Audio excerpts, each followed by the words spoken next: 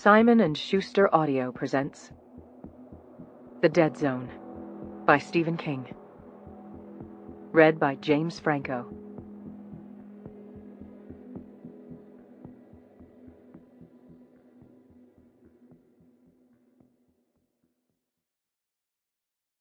This is for you, Owen. I love you, old bear. Prologue 1. By the time he graduated from college, John Smith had forgotten all about the bad fall he took on the ice that January day in 1953. In fact, it would have been hard put to remember it by the time he graduated from grammar school, and his mother and father never knew about it at all. They were skating on a cleared patch of runaround pond in Durham. The bigger boys were playing hockey with old tape sticks and using a couple of potato baskets for goals. The little kids were just farting around the way little kids have done since time immemorial, their ankles bowing comically in and out, their breath puffing in the frosty 20-degree air. At one corner of the cleared ice, 2 rubber tires burned sootily, and a few parents sat nearby, watching their children. The age of the snowmobile was still distant, and winter fun still consisted of exercising your body rather than a gasoline engine. Johnny had walked down from his house just over the Pownell line, with his skates hung over his shoulder. At 6, he was a pretty fair skater, not good enough to join in the big kids' hockey games yet, but able to skate rings around most of the other first graders, who were always pinwheeling their arms for balance or sprawling on their butts. Now he skated slowly around the outer edge of the clear patch, wishing he could go backward like Timmy Benedict's, listening to the ice thud and crackle mysteriously under the snow cover farther out, also listening to the shouts of the hockey players, the rumble of a pulp truck crossing the bridge on its way to U.S. Gypsum in Lisbon Falls, the murmur of conversation from the adults. He was very glad to be alive on that cold, fair winter day. Nothing was wrong with him. Nothing troubled his mind. He wanted nothing, except to be able to skate backward like Timmy Benedict's. He skated past the fire and saw that 2 or 3 of the grown-ups were passing around a bottle of booze. "Give me some of that," he shouted to Chuck Spear, who was bundled up in a big lumberjack shirt and green flannel snow pants. Chuck grinned at him. "Get out of here, kid. I hear your mother calling you."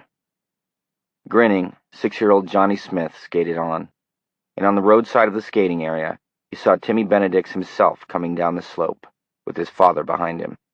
"Timmy," he shouted, "watch this." He turned around and began to skate clumsily backward. Without realizing it, he was skating into the area of the hockey game. "Hey, kid," someone shouted, "get out of the way." Johnny didn't hear him. He was doing it. He was skating backward.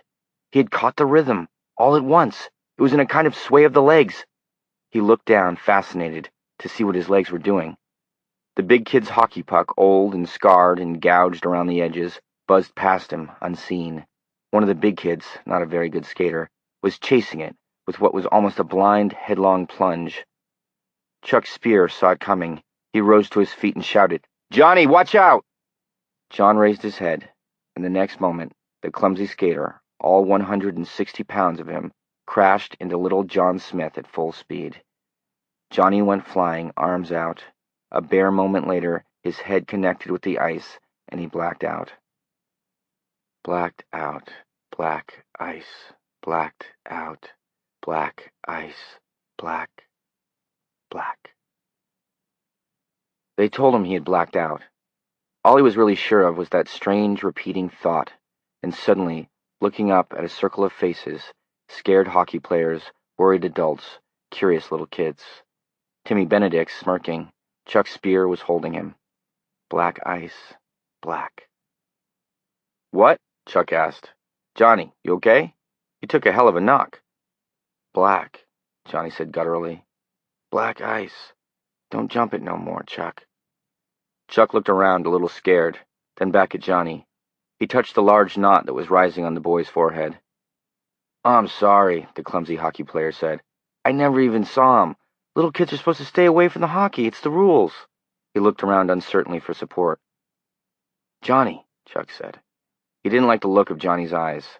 They were dark and far away, distant and cold. "Are you okay?" "Don't jump it no more," Johnny said, unaware of what he was saying, thinking only of ice, black ice. The explosion. The acid. Think we ought to take him to the doctor? Chuck asked Bill Gendron. You don't know what he's saying.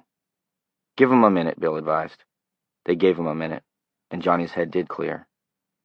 I'm okay, he muttered. Let me up. Timmy Benedict's was still smirking, damn him. Johnny decided he would show Timmy a thing or two.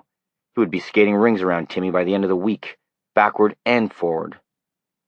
You come over here and sit down by the fire for a while, Chuck said. You took a hell of a knock. Johnny let them help him over to the fire. The smell of melting rubber was strong and pungent, making him feel a little sick to his stomach. He had a headache. He felt the lump over his eye curiously. It felt as though it stuck out a mile. Can you remember who you are and everything? Bill asked. Sure I can. I'm okay. Who's your dad and mom? Herb and Vera? Herb and Vera Smith? Bill and Chuck looked at each other and shrugged. I think he's okay, Chuck said, and then for the third time, but he sure took a hell of a knock, didn't he? Wow. Kids, Bill said, looking fondly out at his 8-year-old twin girls, skating hand in hand, and then back at Johnny. It probably would have killed a grown-up. Not a Pollock, Chuck replied, and they both burst out laughing. The bottle of Bushmills began making its rounds again. 10 minutes later, Johnny was back out on the ice, his headache already fading, the knotted bruise standing out on his forehead like a weird brand. By the time he went home for lunch, he had forgotten all about the fall and blacking out, and the joy of having discovered how to skate backward. God's mercy, Vera Smith said when she saw him. How did you get that? Fell down, he said, and began to slurp up Campbell's tomato soup. Are you all right, John? She asked, touching it gently. Sure, Mom. He was, too, except for the occasional bad dreams that came over the course of the next month or so. The bad dreams and a tendency to sometimes get very dozy at times of the day when he had never been dozy before. And that stopped happening at about the same time the bad dreams stopped happening. He was all right. In mid-February, Chuck Spear got up one morning and found that the battery of his old .48 DeSoto was dead. He tried to jump it from his farm truck. As he attached the second clamp to the DeSoto's battery, it exploded in his face, showering him with fragments and corrosive battery acid. He lost an eye. Vera said it was God's own mercy he hadn't lost them both. Johnny thought it was a terrible tragedy and went with his father to visit Chuck in the Lewiston General Hospital a week after the accident. The sight of Big Chuck lying in that hospital bed, looking oddly wasted and small, had shaken Johnny badly, and that night he had dreamed it was him lying there. From time to time in the years afterward, Johnny had hunches. He would know what the next record on the radio was going to be before the DJ played it, that sort of thing. But he never connected these with his accident on the ice. By then, he had forgotten it. And the hunches were never that startling, or even very frequent. It was not until the night of the county fair and the mask that anything very startling happened, before the second accident. Later, he thought of that often. The thing with the Wheel of Fortune had happened before the second accident, like a warning from his own childhood. 2. The traveling salesman crisscrossed Nebraska and Iowa tirelessly under the burning sun in that summer of 1955. He sat behind the wheel of a '53 Mercury sedan that already had better than 70,000 miles on it. The Merc was developing a marked wheeze in the valves. He was a big man who still had the look of a corn-fed Midwestern boy on him. In that summer of 1955, only 4 months after his Omaha house-painting business had gone broke, Greg Stilson was only 22 years old. The trunk and the back seat of the Mercury were filled with cartons, and the cartons were filled with books. Most of them were Bibles. They came in all shapes and sizes. There was your basic item, the American Truthway Bible, illustrated with 16 color plates, bound with airplane glue, for $1.69, and sure to hold together for at least 10 months. Then for the poorer pocketbook, there was the American Truthway New Testament for 65 cents, with no color plates, but with the words of Our Lord Jesus printed in red. And for the big spender, there was the American Truthway Deluxe Word of God for $19.95, bound in imitation white leather, the owner's name to be stenciled in gold leaf on the front cover, 24 color plates, and a section in the middle to note down births, marriages, and burials. And the Deluxe Word of God might remain in one piece for as long as 2 years. There was also a carton of paperbacks entitled America the Truthway, The Communist-Jewish Conspiracy Against Our United States. Greg did better with this paperback, printed on cheap pulp stock, than with all the Bibles put together. It told all about how the Rothschilds and the Roosevelts and the Greenblatts were taking over the U.S. economy and the U.S. government. There were graphs showing how the Jews related directly to the communist, Marxist, Leninist, Trotskyite axis, and from there to the Antichrist itself. The days of McCarthyism were not long over in Washington. In the Midwest, Joe McCarthy's star had not yet set, and Margaret Chase Smith of Maine was known as that bitch for her famous declaration of conscience. In addition to the stuff about communism, Greg Stilson's rural farm constituencies seemed to have a morbid interest in the idea that the Jews were running the world. Now Greg turned into the dusty driveway of a farmhouse some 20 miles west of Ames, Iowa. It had a deserted, shut-up look to it, the shades down and the barn doors closed, but you could never tell until you tried. That motto had served Greg Stilson well in the 2 years or so since he and his mother had moved up to Omaha from Oklahoma. The house painting business had been no great shakes, but he had needed to get the taste of Jesus out of his mouth for a little while. You should pardon the small blasphemy. But now he had come back home. Not on the pulpit or revival side this time, though, and it was something of a relief to be out of the miracle business at last. He opened the car door, and as he stepped out into the dust of the driveway, a big, mean farm dog advanced out of the barn, its ears laid back. It volleyed barks. "Hello, Pooch," Greg said in his low, pleasant, but caring voice. At 22, it was already the voice of a trained spellbinder. The Pooch didn't respond to the friendliness in his voice. It kept coming, big and mean, intent on an early lunch of traveling salesmen. Greg sat back down in the car, closed the door, and honked the horn twice. Sweat rolled down his face and turned his white linen suit darker gray in circular patches under his arms and in a branching tree shape up his back. He honked again, but there was no response. The clodhoppers had loaded themselves into their International Harvester or their Studebaker and gone into town. Greg smiled.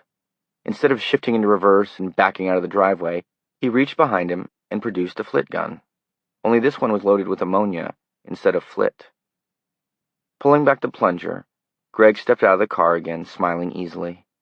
The dog, which had settled down on its haunches, immediately got up again and began to advance on him, growling. Greg kept smiling. "That's right, Poochie," he said in that pleasant, caring voice. "You just come on and get it." He hated these ugly farm dogs that ran their half-acre of dooryard like arrogant little Caesars. They told you something about their masters as well. "Fucking bunch of clodhoppers," he said under his breath. He was still smiling. "Come on, doggy." The dog came. It tensed its haunches down to spring at him. In the barn, a cow mooed, and the wind rustled tenderly through the corn. As it leaped, Greg's smile turned to a hard and bitter grimace. He depressed the flit plunger and sprayed a stinging cloud of ammonia droplets directly into the dog's eyes and nose. Its angry barking turned immediately to short, agonized yips, and then, as the bite of ammonia really settled in, to howls of pain. It turned tail at once, a watchdog no longer, but only a vanquished cur. Greg Stilson's face had darkened. His eyes had drawn down to ugly slits. He stepped forward rapidly and administered a whistling kick to the dog's haunches with one of his Stride King air-tip shoes. The dog gave a high wailing sound, and driven by its pain and fear, it sealed its own doom by turning around to give battle to the author of its misery, rather than running for the barn. With a snarl, it struck out blindly, snagging the right cuff of Greg's white linen pants, and tore it. "You son of a bitch!" he cried out in startled anger, and kicked the dog again, this time hard enough to send it rolling in the dust. He advanced on the dog once more, kicking it again, still yelling. Now the dog, eyes watering, nose in fiery agony, one rib broken and another badly sprung, realized its danger from this madman, but it was too late. Greg Stilson chased it across the dusty farmyard, panting and shouting, sweat rolling down his cheeks, and kicked the dog until it was screaming and barely able to drag itself along through the dust. It was bleeding in half a dozen places. It was dying. "Shouldn't have bit me," Greg whispered. "You hear? You hear me? You shouldn't have bit me, you dipshit dog. No one gets in my way. You hear? No one." He delivered another kick with one blood-spattered air tip, but but the dog could do no more than make a low, choking sound. Not much satisfaction in that. Greg's head ached. It was the sun. Chasing the dog around in the hot sun. Be lucky not to pass out. He closed his eyes for a moment, breathing rapidly, the sweat rolling down his face like tears and nestling in his crew cut like gems, the broken dog dying at his feet. Colored specks of light, pulsing in rhythm with his heartbeat, floated across the darkness behind his lids. His head ached. Sometimes he wondered if he was going crazy, like now. He had meant to give the dog a burst from the ammonia flit gun, drive it back into the barn so he could leave his business card in the crack of the screen door, come back some other time and make a sale. Now look at this mess. Couldn't very well leave his card now, could he? He opened his eyes.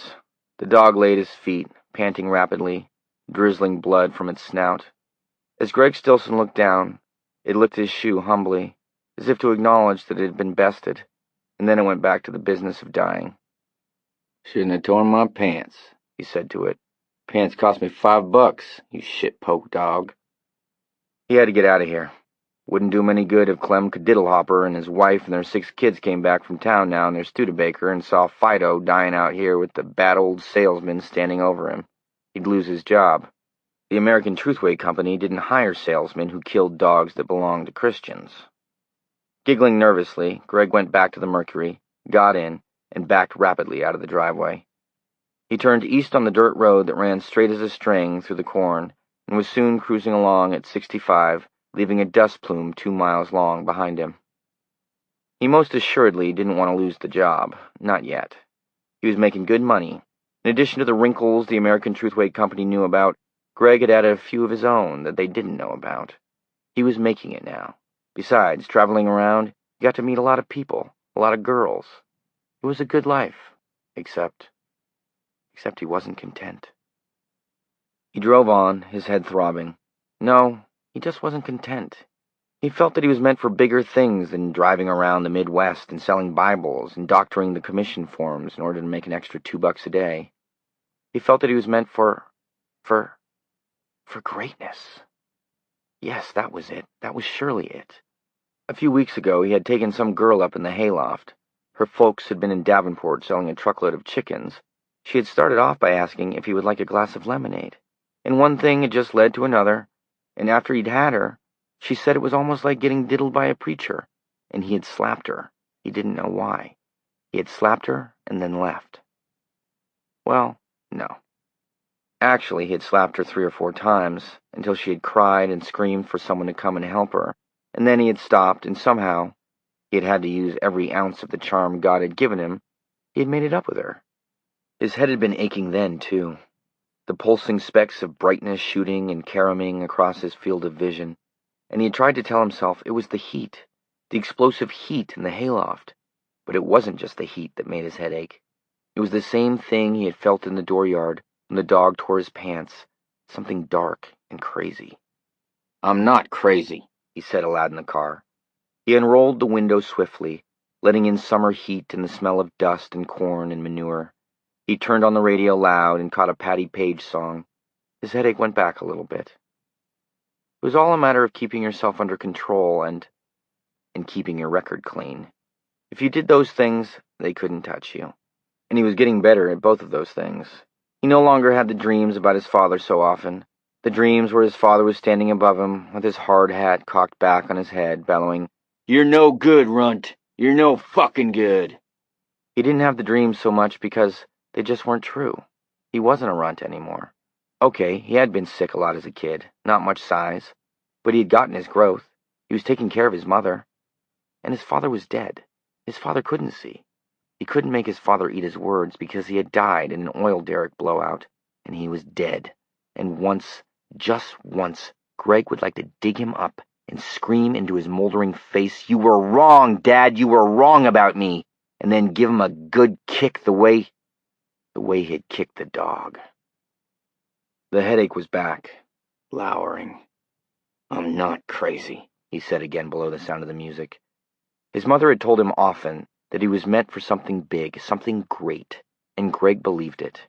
It was just a matter of getting things, like slapping the girl or kicking the dog, under control and keeping his record clean. Whatever his greatness was, he would know it when it came to him. Of that he felt quite sure. He thought of the dog again, and this time the thought brought a bare crescent of a smile, without humor or compassion. His greatness was on the way. It might still be years ahead. He was young, sure. Nothing wrong with being young, as long as you understood you couldn't have everything all at once, as long as you believed it would come eventually. He did believe that. And God and Sonny Jesus help anyone that got in his way. Greg Stilson cocked his sunburned elbow out the window and began to whistle along with the radio. He stepped on the go pedal, walked that old Mercury up to 70, and rolled down the straight Iowa farm road toward whatever future there might be. Part 1. The Wheel of Fortune. Chapter 1. 1. The two things Sarah remembered about that night later were his run of luck at the Wheel of Fortune and the mask. But as time passed, years of it, it was the mask she thought about, when she could bring herself to think about that horrible night at all. He lived in an apartment house in Cleves Mills. Sarah got there at 7:45, parking around the corner and buzzing up to be let in. They were taking her car tonight because Johnny's was laid up at Tibbet's garage in Hampton, with a frozen wheel bearing or something like that. Something expensive, Johnny had told her over the phone, and then he had laughed a typical Johnny Smith laugh. Sarah would have been in tears if it had been her car, her pocketbook. She went through the foyer to the stairs, past the bulletin board that hung there.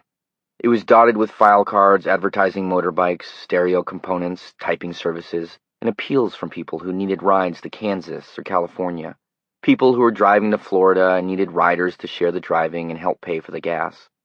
But tonight the board was dominated by a large placard showing a clenched fist against an angry red background suggesting fire.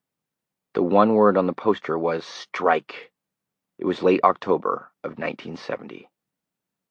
Johnny had the front apartment on the second floor, the penthouse, he called it, where you could stand in your tux like Ramon Navarro, a big slug of Ripple wine in a balloon glass, and look down upon the vast, beating heart of Cleves Mills, its hurrying after-show crowds, its bustling taxis, its neon signs. There are almost 7,000 stories in the naked city. This has been one of them. Actually, Cleves Mills was mostly a main street with a stop-and-go light at the intersection. It turned into a blinker after 6 p.m. About 24 stores and a small moccasin factory. Like most of the towns surrounding Orono, where the University of Maine was, its real industry was supplying the things students consumed: beer, wine, gas, rock and roll music, fast food, dope, groceries, housing, movies. The movie house was the Shade. It showed art films and 40s nostalgia flicks when school was in. In the summertime, it reverted to Clint Eastwood spaghetti westerns. Johnny and Sarah were both out of school a year, and both were teaching at Cleves Mills High, one of the few high schools in the area that had not consolidated into a 3- or 4-town district. University faculty and administration, as well as university students, used Cleves as their bedroom, and the town had an enviable tax base. It also had a fine high school with a brand-new media wing. The townies might bitch about the university crowd with their smart talk and their commie marches to end the war and their meddling in town politics, but they had never said no to the tax dollars that were paid annually on the gracious faculty homes and the apartment buildings in the area some students called Fudgy Acres and others called Sleaze Alley. Sarah rapped on his door, and Johnny's voice, oddly muffled, called, "It's open, Sarah!" Frowning a little, she pushed the door open.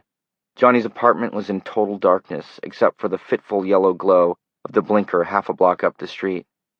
The furniture was so many humped black shadows. "Johnny?" Wondering if a fuse had blown or something, she took a tentative step forward. And then the face appeared before her, floating in the darkness, a horrible face out of a nightmare. It glowed a spectral rotting green. One eye was wide open, seeming to stare at her in wounded fear. The other was squeezed shut in a sinister leer. The left half of the face, the half with the open eye, appeared to be normal, but the right half of the face was a monster, drawn and inhuman, the thick lips drawn back to reveal snaggle teeth that were also glowing. Sarah uttered a strangled little shriek and took a stumble step backward. Then the lights came on, and it was just Johnny's apartment again instead of some black limbo, Nixon on the wall trying to sell used cars, The braided rug Johnny's mother had made on the floor, the wine bottles made into candle bases. The face stopped glowing, and she saw it was a dime store Halloween mask, nothing more. Johnny's blue eye was twinkling out of the open eye hole at her. He stripped it off and stood smiling amiably at her, dressed in faded jeans and a brown sweater. "Happy Halloween, Sarah," he said. Her heart was still racing. He had really frightened her. "Very funny," she said, and turned to go. She didn't like being scared like that. He caught her in the doorway.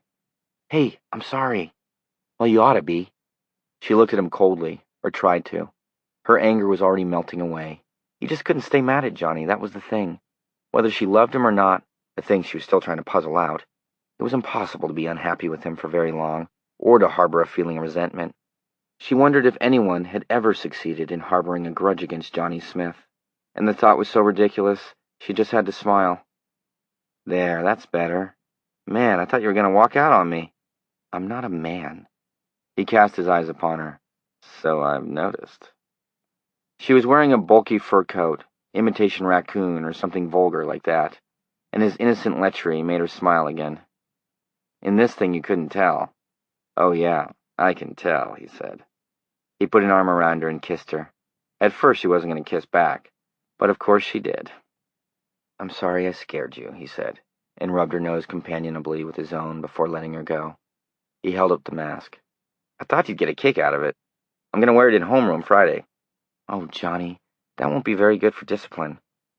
"I'll muddle through somehow," he said with a grin. And the hell of it was, he would. She came to school every day wearing big, schoolmarmish glasses, her hair drawn back into a bun so severe it seemed on the verge of a scream. She wore her skirts just above the knee, in a season when most of the girls wore them just below the edges of their underpants. "And my legs are better than any of theirs," Sarah thought resentfully. She maintained alphabetical seating charts, which, by the law of averages at least, should have kept the troublemakers away from each other, and she resolutely sent unruly pupils to the assistant principal, her reasoning being that he was getting an extra $500 a year to act as ramrod, and she wasn't. And still, her days were a constant struggle with that freshman teacher demon, discipline. More disturbing, she had begun to sense that there was a collective, unspoken jury, a kind of school consciousness, maybe, that went into deliberations over every new teacher, and that the verdict being returned on her was not so good.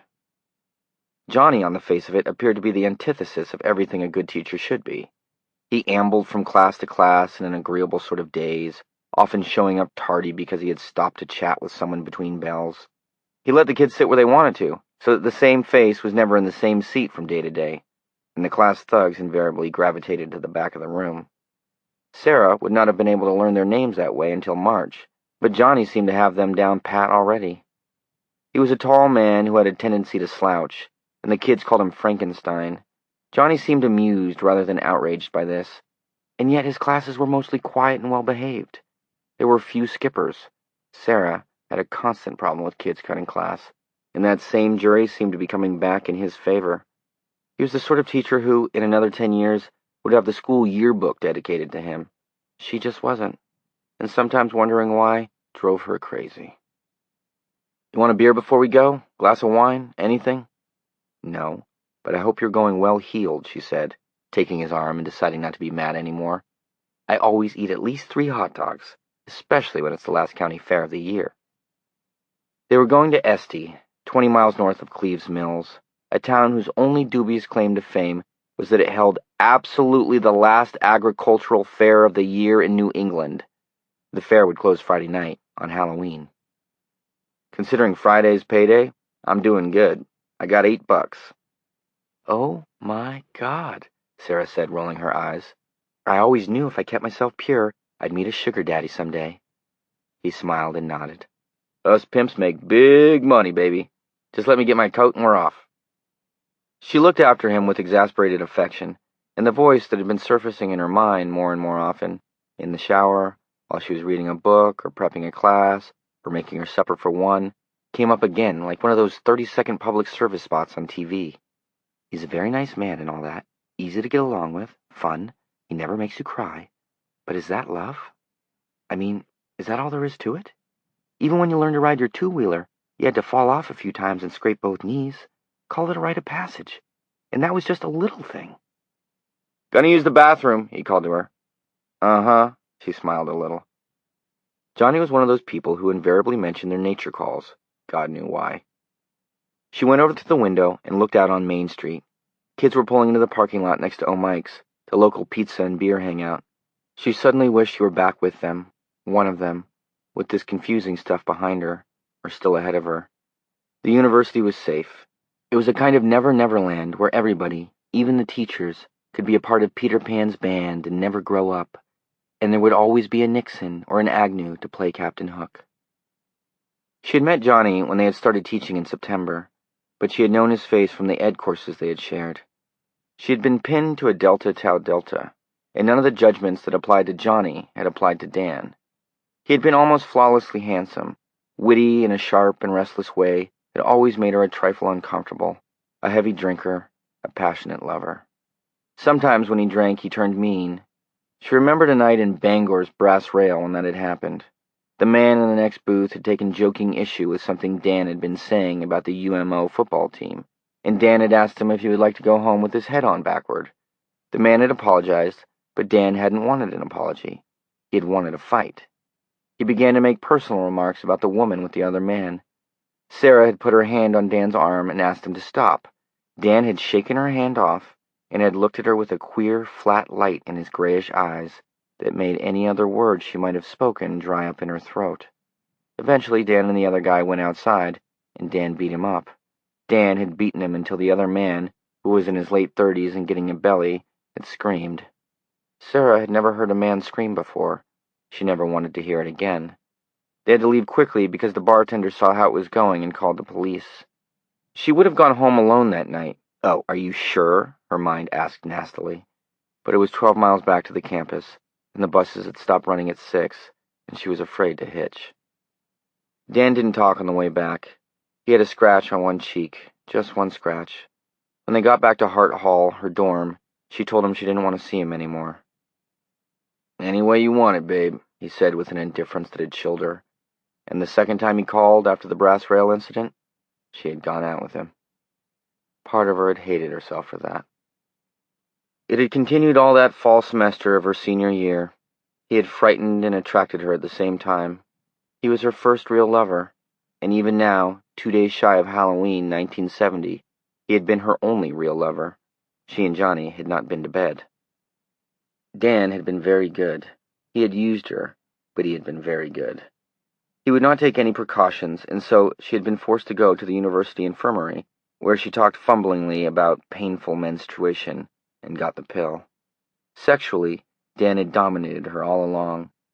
She did not have many orgasms with him, but his very roughness brought her some, and in the weeks before it had ended, she had begun to feel a mature woman's greediness for good sex, a desire that was bewilderingly intermixed with other feelings, dislike for both Dan and herself, a feeling that no sex that depended so much on humiliation and domination could really be called good sex, and self-contempt for her own inability to call a halt to a relationship that seemed based on destructive feelings.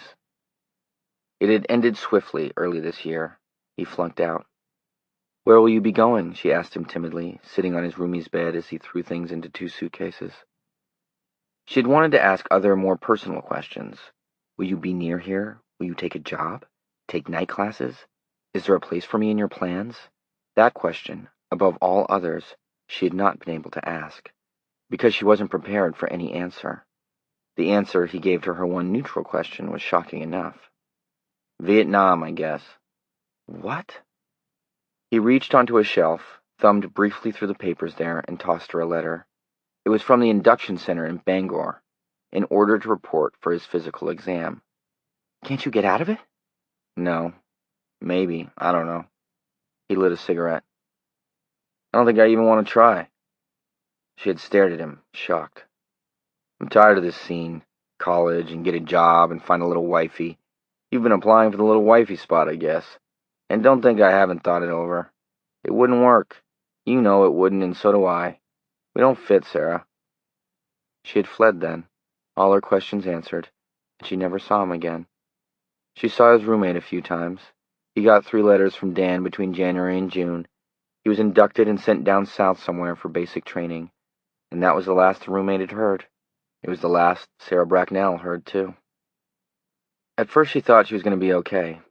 All those sad, torchy songs, the ones you always seem to hear on the car radio after midnight, they didn't apply to her. Or the cliches about the end of the affair or the crying Jags. She didn't pick up a guy on the rebound or start doing the bars. Most evenings that spring she spent studying quietly in her dorm room. It was a relief. It wasn't messy. It was only after meeting Johnny at a freshman mixer dance last month, they were both chaperoning, purely by luck of the draw, that she realized what a horror her last semester at school had been. It was the kind of thing you couldn't see when you were in it. It was too much a part of you. Two donkeys meet at a hitching rail in a western town. One of them is a town donkey with nothing on his back but a saddle. The other is a prospector's donkey, loaded down with packs, camping and cooking gear, and 4 50-pound sacks of ore. His back is bent into a concertina shape from the weight. The town donkey says, "It's quite a load you got there." And the prospector's donkey says, "What load?" In retrospect, it was the emptiness that horrified her. It had been 5 months of Cheyne-Stokes respiration, 8 months if you counted this summer, when she took a small apartment on Flag Street in Vesey and did nothing but apply for teaching jobs and read paperback novels. She got up, ate breakfast, went out to class or to whatever job interviews she had scheduled, came home, ate, took a nap. The naps were sometimes 4 hours long, ate again, read until 11:30 or so, watched Cavett until she got sleepy, went to bed. She could not remember thinking during that period. Life was routine. Sometimes there was a vague sort of ache in her loins, an unfulfilled ache, she believed the lady novelist sometimes called it, and for this she would either take a cold shower or a douche. After a while, the douches grew painful, and this gave her a bitter, absent sort of satisfaction. During this period, she would congratulate herself from time to time on how adult she was being about the whole thing. She hardly ever thought about Dan. Dan who? Ha. Later she realized that for 8 months she had thought of nothing or no one else. The whole country had gone through a spasm of shudders during those 8 months, but she had hardly noticed. The marches, the cops in their crash helmets and gas masks, the mounting attacks on the press by Agnew, the Kent State shootings, the summer of violence as blacks and radical groups took to the streets. Those things might have happened on some TV late show. Sarah was totally wrapped up in how wonderfully she had gotten over Dan, how well she was adjusting, and how relieved she was to find that everything was just fine. What load? Then she had started at Cleves Mills High, and that had been a personal upheaval, being on the other side of the desk after 16 years as a professional student. Meeting Johnny Smith at that mixer, and with an absurd name like John Smith, could he be completely for real? Coming out of herself enough to see the way he was looking at her, not lecherously, but with a good, healthy appreciation for the way she looked in the light gray knitted dress she had worn. He had asked her out to a movie. Citizen Kane was playing at the Shade, and she said okay. They had a good time, and she was thinking to herself, no fireworks. She had enjoyed his kiss goodnight, and had thought, he's sure no Errol Flynn. He had kept her smiling with his line of patter, which was outrageous, and she had thought, he wants to be Henny Youngman when he grows up. Later that evening, sitting in the bedroom of her apartment and watching Betty Davis play a bitchy career woman on the late movie, some of these thoughts had come back to her, and she paused with her teeth sunk into an apple, rather shocked at her own unfairness. And a voice that had been silent for the best part of a year, not so much the voice of conscience as that of perspective, spoke up abruptly. What you mean is, he sure isn't Dan, isn't that it?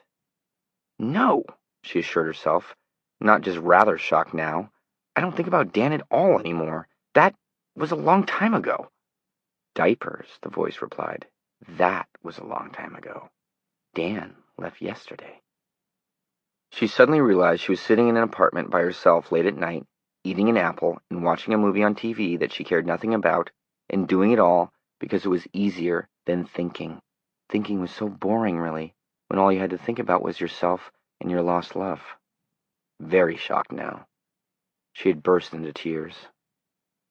She had gone out with Johnny the second and third time he asked, too, and that was also a revelation of exactly what she had become.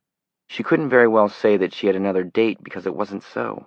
She was a smart, pretty girl, and she'd been asked out a lot after the affair with Dan ended, but the only dates she had accepted were hamburger dates at the Den with Dan's roomie, and she realized now, her disgust tempered with rueful humor, that she had only gone on those completely innocuous dates in order to pump the poor guy about Dan.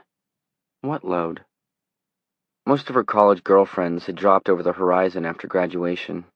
Betty Hackman was with the Peace Corps in Africa, to the utter dismay of her wealthy old-line Bangor parents. And sometimes Sarah wondered what the Ugandans must make of Betty with her white, impossible-to-tan skin and ash-blonde hair and cool sorority good looks. Deanie Stubbs was at grad school in Houston. Rachel Juergens had married her fella and was currently gestating somewhere in the wilds of western Massachusetts. Slightly dazed, Sarah had been forced to the conclusion that Johnny Smith was the first new friend she had made in a long, long time, and she had been her senior high school class's Miss Popularity. She had accepted dates from a couple of the other Cleves teachers, just to keep things in perspective.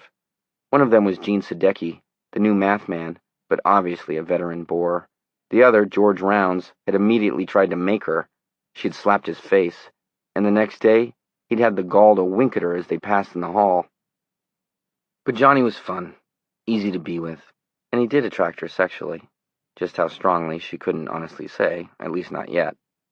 A week ago, after the Friday they had had off for the October Teachers' Convention in Waterville, he had invited her back to his apartment for a home-cooked spaghetti dinner. While the sauce simmered, he had dashed around the corner to get some wine and had come back with 2 bottles of Apple Zapple. Like announcing his bathroom calls, it was somehow Johnny's style. After the meal they had watched TV, and that had turned to necking, and God knew what that might have turned into if a couple of his friends, instructors from the university, hadn't turned up with a faculty position paper on academic freedom. They wanted Johnny to look it over and see what he thought. He had done so, but with noticeably less goodwill than was usual with him. She had noticed that with a warm, secret delight, and the ache in her own loins, the unfulfilled ache, had also delighted her, and that night she hadn't killed it with a douche. She turned away from the window and walked over to the sofa where Johnny had left the mask. "Happy Halloween," she snorted, and laughed a little. "What?" Johnny called out. "I said, if you don't come pretty quick, I'm going without you." "Be right out." "Swell." She ran a finger over the Jekyll and Hyde mask. Kindly Dr. Jekyll, the left half, ferocious subhuman Hyde, the right half. Where will we be by Thanksgiving, she wondered, or by Christmas? The thought sent a funny, excited little thrill shooting through her. She liked him. He was a perfectly ordinary, sweet man. She looked down at the mask again, horrible hide growing out of Jekyll's face like a lumpy carcinoma. It had been treated with fluorescent paint so it would glow in the dark. What's ordinary? Nothing. Nobody. Not really. If he was so ordinary, how could he be planning to wear something like that into his homeroom and still be confident of keeping order? And how can the kids call him Frankenstein and still respect and like him? What's ordinary?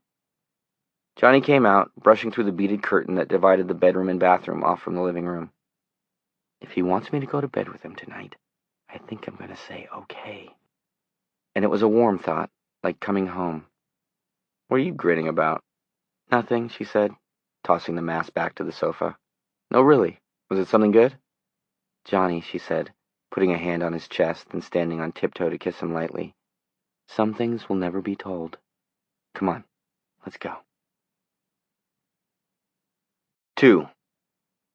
They paused downstairs in the foyer while he buttoned his denim jacket, and she found her eyes drawn again to the strike poster with its clenched fist and flaming background. There'll be another student strike this year, he said, following her eyes. The war? That's only going to be part of it this time. Vietnam and the fight over ROTC and Kent State have activated more students than ever before. I doubt if there's ever been a time when there were so few grunts taking up space at the university. What do you mean, grunts? Kids just studying to make grades with no interest in the system except that it provides them with a $10,000 a year job when they get out. A grunt is a student who gives a shit about nothing except his sheepskin. That's over. Most of them are awake. There are going to be some big changes. Is that important to you, even though you're out? He drew himself up. Madam, I am an alumnus. Smith, class of 70. Philistines to dear old Maine. She smiled. Come on, let's go. I want to ride on the whip before they shut it down for the night. Very good, he said, taking her arm. I just happen to have your car parked around the corner. And $8. The evening fairly glitters before us. The night was overcast but not rainy, mild for late October. Overhead, a quarter moon was struggling to make it through the cloud cover. Johnny slipped an arm around her, and she moved closer to him.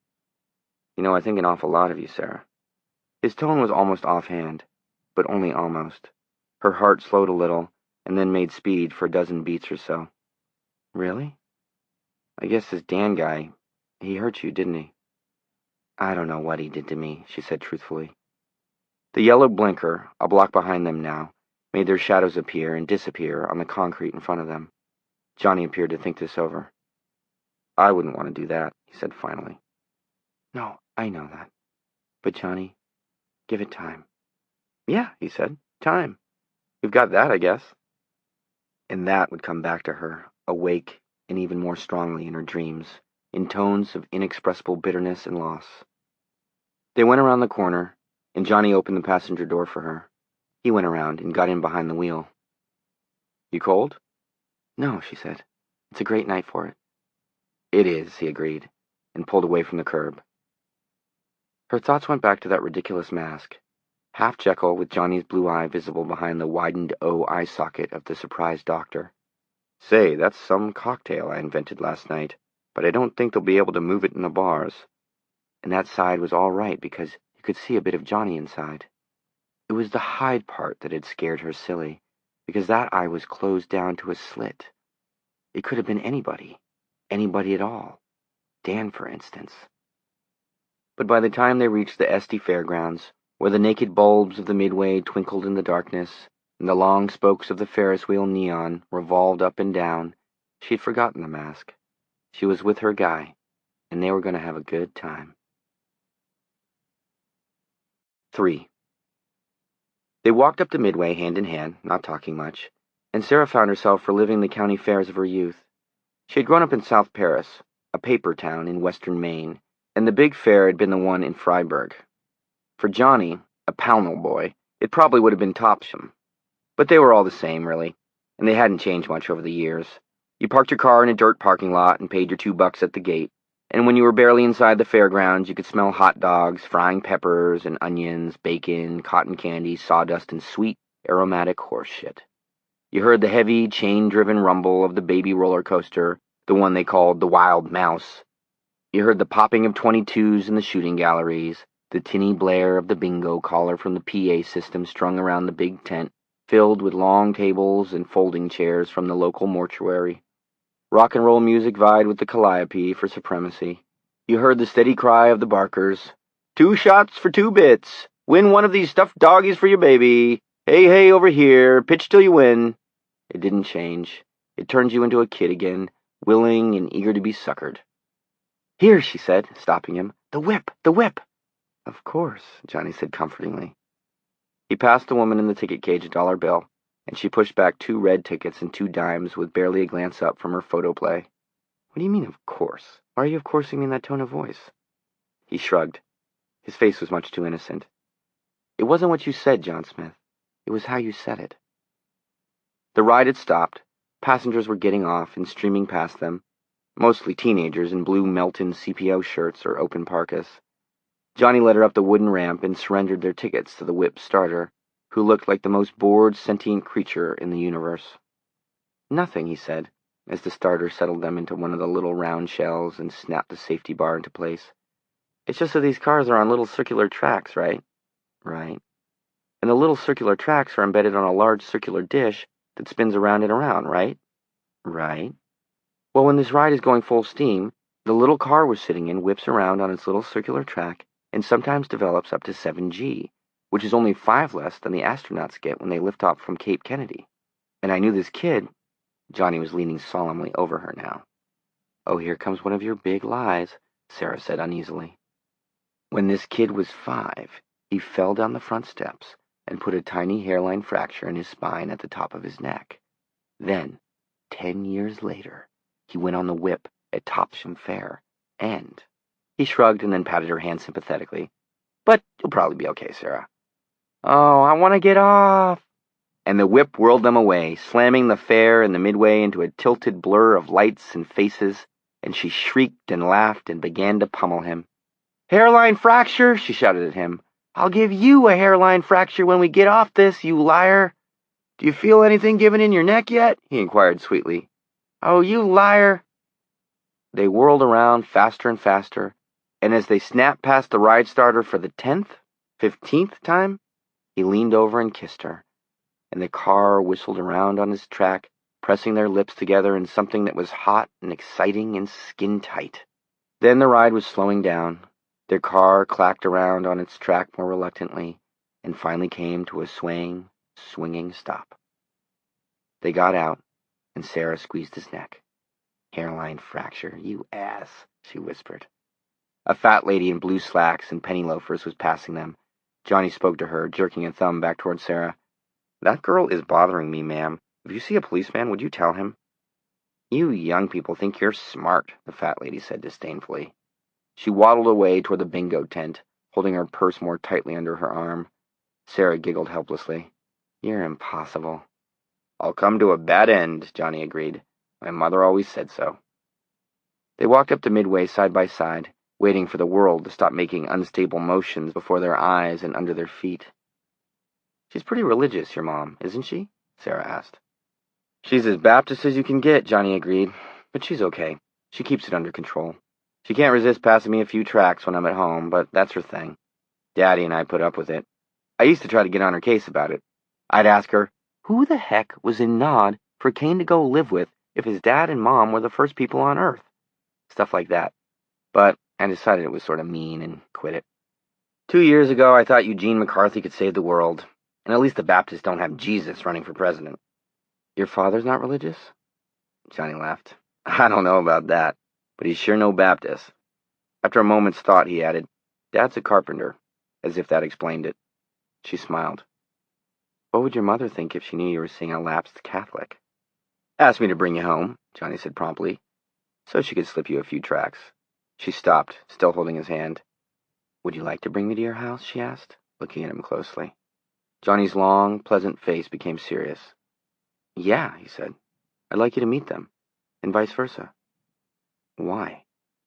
Don't you know why? He asked her gently, and suddenly her throat closed, and her head throbbed as if she might cry, and she squeezed his hand tightly. Oh, Johnny, I do like you. I like you even more than that, he said seriously. Take me on the Ferris wheel, she demanded suddenly, smiling. No more talk like this until she had a chance to consider it, to think where it might be leading. I want to go up high where we can see everything. Can I kiss you at the top? Twice, if you're quick. He allowed her to lead him to the ticket booth, where he surrendered another $1 bill.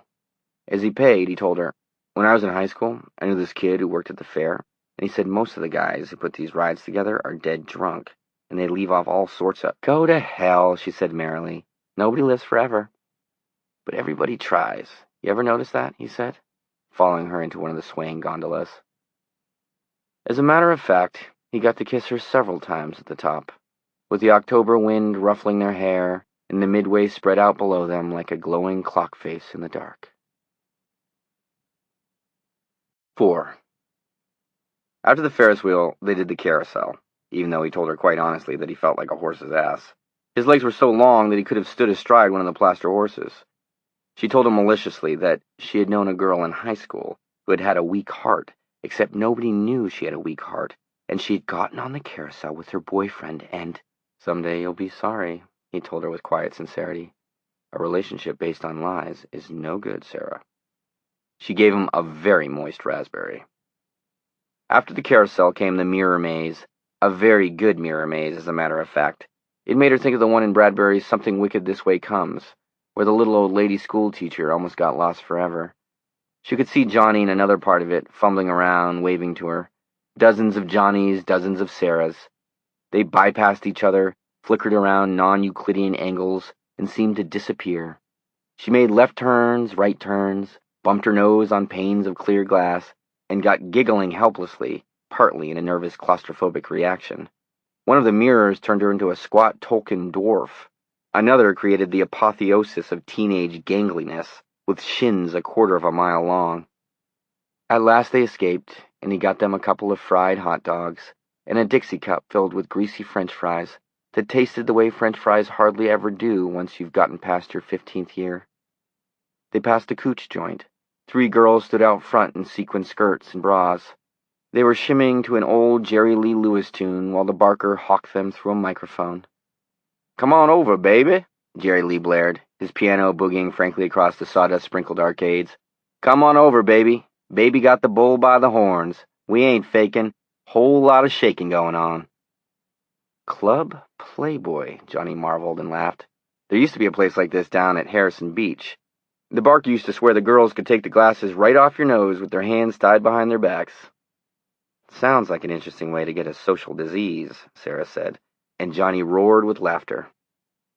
Behind them, the barker's amplified voice grew hollow with distance, counterpointed by Jerry Lee's pumping piano, music like some mad, dented hot rod that was too tough to die, rumbling out of the dead and silent 50s like an omen.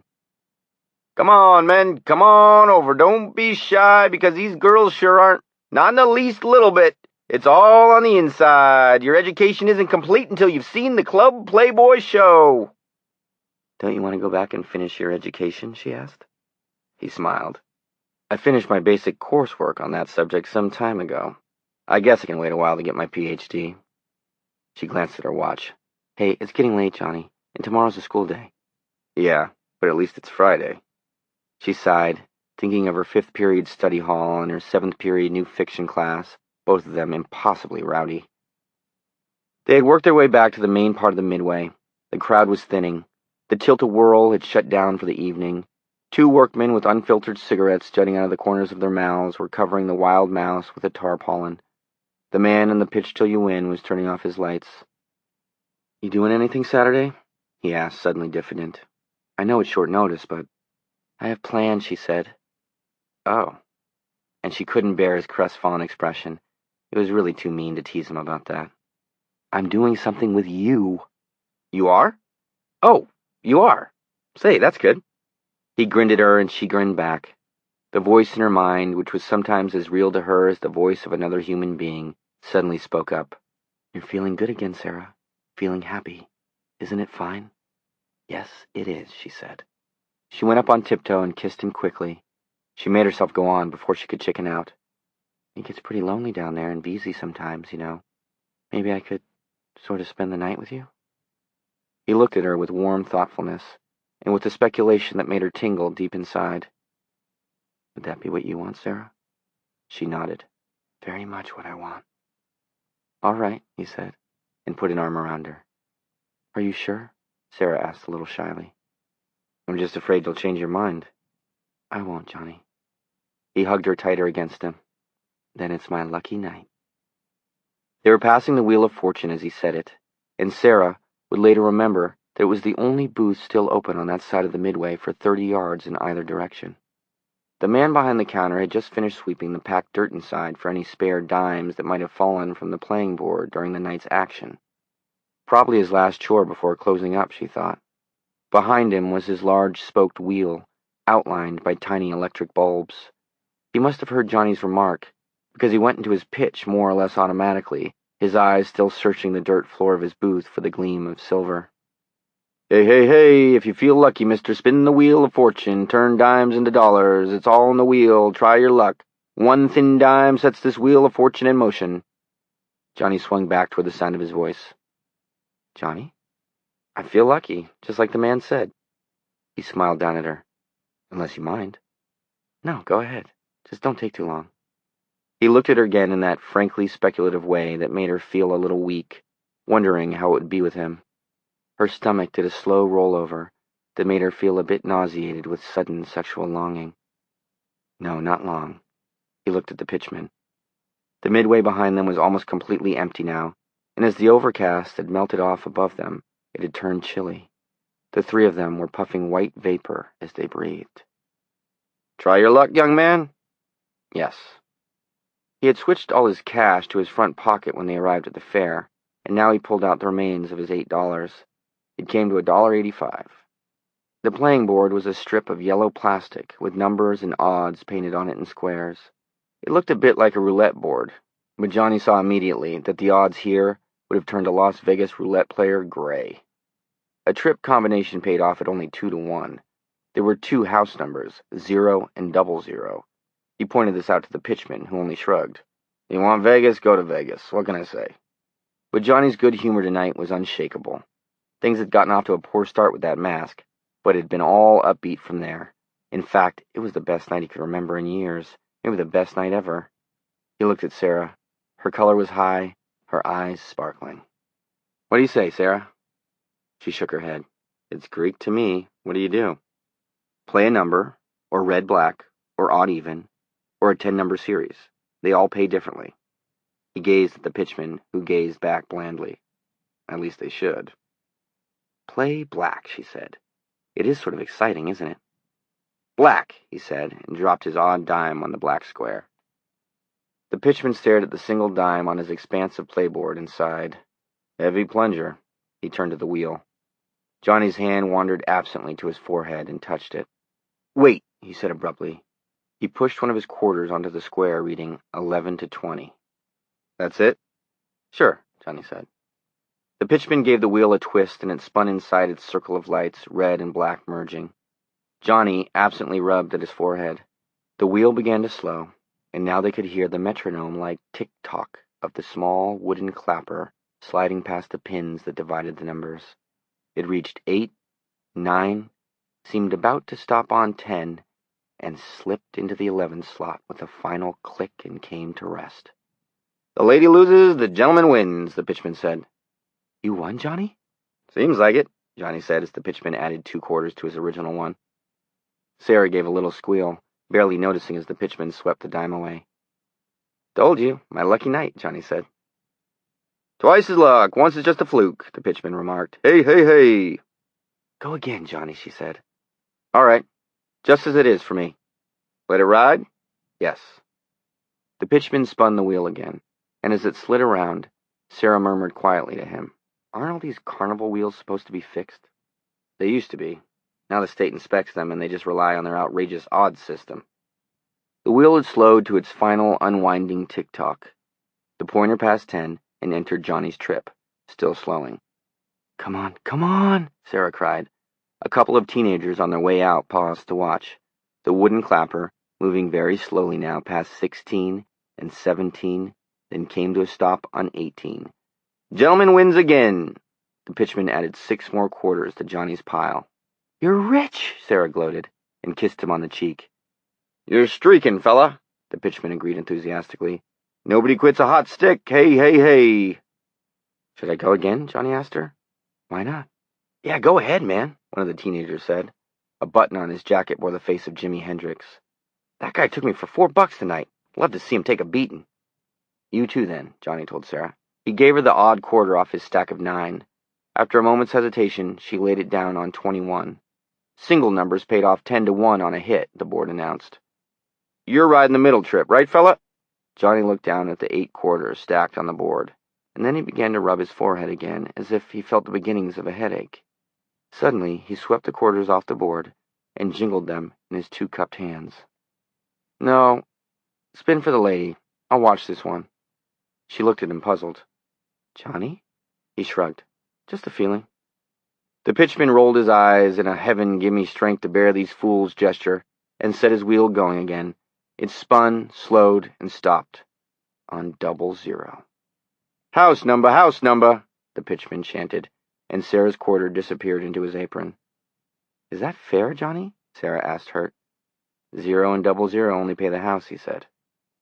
Then you were smart to take your money off the board. I guess I was. You want me to spin this wheel or go for coffee? The pitchman asked. Spin it, Johnny said, and put his quarters down in 2 stacks of 4 on the 3rd trip. As the wheel buzzed around in its cage of lights, Sarah asked Johnny, never taking her eyes from the spin, how much can a place like this take in on one night? The teenagers had been joined by a quartet of older people, 2 men and 2 women. A man with the build of a construction worker said, Anywheres from $500 to $700. The pitchman rolled his eyes again. Oh, man, I wish he was right, he said. Hey, don't give me that poor mouth, the man who looked like a construction worker said. I used to work this scam 20 years ago. $500 to $700 a night, $2,000 on a Saturday easy. And that's running a straight wheel. Johnny kept his eyes on the wheel, which was now spinning slowly enough to read the individual numbers as they flashed past.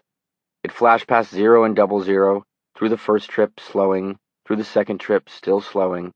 "Too much legs, man," one of the teenagers said. "Wait," Johnny said in a peculiar tone of voice. Sarah glanced at him, and his long, pleasant face looked oddly strained, his blue eyes darker than usual, far away, distant. The pointer stopped on 30 and came to rest. "Hot stick, hot stick," the pitchman chanted resignedly, as a little crowd behind Johnny and Sarah uttered a cheer. The man who looked like a construction worker clapped Johnny on the back hard enough to make him stagger a bit. The pitchman reached into the Roy Tan box under the counter and dropped 4 singles beside Johnny's 8 quarters. "Enough?" Sarah asked. "One more," Johnny said. "If I win, this guy paid for our fare and your gas. If I lose, we're out $50 or so." "Hey, hey, hey," the pitchman chanted. He was brightening up now, getting his rhythm back. "Get it down where you want it down. Step right up, you other folks. This ain't no spectator sport. Round and round she's gonna go, and where she's gonna stop ain't nobody knows."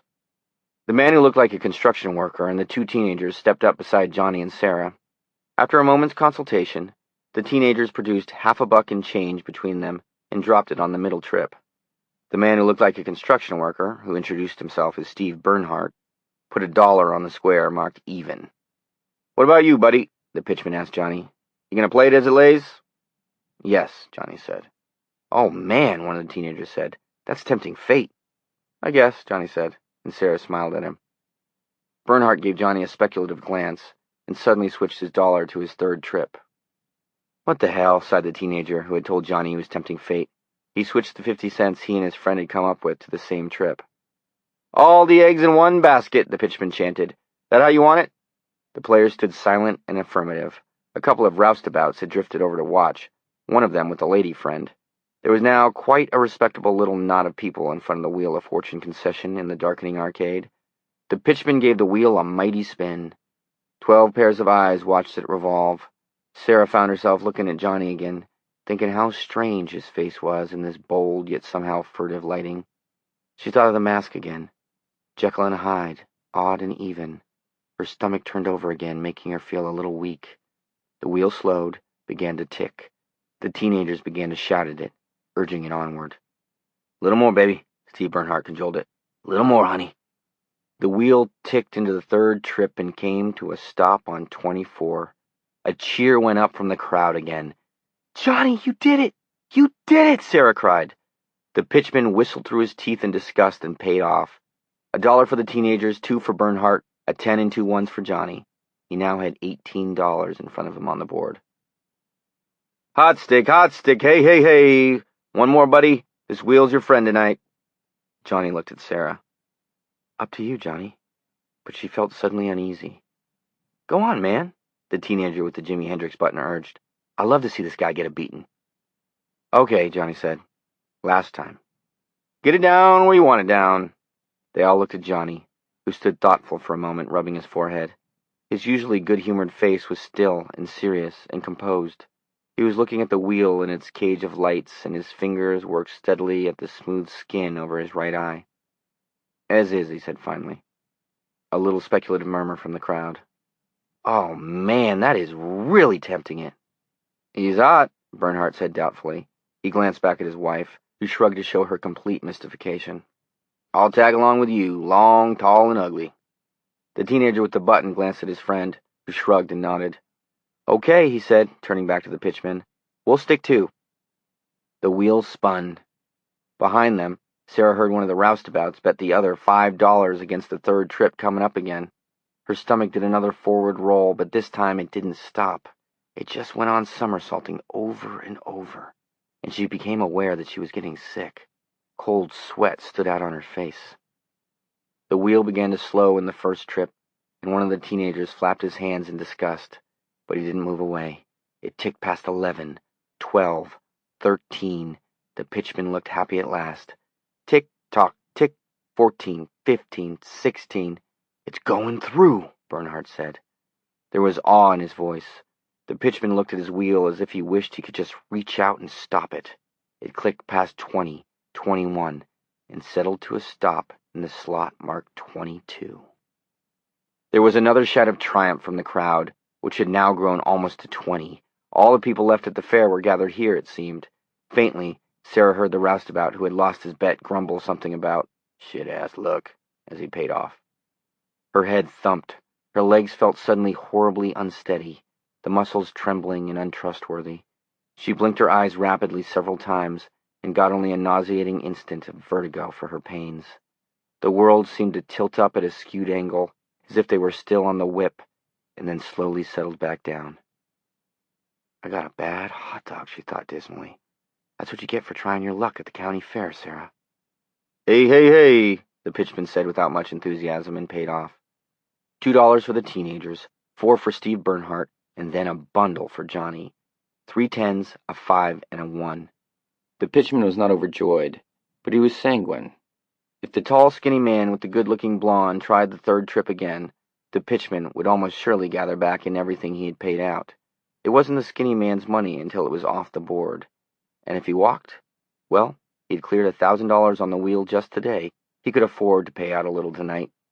The word would get around that Saul Drummore's wheel had been hit, and tomorrow play would be heavier than ever.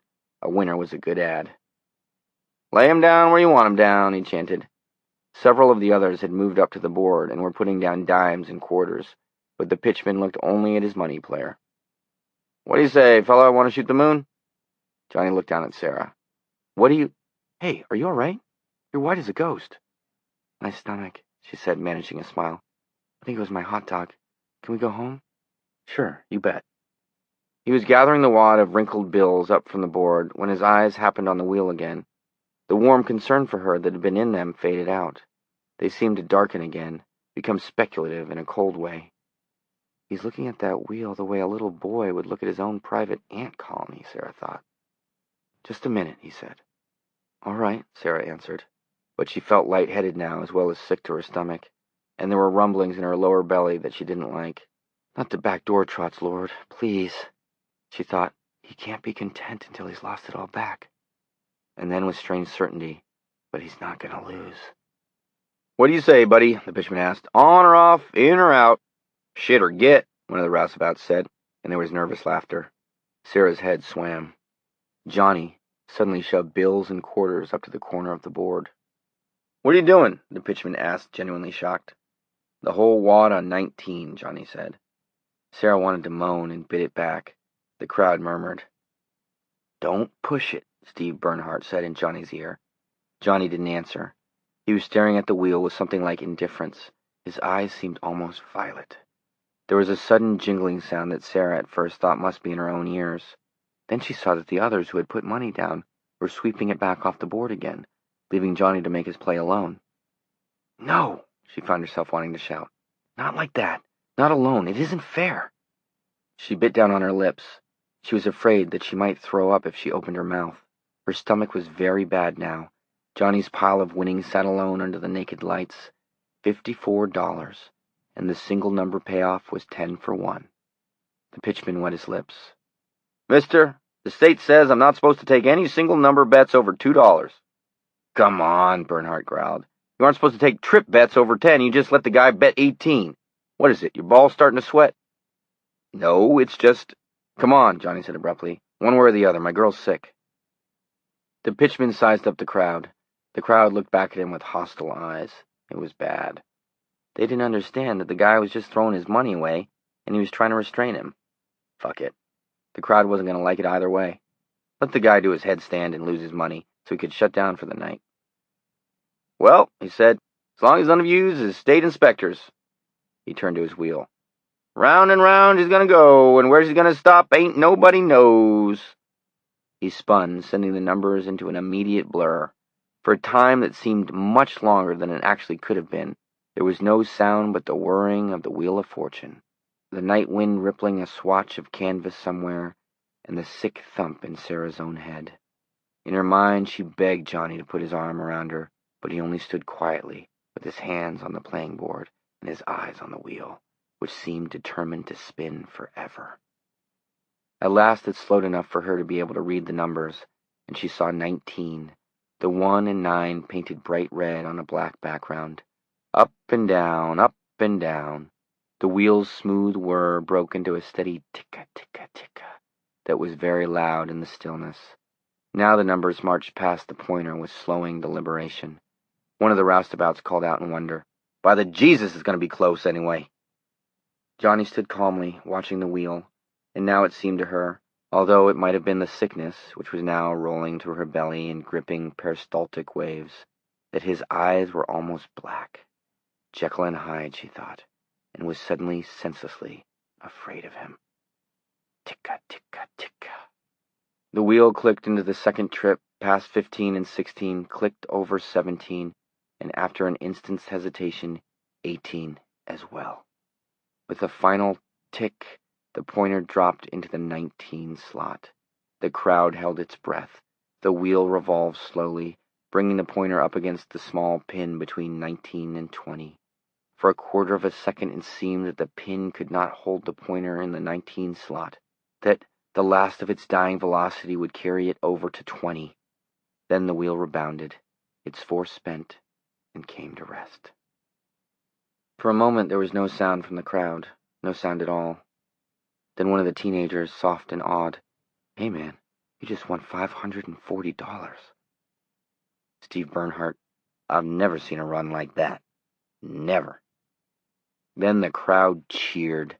Johnny was slapped on the back, pummeled. People brushed by Sarah to get at him, to touch him, and for the moment they were separated she felt miserable, raw panic. Strengthless, she was butted this way and that, her stomach rolling crazily. A dozen after-images of the wheel whirled blackly before her eyes. A moment later Johnny was with her, and she saw with weak gladness that it really was Johnny, and not the composed, mannequin-like figure that had watched the wheel on its last spin. He looked confused and concerned about her. "Baby, I'm sorry," he said, and she loved him for that. "I'm okay," she answered, not knowing if she was or not. The pitchman cleared his throat. "The wheel's shut down," he said. "The wheel's shut down." An accepting, ill-tempered rumble from the crowd. The pitchman looked at Johnny. "I'll have to give you a check, young gentleman. I don't keep that much cash in the booth."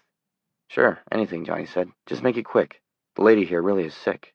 "Sure, a check," Steve Bernhardt said with infinite contempt. "He'll give you a check that'll bounce as high as the WGAN Tall Tower, and he'll be down in Florida for the winter." "My dear sir," the pitchman began, "I assure you—" "I'll go assure your mother. Maybe she'll believe you," Bernhardt said.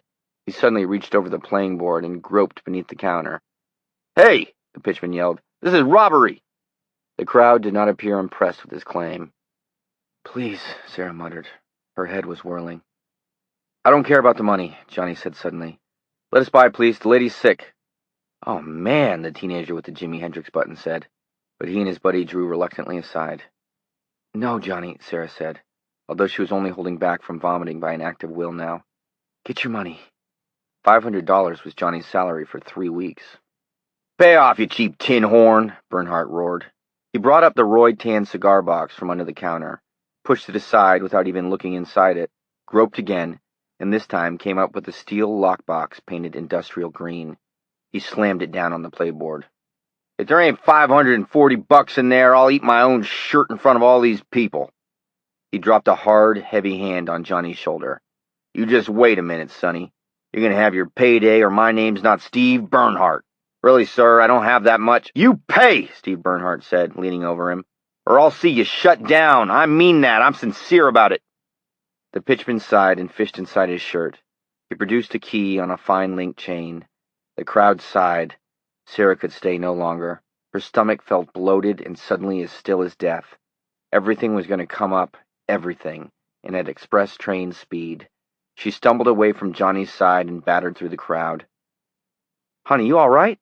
a woman's voice asked her, and Sarah shook her head blindly. "Sarah! Sarah!" "You just can't hide from Jekyll and Hyde," she thought incoherently. The fluorescent mass seemed to hang sickly before her eyes in the midway dark as she hurried past the merry-go-round. She struck a light pole with her shoulder, staggered, grabbed it, and threw up. It seemed to come all the way from her heels, convulsing her stomach like a sick, slick fist. She let herself go with it as much as she could. "Smells like cotton candy," she thought, and with a groan she did it again, then again. Spots danced in front of her eyes. The last heave had brought up little more than mucus and air. "Oh my," she said weakly, and clung to the light pole to keep from falling over. Somewhere behind her, Johnny was calling her name, but she couldn't answer just yet, didn't want to. Her stomach was settling back down a little, and for just a moment, she wanted to stand here in the dark and congratulate herself on being alive, on having survived her night at the fair. "Sarah? Sarah?" She spat twice to clear her mouth a little. "Over here, Johnny." He came around the carousel with its plaster horses frozen in mid-leap. She saw he was absently clutching a thick wad of greenbacks in one hand. "Are you all right?" "No, but better.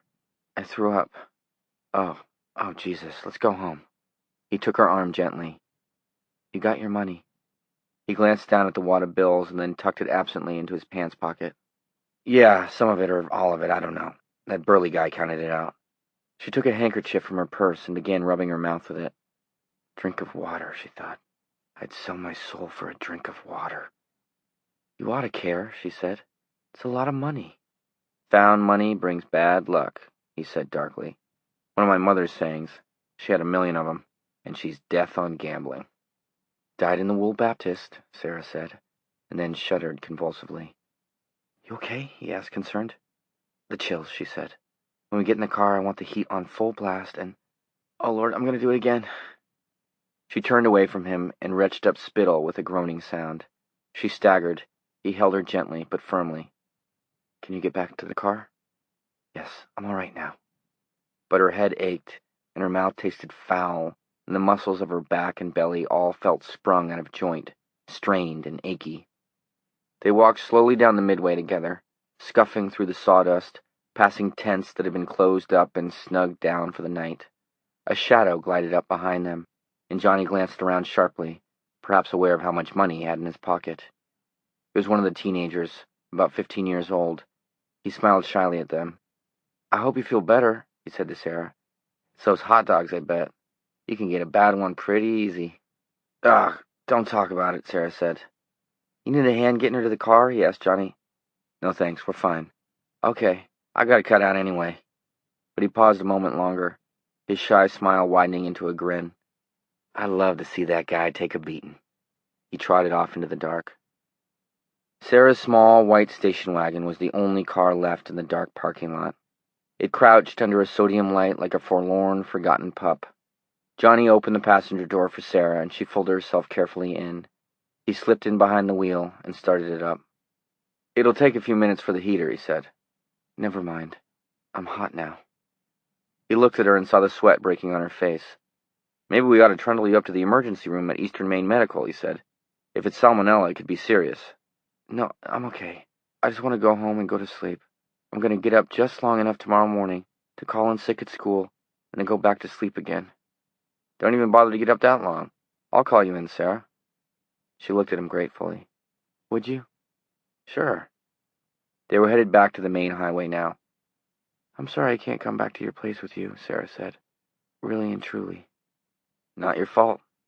"Sure it is. I ate the bad hot dog. Unlucky Sarah." "I love you, Sarah," Johnny said. So it was out. It couldn't be called back. It hung between them and the moving car, waiting for someone to do something about it. She did what she could. "Thank you, Johnny." They drove on in a comfortable silence. Chapter 2. 1. It was nearly midnight when Johnny turned the wagon into her driveway. Sarah was dozing. "Hey," he said, cutting the motor and shaking her gently. "We're here." "Oh, okay." She sat up and drew her coat more tightly about her. "How do you feel?" "Better. My stomach's sore and my back hurts, but better. Johnny, you take the car back to Cleves with you." "No, I better not," he said. "Someone would see it parked in front of the apartment house all night. That kind of talk we don't need." "But I was going to come back with you." Johnny smiled. "And that would have made it worth the risk, even if we had to walk 3 blocks. Besides, I want you to have the car in case you change your mind about the emergency room." "I won't." "You might. Can I come in and call a cab?" "You sure can." They went in and Sarah turned on the lights, before being attacked by a fresh bout of the shivers. "The phone's in the living room. I'm going to lie down and cover up with a quilt." The living room was small and functional, saved from a barracks flavor only by the splashy curtains, flowers, and a psychedelic pattern and color. and a series of posters along one wall. Dylan at Forest Hills, Baez at Carnegie Hall, Jefferson Airplane at Berkeley, the Birds in Cleveland. Sarah lay down on the couch and pulled a quilt up to her chin. Johnny looked at her with real concern. Her face was paper white, except for the dark circles under her eyes. She looked about as sick as a person can get. "Maybe I ought to spend the night here," he said, "just in case something happens, like a hairline fracture on the top of my spine." She looked at him with rueful humor. "Well, whatever." The ominous rumbling in her nether regions decided her. She had fully intended to finish this night by sleeping with John Smith. It wasn't going to work out that way. But that didn't mean she had to end the evening with him in attendance while she threw up, dashed for the WC, and chugged most of a bottle of Pepto-Bismol. "I'll be okay," she said. "It was just a bad carnival hot dog, Johnny. You could have just as easily gotten it yourself. Give me a call during your free period tomorrow." "You sure?" "Yes, I am." "Okay, kid." He picked up the phone with no further argument and called his cab. She closed her eyes, lulled and comforted by the sound of his voice. One of the things she liked most about him was that he would always really try to do the right thing, the best thing, with no self-serving bullshit. That was good. She was too tired and feeling too low to play little social games. "The deed's done," he said, hanging up. "They'll have a guy over in 5 minutes. "At least you've got cab fare," she said, smiling. "And I plan to tip handsomely," he replied, doing a passable W.C. Fields. He came over to the couch, sat beside her, held her hand. "Johnny, how did you do it?" "The wheel. How could you do that?" "It was a streak, that's all," he said, looking a little uncomfortable. "Everybody has a streak once in a while, like at the racetrack or playing blackjack or just matching dimes." "No," she said. "Huh?" "I don't think everybody does have a streak once in a while. It was almost uncanny. It scared me a little." "Did it?" "Yes." Johnny sighed. "Once in a while I get feelings, that's all. For as long as I can remember, since I was just a little kid. And I've always been good at finding things people have lost. Like that little Lisa Schumann at school. You know the girl I mean?" "Little sad mousy Lisa?" She smiled. "I know her. She's wandering in clouds of perplexity through my business grammar course." "She lost her class ring," Johnny said, and came to me in tears about it. I asked her if she'd checked the back corners of the top shelf in her locker. Just a guess, but it was there." "And you've always been able to do that?" He laughed and shook his head. "Hardly ever." The smile slipped a little. "But it was strong tonight, Sarah. I had that wheel." He closed his fists softly and looked at them, now frowning. "I had it right here. And it had the strangest goddamn associations for me." "Like what?"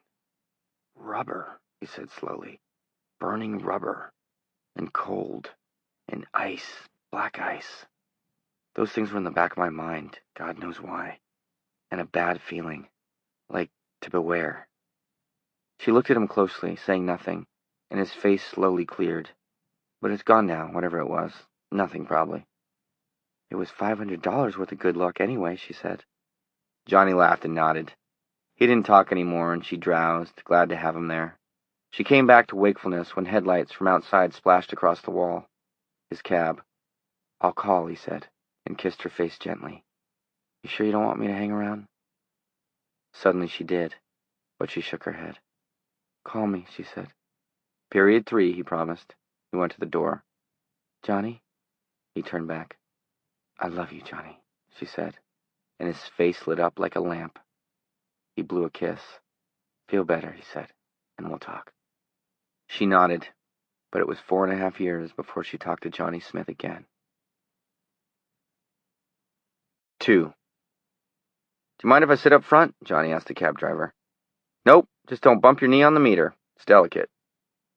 Johnny slid his long legs under the meter with some effort and slammed the door. The cabbie, a middle-aged man with a bald head and a paunch, dropped his flag and the cab cruised up Flag Street.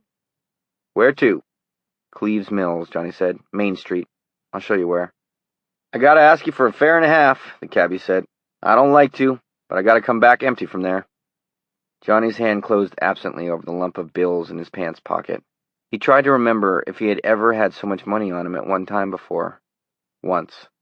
He had bought a 2-year-old Chevy for $1,200. On a whim, he'd asked for cash at the savings bank, just to see what all that cash looked like. It hadn't been all that wonderful, But the surprise on the car dealer's face when Johnny pumped 12 $100 bills into his hand had been wonderful to behold. But this lump of money didn't make him feel good at all, just vaguely uncomfortable, and his mother's axiom recurred to him. Found money brings bad luck. $1.50's okay, he told the cabbie. Just as long as we understand each other, the cabbie said more expansively. I got over so quick on account of I had a call at the riverside and nobody there would own up when I got over there. That's so? Johnny asked without much interest. Dark houses flashed by outside. He had won $500, and nothing remotely like it had ever happened to him before. That phantom smell of rubber burning, the sense of partially reliving something that had happened to him when he was very small, and that feeling of bad luck coming to balance off the good was still with him. Yeah, these drunks call, and then they change their minds, the cabbie said. Damn drunks, I hate 'em. They call and decide, what the hell, they'll have a few more beers. Or they drink up the fare while they're waiting, and when I come in and yell, who wants the cab, they don't want to own up. Yeah, Johnny said. On their left, the Penobscot River flowed by, dark and oily. Then Sarah getting sick and saying she loved him on top of everything else. Probably just caught her in a weak moment, but God, if she meant it. He had been gone on her almost since the first date. That was the luck of the evening, not beating that wheel. But it was the wheel his mind kept coming back to, worrying at it. In the dark, he could still see it revolving, and in his ears he could hear the slowing tick-a, tick-a, tick-a of the marker bumping over the pins like something heard in an uneasy dream. Found money brings bad luck. The cabbie turned off onto Route 6, now well launched into his own monologue. So I says, blow it out you know where. I mean, the kid is a smart aleck, right? I don't have to take a load of horse shit like that from anyone, including my own boy. I've been driving this cab 26 years. I've been held up 6 times. I've been in fender benders without number. Although I never had a major crash, for which I thank Mary, Mother of Jesus, and St. Christopher, and God the Father Almighty. Know what I mean? And every week, no matter how thin that week was, I put $5 away for his college. Ever since he was nothing but a pipsqueak sucking a bottle. And for what? So he can come home one fine day and tell me the President of the United States is a pig? Hot damn. The kid probably thinks I'm a pig, although he knows if he ever said it, I'd rearrange his teeth for him. So that's today's young generation for you. So I says, blow it at you know where. Yeah, Johnny said. Now woods were floating by. Carson's Bog was on the left. They were 7 miles from Cleves Mills, give or take. The meter kicked over another dime. 1 thin dime, 1/10 of a dollar. Hey, hey, hey. What's your game, might I ask, the cabbie said. I teach high school in Cleves. Oh, yeah? So you know what I mean. What the hell's wrong with these kids anyway? Well, they ate a bad hot dog called Vietnam, and it gave them to Maine. A guy named Lyndon Johnson sold it to them. So they went to this other guy, see, and they said, Jesus, mister, I'm sick as hell. And this other guy, his name was Nixon, he said, I know how to fix that. Have a few more hot dogs. And that's what's wrong with the youth of America. I don't know, Johnny said. You plan all your life and you do what you can, the cabbie said. And now there was honest bewilderment in his voice. A bewilderment which would not last much longer, because the cabbie was embarked upon the last minute of his life. And Johnny, who didn't know that, felt a real pity for the man, a sympathy for his inability to understand. Come on over, baby. Whole lot of shaking going on. You never want nothing but the best. And the kid comes home with hair down to his asshole and says the President of the United States is a pig? A pig! Shit, I don't... Look out! Johnny yelled. The cabbie had half turned to face him, his pudgy American Legionnaire's face earnest and angry and miserable in the dash lights and in the sudden glow of oncoming headlights. Now he snapped forward again, but too late. Jesus! There were 2 cars, one on each side of the white line. They had been dragging, side by side, coming up over the hill, a Mustang and a Dodge Charger. Johnny could hear the revved-up whine of their engines. The Charger was boring straight down on them. It never tried to get out of the way, and the cabbie froze at the wheel. Gee! Johnny was barely aware of the Mustang flashing by on their left. Then the cab and the Charger met head-on, and Johnny felt himself being lifted up and out. There was no pain, although he was marginally aware that his thighs had connected with the taximeter hard enough to rip it out of its frame. There was the sound of smashing glass, A huge gout of flame stroked its way up into the night. Johnny's head collided with the cab's windshield and knocked it out. Reality began to go down a hole. Pain, faint and far away, in his shoulders and arms, as the rest of him followed his head through the jagged windshield. He was flying into the October night. Dim, flashing thought. Am I dying? Is this going to kill me? Interior voice answering, yes, this is probably it. Flying, October stars flung across the night, racketing boom of exploding gasoline, an orange glow, then darkness. His trip through the void ended with a hard thump and a splash. Cold wetness as he went into Carson's bog, 25 feet from where the Charger and the cab, welded together, pushed a pyre of flame into the night sky. Darkness, fading, until all that was left seemed to be a giant red and black wheel revolving in such emptiness as there may be between the stars. Try your luck, first time fluky, second time lucky, hey, hey, hey. The wheel revolved up and down, red and black, the marker ticking past the pins, and he strained to see if it was going to come up 00, house number, house spin, everybody loses but the house. He strained to see, but the wheel was gone. There was only blackness in that universal emptiness. Negatory, good buddy. El Zilcho. Cold limbo. Johnny Smith stayed there a long, long time. Chapter 3. 1.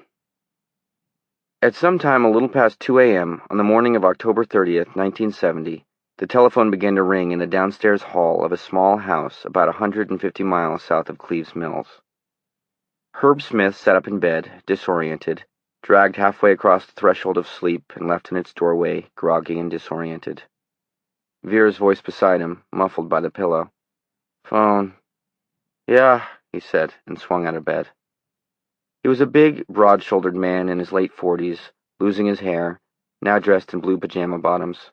He went out into the upstairs hall and turned on the light. Down below, the phone shrilled away.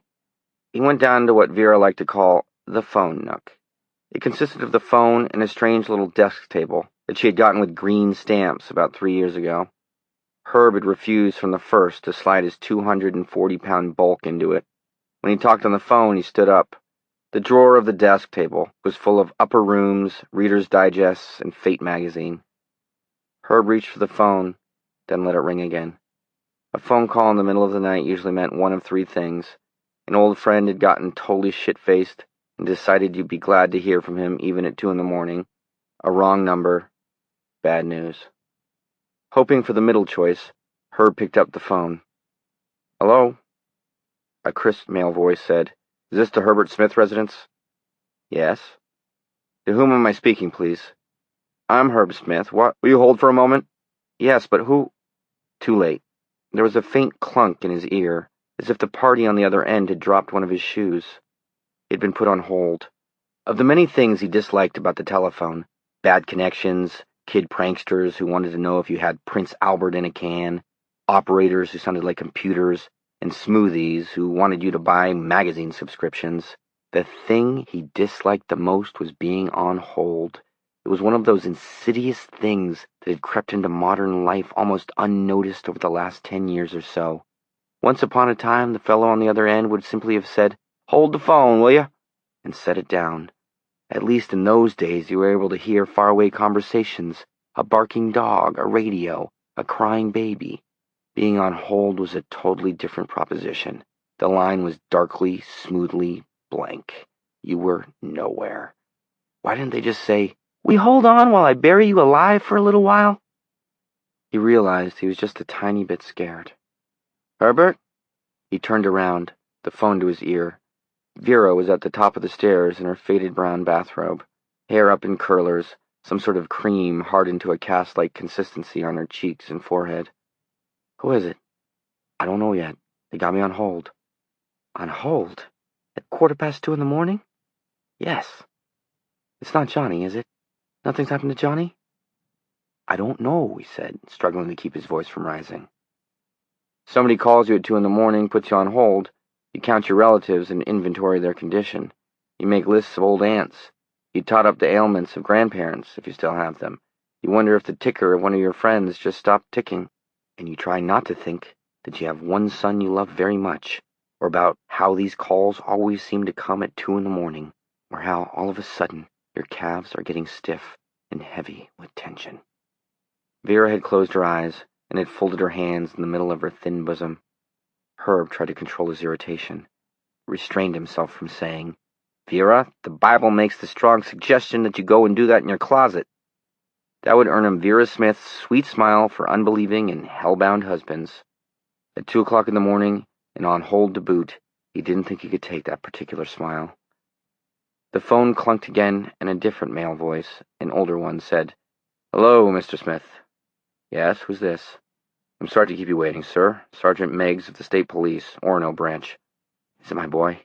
Something about my boy?" Unaware, he sagged onto the seat of the phone nook. He felt weak all over. Sergeant Meigs said, "Do you have a son named John Smith, no middle initial?" "Is he all right? Is he okay?" Footsteps on the stairs. Vera stood beside him.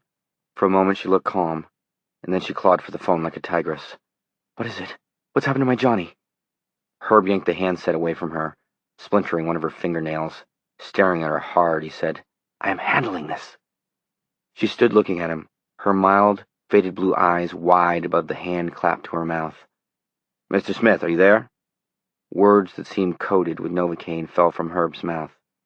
"I have a son named John Smith, no middle initial, yes. He lives in Cleves Mills. He's a teacher at the high school there." "He's been in a car accident, Mr. Smith. His condition is extremely grave. I'm very sorry to have to give you this news." The voice of Meigs was cadenced, formal. "Oh my God," Herb said. His thoughts were whirling. Once, in the army, a great, mean, blonde-haired southern boy named Childress had beaten the crap out of him behind an Atlanta bar. Herb had felt like this then, unmanned, all his thoughts knocked into a useless, smeary sprawl. "Oh my God," he said again. "He's dead?" Vera asked. "He's dead? Johnny's dead?" He covered the mouthpiece. "No," he said, "not dead." "Not dead! Not dead!" she cried, and fell on her knees in the phone nook with an audible thud. "O God, we must heartily thank thee, and ask that you show thy tender care and loving mercy to our son, and shelter him with your loving hand. We ask it in the name of thy only begotten Son, Jesus, and—" "Vera, shut up!" For a moment all three of them were silent, as if considering the world in its not-so-amusing ways. Herb, his bulk squashed into the phone nook bench, with his knees crushed up against the underside of the desk, and a bouquet of plastic flowers in his face. Vera with her knees planted on the hallway furnace grill. The unseen Sergeant Meigs, who was in a strange auditory way witnessing this black comedy. "Mr. Smith." "Yes, I apologize for the ruckus." "Quite understandable," Meigs said. "My boy, Johnny. Was he driving his Volkswagen?" Death traps, those little beetles are death traps," Vera babbled. Tears streamed down her face, sliding over the smooth, hard surface of the night pack like rain on chrome. "He was in a Bangor and Orono yellow cab," Meg said. "I'll give you the situation as I understand it now. There were 3 vehicles involved, 2 of them driven by kids from Cleves Mills. They were dragging. They came up over what's known as Carson's Hill on Route 6, headed east. Your son was in the cab, headed west toward Cleves. The cab and the car on the wrong side of the road collided head-on. The cab driver was killed, and so was the boy driving the other car. Your son and a passenger in that other car are at Eastern Maine Med. I understand both of them are listed as critical." "Critical," Herb said. Critical, Vera moaned. "Oh, Christ, we sound like one of those weird off-Broadway shows," Herb thought. He felt embarrassed for Vera, and for Sergeant Meigs, who must surely be hearing Vera, like some nutty Greek chorus in the background. He wondered how many conversations like this Sergeant Meigs had held in the course of his job. He decided he must have had a good many. Possibly he had already called the cab driver's wife and the dead boy's mother to pass the news. How had they reacted, and what did it matter? Wasn't it Vera's right to weep for her son? And why did a person have to think such crazy things at a time like this? "Eastern Maine," Herb said. He jotted it on a pad. The drawing on top of the pad showed a smiling telephone handset. The phone cord spelled out the words, "Phone Pal." "How is he hurt?" "I beg your pardon, Mr. Smith?" "Where did he get it? Head? Belly? What? Is he burned?" Vera shrieked. Vera, can you please shut up? You'd have to call the hospital for that information, Meg said carefully. I'm a couple of hours from having a complete report. All right. Mr. Smith, I'm sorry to have to call you in the middle of the night with such bad news. It's bad, all right, he said. Got to call the hospital, Sergeant Meggs. Goodbye. Good night, Mr. Smith. Herb hung up and stared stupidly at the phone. Just like that, it happens, he thought. How about that? Johnny. Vera uttered another shriek, and he saw with some alarm that she had grabbed her hair, rollers and all, and was pulling it. It's a judgment! A judgment on the way we live, on sin, on something! Herb, get down on your knees with me. Vera, I have to call the hospital. I don't want to do it on my knees. Well, pray for him. Promise to do better. If you'd only come to church more often with me, I know. Maybe it's your cigars, drinking beer with those men after work, cursing, taking the name of the Lord God in vain. A judgment, it's a judgment. He put his hands on her face to stop its wild, uneasy whipping back and forth. The feel of the night cream was unpleasant, but he didn't take his hands away. He felt pity for her. For the last 10 years, his wife had been walking somewhere in a gray area between devotion to her Baptist faith and what he considered to be a mild religious mania. 5 years after Johnny was born, the doctor had found a number of benign tumors in her uterus and vaginal canal. Their removal had made it impossible for her to have another baby. 5 years later, more tumors had necessitated a radical hysterectomy. That was when it had really begun for her, a deep religious feeling strangely coupled with other beliefs. She avidly read pamphlets on Atlantis, spaceships from heaven, races of pure Christians who might live in the bowels of the earth. She read Fate magazine almost as frequently as the Bible, often using one to illuminate the other. Vera, he said. We'll do better, she whispered, her eyes pleading with him. We'll do better, and he'll live. You'll see. Vera. She fell silent, looking at him. Let's call the hospital and see just how bad it really is, he said gently. All right, yes. Can you sit on the stairs there and keep perfectly quiet? I want to pray, she said childishly. You can't stop me. I don't want to, as long as you pray to yourself. Yes, to myself. All right, Herb. She went to the stairs and sat down and pulled her robe primly around her. She folded her hands and her lips began to move. Herb called the hospital. 2 hours later, they were headed north on the nearly deserted Maine Turnpike. Herb was behind the wheel of their '66 Ford station wagon. Vera sat bolt upright in the passenger seat. Her Bible was on her lap. 2. The telephone woke Sarah at 9:15. She went to answer it with half her mind still asleep in bed. Her back hurt from the vomiting she had done the night before, and the muscles in her stomach felt strained, but otherwise she felt much better. She picked up the phone, sure it would be Johnny. Hello? Hi, Sarah. It wasn't Johnny. It was Anne Strafford from school. Anne was a year older than Sarah, and in her second year at Cleves. She taught Spanish. She was a bubbly, effervescent girl, and Sarah liked her very much, but this morning she sounded subdued. How are you, Annie? It's only temporary. Probably Johnny told you. Carnival hot dogs, I guess. Oh my God, you don't know. You don't... The words were swallowed in odd, choked sounds. Sarah listened to them, frowning. Her initial puzzlement turned to deadly disquiet as she realized Anne was crying. Anne, what's wrong? It's not Johnny, is it? Not... There was an accident, Anne said. She was now sobbing openly. He was in a cab. There was a head-on collision. The driver of the other car was Brad Furneaux. I had him in Spanish, too. He died. His girlfriend died this morning. Mary Thibault. She was in one of Johnny's classes, I heard. It's horrible, just horrible. Johnny? Sarah screamed into the phone. She was sick to her stomach again. Her hands and feet were suddenly as cold as 4 gravestones. What about Johnny? He's in critical condition, Sarah. Dave Pelson called the hospital this morning. He's not expected... Well, it's very bad. The world was going gray. Anne was still talking, but her voice was far and wee, as E. Cummings had said about the balloon man. Flocked images tumbling over and over one another, none making sense. The carny wheel, the mirror maze, Johnny's eyes, strangely violet, almost black, his dear, homely face in the harsh county fair lighting, naked bulb strung on electric wire. Not Johnny, she said, far and wee, far and wee. You're mistaken. He was fine when he left here. And Anne's voice coming back like a fast serve, her voice so shocked and unbelieving, so affronted that such a thing should have happened to someone her own age, someone young and vital. They told Dave he'd never wake up if he survived the operation. They have to operate because his head was... Was she going to say crushed? That Johnny's head had been crushed? Sarah fainted then, possibly to avoid that final irrevocable word, that final horror. The phone spilled out of her fingers, and she sat down hard in a gray world, and then she slipped over, and the phone swung back and forth in a decreasing arc, Anne Strafford's voice coming out of it. Sarah? Sarah? Sarah? 3. When Sarah got to Eastern Maine Medical, it was 12:15. The nurse at the reception desk looked at her white, strained face, estimated her capacity for further truth, and told her that John Smith was still in OR. She added that Johnny's mother and father were in the waiting room. Thank you, Sarah said. She turned right instead of left, wound up in a medical closet, and had to backtrack. The waiting room was done in bright, solid colors that gashed her eyes.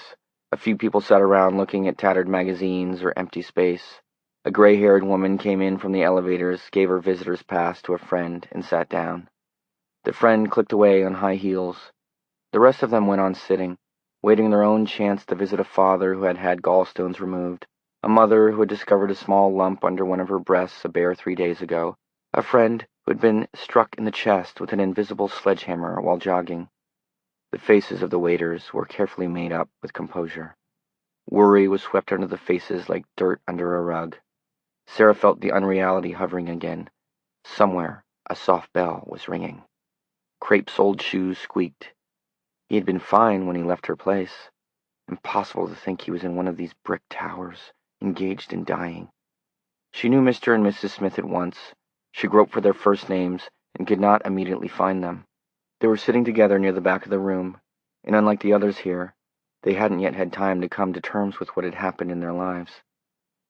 Johnny's mom sat with her coat on the chair behind her and her Bible clutched in her hands.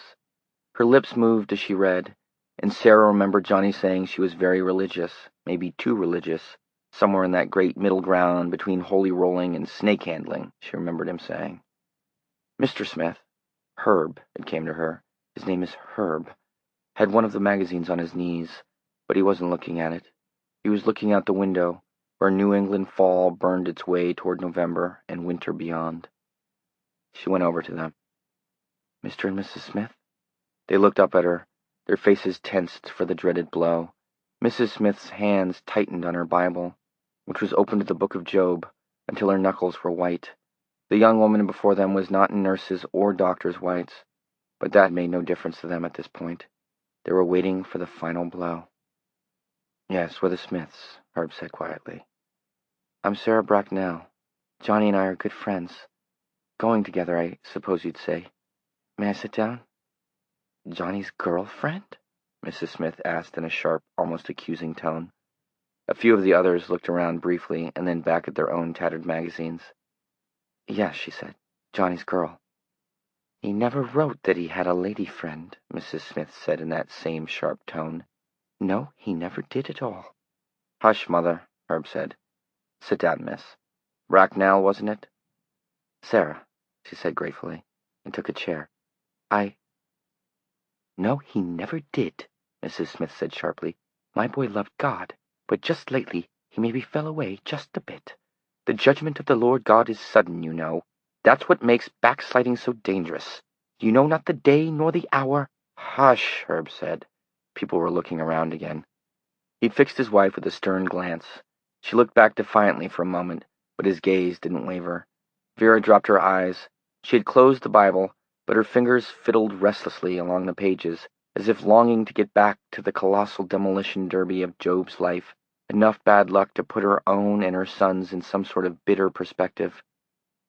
I was with him last night, Sarah said, and that made the woman look up again, accusingly. At that moment, Sarah remembered the biblical connotation of being with somebody and felt herself beginning to blush. It was as if the woman could read her thoughts. We went to the county fair. Places of sin and evil, Vera Smith said clearly. I'll tell you one last time to hush, Vera, Herb said grimly, and clamped one of his hands over one of his wife's. I mean it now. This seems like a nice girl here, and I won't have you digging at her, understand? Sinful places, Vera repeated stubbornly. Will you hush? Let me go. I want to read my Bible. He let her go. Sarah felt confused embarrassment. Vera opened her Bible and began to read again, lips moving. Vera is very upset, Herb said. We're both upset. You are too, from the look of you. Yes. Did you and Johnny have a good time last night? He asked. At your fair? Yes, she said. The lie and truth of that simple word all mixed up in her mind.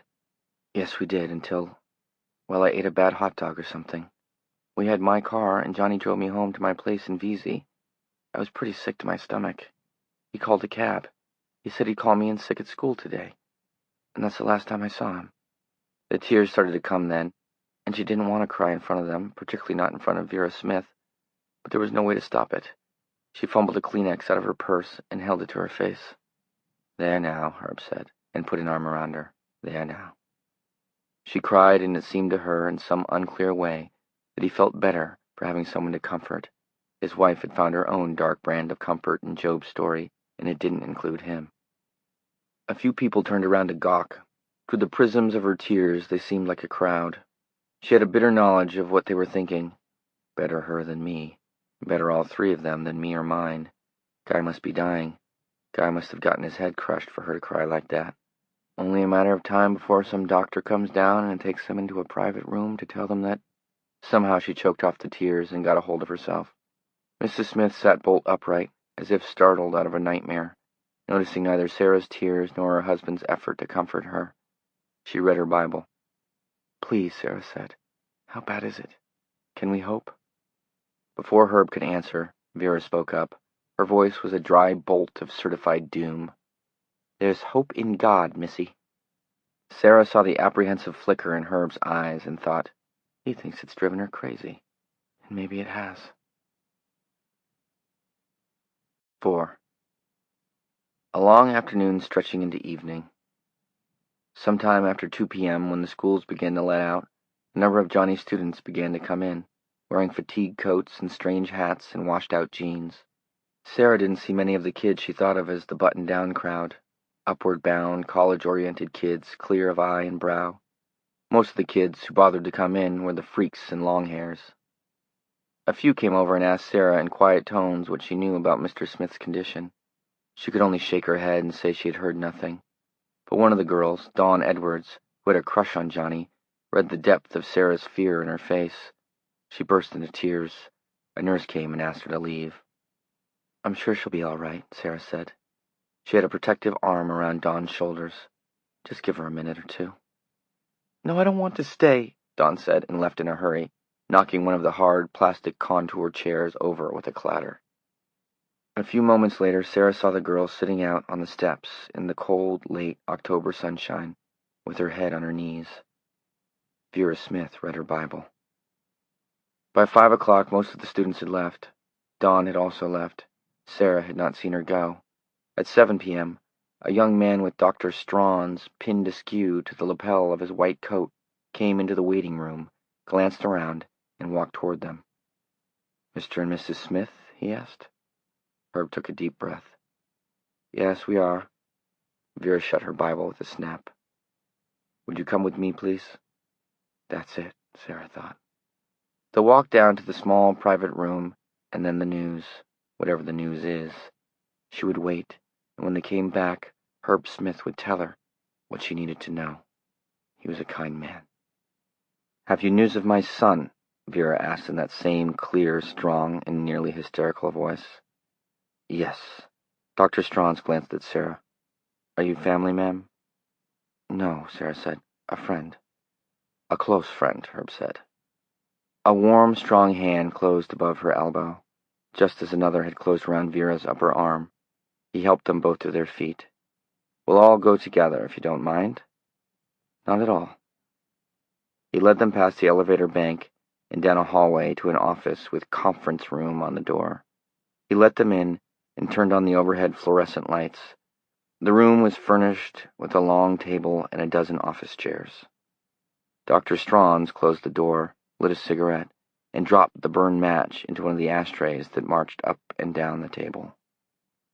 "This is difficult," he said, as if to himself. "Then you had best just say it out," Vera said. "Yes, perhaps I'd better." It was not her place to ask, but Sarah could not help it. "Is he dead? Please don't say he's dead." "He's in a coma." Strachan sat down and dragged deeply on his cigarette. "Mr. Smith has sustained serious head injuries and an undetermined amount of brain damage. You may have heard the phrase subdural hematoma on one or the other of the doctor's shows. Mr. Smith has suffered a very grave subdural hematoma, which is localized cranial bleeding. A long operation was necessary to relieve the pressure and also to remove bone splinters from his brain."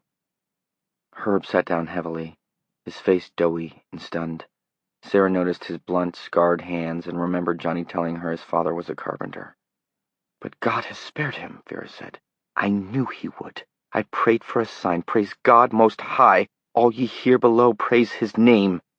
"Vera," Herb said with no force. "In a coma?" Sarah repeated. She tried to fit the information into some sort of emotional frame and found it wouldn't go. That Johnny wasn't dead, that he had come through a serious and dangerous operation on his brain, those things should have renewed her hope. But they didn't. She didn't like that word, coma. It had a sinister, stealthy sound. Wasn't it Latin for sleep of death? "What's ahead for him?" Herb asked. "No one can really answer that now," Strachan said. He began to play with his cigarette, tapping it nervously over the ashtray. Sarah had the feeling he was answering Herb's question literally, while completely avoiding the question Herb had really asked. "He's on life support equipment, of course." "But you must know something about his chances," Sarah said. "You must know." She gestured helplessly with her hands and let them drop to her sides. "He may come out of it in 48 hours, or a week, a month. He may never come out of it, and there's a strong possibility that he may die. I must tell you frankly, that's the most likely. His injuries, grave." "God wants him to live," Vera said. "I know it." Herb had put his face into his hands and was scrubbing it slowly. Dr. Strachan looked at Vera uncomfortably. "I only want you to be prepared for any eventuality." "Would you rate his chances for coming out of it?" Herb asked. Dr. Strachan hesitated, puffed nervously on his cigarette. "No, I can't do that," he said finally. 5. The three of them waited another hour and then left. It was dark.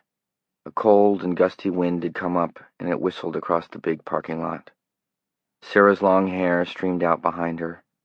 Later, when she got home, she would find a crisp yellow oak leaf caught in it. Overhead the moon rode the sky, a cold sailor of the night. Sarah pressed a scrap of paper into Herb's hand. Written on it was her address and phone number. "Would you call me if you hear something? Anything at all?" "Yes, of course." He bent suddenly and kissed her cheek, and Sarah held his shoulder for a moment in the blowing dark. "I'm very sorry if I was stiff with you earlier, dear," Vera said, and her voice was surprisingly gentle. "I was upset." "Of course you were," Sarah said. "I thought my boy might die, but I've prayed. I've spoken to God about it. As the song says, are we weak and heavy laden, cumbered with a load of care? We must never be discouraged. Take it to the Lord in prayer." "Vera, we ought to go along," Herb said. "We ought to get some sleep and see how things look in the—" "But now I've heard from my God," Vera said, looking dreamily up at the moon. "Johnny isn't going to die. It isn't in God's plan for Johnny to die. I listened, and I heard that still, small voice speaking in my heart, and I am comforted." Herb opened the car door.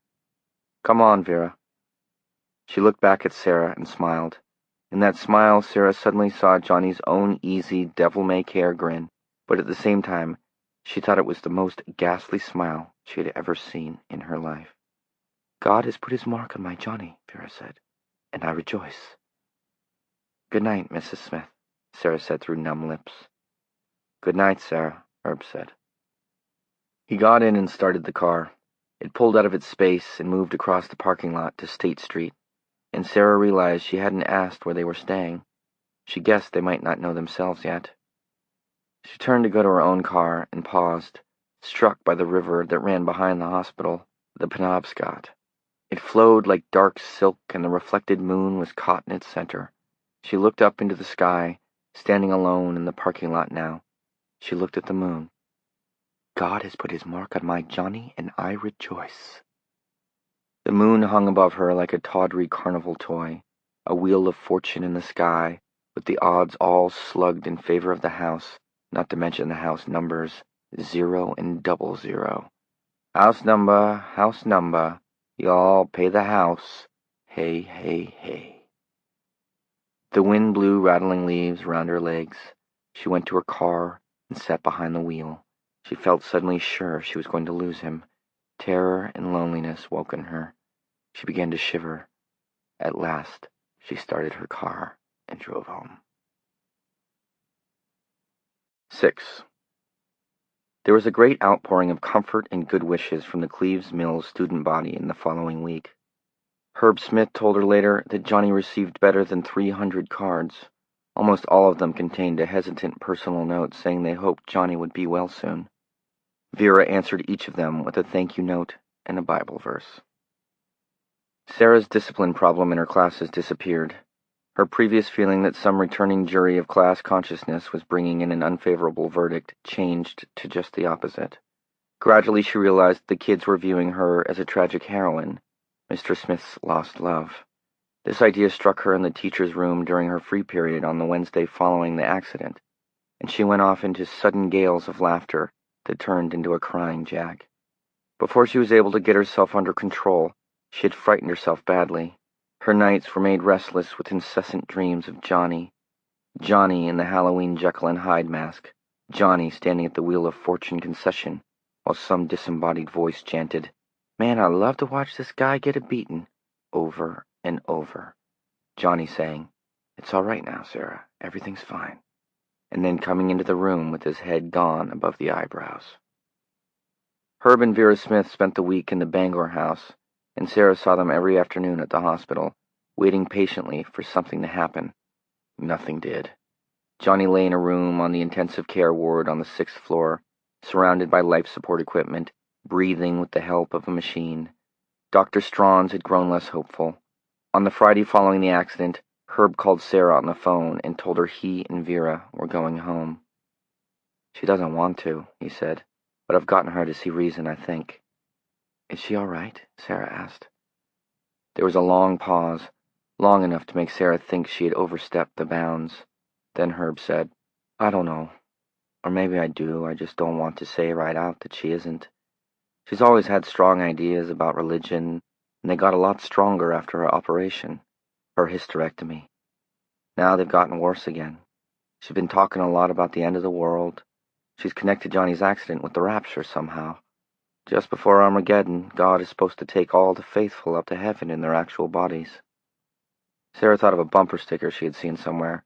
"If the rapture's today, somebody grab my steering wheel." "Yes, I know the idea," she said.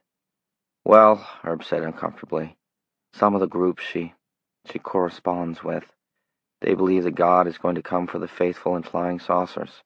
Take them all up to heaven in flying saucers, that is. These sects have proved, at least to themselves, that heaven is somewhere out in the constellation of Orion. No, don't ask me how they've proved it. Vera could tell you. Well, Sarah, it's all a little hard for me." "Of course it must be." Herb's voice strengthened, but she can still distinguish between what's real and what's not. She needs time to adjust. So I told her she could face whatever's coming at home as easily as here. He paused, sounding embarrassed, then cleared his throat and went on. "I've got to get back to work. I've got jobs. I've signed contracts." "Sure, of course." She paused. "What about insurance? I mean, this must be costing a Denver mint." It was her turn to feel embarrassed. "I've talked to Mr. Pelson, your assistant principal there at Cleves Mills," Herb said. "Johnny had the standard Blue Cross, but not that new major medical. The Blue Cross will cover some of it, though, and Vera and I have our savings." Sarah's heart sank. Vera and I have our savings. How long would one passbook stand up to expenses of $200 a day or more? And for what purpose in the end? So Johnny could hang on like an insensible animal, pissing brainlessly down a tube? while he bankrupted his dad and mom, so his condition could drive his mother mad with unrealized hope? She felt the tears start to slip down her cheeks, and for the first time, but not the last, she found herself wishing Johnny would die and be at peace. Part of her revolted in horror at the thought, but it remained. "I wish you all the best," Sarah said. "I know that, Sarah. We wish you the best. Will you write?" "I sure will." "And come see us when you can. Pownell's not so far away." He hesitated. "Looks to me like Johnny had picked himself out the right girl. It was pretty serious, wasn't it?" "Yes," Sarah said. The tears were still coming, and the past tense was not lost on her. "It was. Goodbye, honey. Goodbye, Herb." She hung up the phone, held the buttons down for a second or two, and then called the hospital and asked about Johnny. There had been no change. She thanked the intensive care nurse and walked aimlessly back and forth through the apartment. She thought about God sending out a fleet of flying saucers to pick up the faithful and buzz them off to Orion. It made as much sense as anything else about a God crazy enough to scramble John Smith's brains and put him in a coma that was probably never going to end, except in an unexpected death. There was a folder of freshman compositions to correct. She made herself a cup of tea and sat down to them. If there was any one moment when Sarah Bracknell picked up the reins of her post-Johnny life again, that was it. Chapter 4. 1. The killer was slick. He sat on a bench in the town park near the bandstand, smoking a Marlboro and humming a song from the Beatles' White Album. "You don't know how lucky you are, boy. Back in the USSR. He wasn't a killer yet, not really. But it had been on his mind a long time, killing had. It had been itching at him and itching at him. Not in a bad way, no. He felt quite optimistic about it. The time was right. He didn't have to worry about getting caught. He didn't have to worry about the clothespin, because he was slick. A little snow began to drift down from the sky. It was November 12th, 1970, and 160 miles northeast of this middle-sized western Maine town, John Smith's dark sleep went on and on. The killer scanned the park, the town common, the tourists who came to Castle Rock and the Lakes region like to call it. But there were no tourists now. The common that was so green in the summer was now yellow, balding, and dead. It waited for winter to cover it decently. The wire mesh backstop behind the Little League home plate stood in rusty, overlapping diamonds, framed against the white sky. The bandstand needed a fresh coat of paint. It was a depressing scene, but the killer was not depressed. He was almost manic with joy. His toes wanted to tap. His fingers wanted to snap. There would be no shying away this time. He crushed his smoke under one boot heel and lit another immediately. He glanced at his watch, 3:02 p.m. He sat and smoked. 2 boys passed through the park, tossing a football back and forth, but they didn't see the killer because the benches were down in a dip. He supposed it was a place where the nasty fuckers came at night when the weather was warmer. He knew all about the nasty fuckers and the things they did. His mother had told him, and he had seen them. Thinking about his mother made his smile fade a little. He remembered a time when he had been 7. She'd come into his room without knocking. She never knocked, and had caught him playing with his thing. She had just about gone crazy. He had tried to tell her it was nothing bad. It had just stood up. He hadn't done anything to make it stand up. It did it all on its own. And he just sat there, boinging it back and forth. It wasn't even that much fun. It was sort of boring. But his mother had just about gone crazy. "Do you want to be one of those nasty fuckers?" she had screamed at him. He didn't even know what that word meant. Not nasty. He knew that one. But the other one. Although he had heard some of the bigger kids use it in the play yard at the Castle Rock Elementary School. "Do you want to be one of those nasty fuckers and get one of those diseases? Do you want to have pus running out of it? Do you want it to turn black? Do you want it to rot off? Huh? She began to shake him back and forth then, and he began to blubber with fear. Even then, she was a big woman, a dominant and overbearing ocean liner of a woman, and he was not the killer then. He was not slick then. He was a little boy blubbering with fear, and his thing had collapsed and was trying to shrivel back into his body. She had made him wear a clothespin on it for 2 hours, so he would know how those diseases felt. The pain was excruciating. The little snow flurry had passed. He brushed the image of his mother out of his mind, something he could do effortlessly when he was feeling good, something he couldn't do at all when he was feeling depressed and low. His thing was standing up now. He glanced at his watch, 3:07. He dropped his cigarette, half-smoked. Someone was coming. He recognized her. It was Alma Frechette, from the coffee pot across the street. Just coming off shift. He knew Alma. He had dated her once or twice, shown her a good time, took her to Serenity Hill over in Naples. She was a good dancer. Nasty fuckers often were. He was glad it was Alma coming. She was by herself. Back in the U.S., back in the U.S., back in the USSR. Alma, he called and waved. She started a little, looked around, and saw him. She smiled and walked over to the bench where he sat, saying hello and calling him by name. He stood up, smiling. He wasn't worried about anyone coming. He was untouchable. He was Superman. Why are you wearing that? She asked, looking at him. Slick, isn't it? He said, smiling. Well, I wouldn't exactly... Want to see something? He asked. On the bandstand? It's the goddamnedest thing. What is it? Come and look. All right. As simple as that, she went with him to the bandstand. If anyone had been coming, he still could have called it off. But no one came. No one passed. They had the common to themselves. The white sky brooded over them. Alma was a small girl with light blonde hair. Dyed blonde hair, he was quite sure. Sluts dyed their hair. He led her up onto the enclosed bandstand. Their feet made hollow, dead echoes on the boards. An overturned music stand lay in one corner. There was an empty Four Roses bottle. This was a place where the nasty fuckers came, all right. What? She asked, sounding a little puzzled now, a little nervous.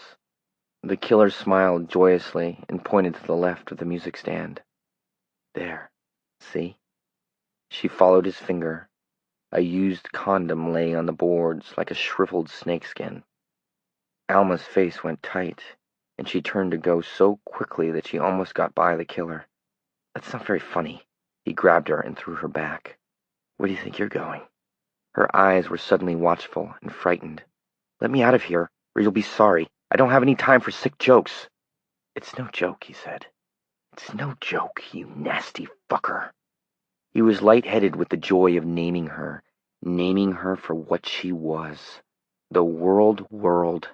Alma broke left, heading for the low railing that surrounded the bandstand, meaning to leap over it. The killer caught the back of her cheap cloth coat at the collar and yanked her back again. The cloth ripped with a low purring sound, and she opened her mouth to scream. He slammed his hand over her mouth, mashing her lips back against her teeth. He felt warm blood trickle over his palm. Her other hand was beating at him now, clawing for purchase, but there was no purchase. There was none because he was slick. He threw her to the board floor. His hand came off her mouth, which was now smeared with blood, and she opened her mouth to scream again, but he landed on top of her, panting, grinning, and the air was driven out of her lungs in a soundless whoosh. She could feel him now, rock hard, gigantic and throbbing, and she quit trying to scream and went on struggling. Her fingers caught and slipped. He forced her legs rudely apart and lay between them. One of her hands glanced off the bridge of his nose, making his eyes water. You nasty fucker, he whispered, and his hands closed on her throat. He began to throttle her, yanking her head up from the bandstand's board flooring and then slamming it back down. Her eyes bulged, her face went pink, then red, then a congested purple. Her struggles began to weaken. Nasty fucker, nasty fucker, nasty fucker, the killer panted hoarsely. He really was the killer now. Alma Frechette's days of rubbing her body all over people at Serenity Hill were done now. Her eyes bugged out like the eyes of some of those crazy dolls they sold along Carnival Midways. The killer panted hoarsely. Her hands lay limp on the boards now. His fingers had almost disappeared from sight. He let go of her throat, ready to grab her again if she stirred. But she didn't. After a moment, He ripped her coat open with shaking hands and shoved the skirt of her pink waitress uniform up. The white sky looked down. The Castle Rock town common was deserted. In fact, no one found the strangled, violated corpse of Alma Frechette until the next day. The sheriff's theory was that a drifter had done it. There were statewide newspaper headlines, and in Castle Rock there was general agreement with the sheriff's idea. Surely no hometown boy could have done such a dreadful thing. Chapter 5. 1. Herb and Vera Smith went back to Pownell and took up the embroidery of their days. Herb finished a house in Durham that December. Their savings did indeed melt away, as Sarah had foreseen, and they applied to the state for extraordinary disaster assistance. That aged Herb almost as much as the accident itself had done. EDA was only a fancy way of saying welfare or charity in his mind. He had spent a lifetime working hard and honestly with his hands, and had thought he would never see the day when he would have to take a state dollar. But here that day was. Vera subscribed to 3 new magazines, which came through the mail at irregular intervals. All 3 were badly printed and might have been illustrated by talented children. God's Saucers, The Coming Transfiguration, and God's Psychic Miracles.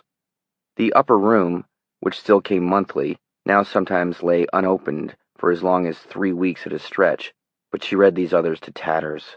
She found a great many things in them that seemed to bear upon Johnny's accident, and she read these nuggets to her tired husband at supper in a high, piercing voice that trembled with exultation. Herb found himself telling her more and more frequently to be quiet, and on occasion shouting at her to shut up that drivel and let him alone. When he did that, she would give him long-suffering, compassionate, and hurt glances, then slink upstairs to continue her studies. She began to correspond with these magazines, and to exchange letters with the contributors and with other pen friends who had had similar experiences in their lives. Most of her correspondents were good-hearted people like Vera herself, people who wanted to help and to ease the nearly insupportable burden of her pain. They sent prayers and prayer stones, they sent charms, they sent promises to include Johnny in their nightly devotions. Yet there were others who were nothing but con men and women, and Herb was alarmed by his wife's increasing inability to recognize these. There was an offer to send her a sliver of the one true cross of our Lord for just $99.98. An offer to send a vial of water drawn from the spring at Lourdes, which would almost certainly work a miracle when rubbed into Johnny's forehead. That one was $110 plus postage. Cheaper and more attractive to Vera was a continuously playing cassette tape of the 23rd Psalm and the Lord's Prayer spoken by Southern evangelist Billy Humbar. Played at Johnny's bedside over a period of weeks, it would almost certainly effect a marvelous recovery, according to the pamphlet. As an added blessing, for a short time only, an autographed picture of Billy Humbar himself would be included. Herb was forced to step in more and more frequently as her passion for these pseudo-religious gewgaws grew. Sometimes he surreptitiously tore up her checks and simply readjusted the checkbook balance upward. But when the offer specified cash and nothing but, he simply had to put his foot down, and Vera began to draw away from him, to view him with distrust as a sinner and an unbeliever. 2. Sarah Bracknell kept school during her days. Her afternoons and evenings were not much different than they had been following the breakup with Dan. She was in a kind of limbo, waiting for something to happen. In Paris, the peace talks were stalled. Nixon had ordered the bombing of Hanoi continued in spite of rising domestic and foreign protests. At a press conference, he produced pictures proving conclusively that American planes were surely not bombing North Vietnamese hospitals, but he went everywhere by Army helicopter.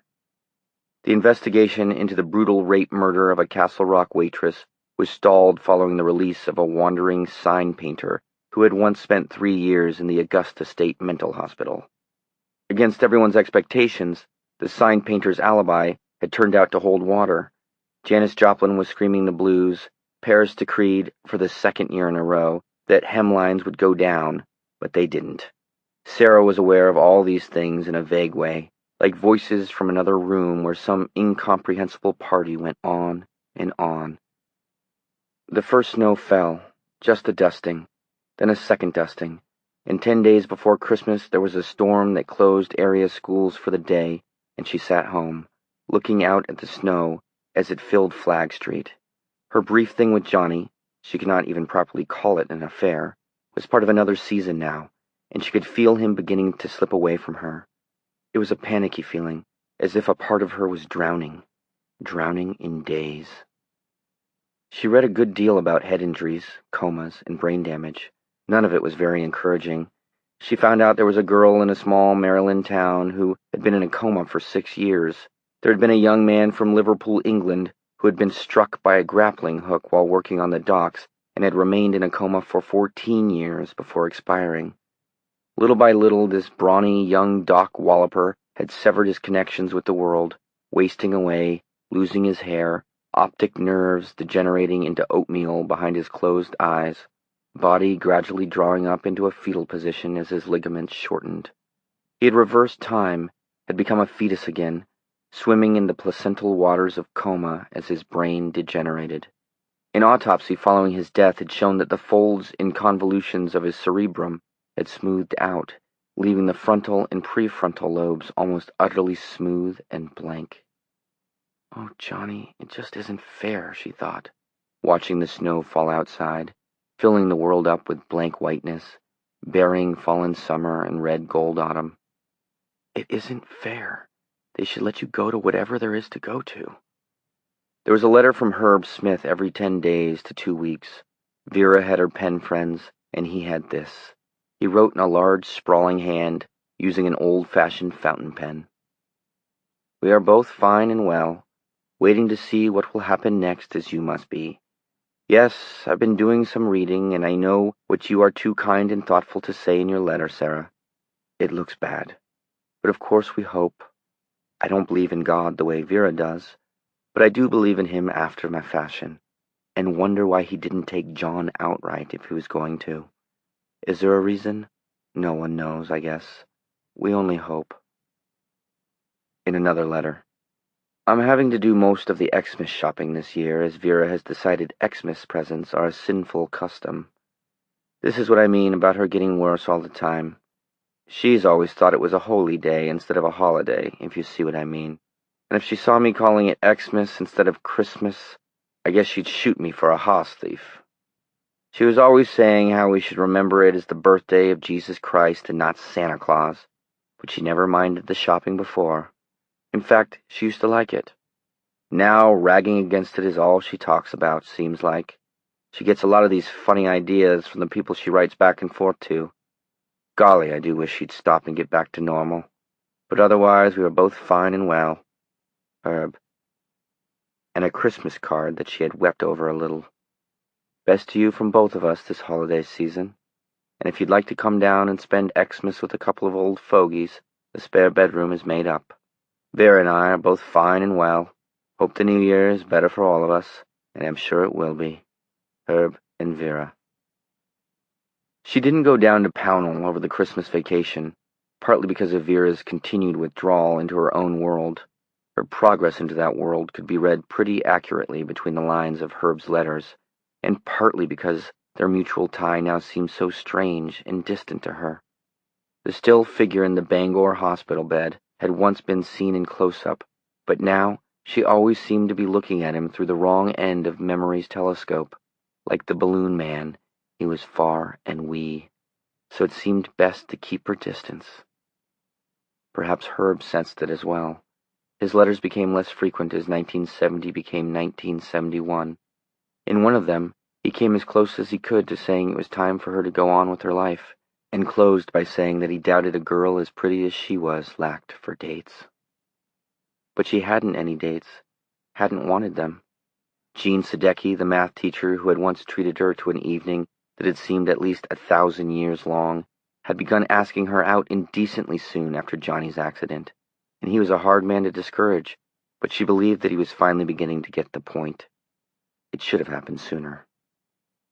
Occasionally other men would ask her, and one of them, a law student named Walter Hazlitt, attracted her quite a bit. She met him at Anne Strafford's New Year's Eve party.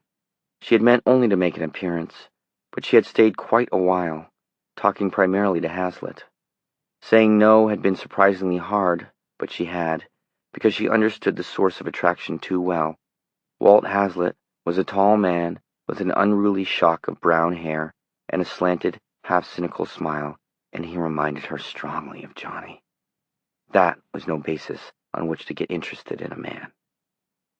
Early in February, she was asked out by the mechanic who worked on her car at the Cleves Mills Chevron. Again, she had almost said yes, and then backed away. The man's name was Arnie Tremont. He was tall, olive-skinned, and handsome in a smiling, predatory way. He reminded her a bit of James Brolin, the second banana on that Dr. Welby program, and even more of a certain Delta Tau Delta named Dan. Better to wait.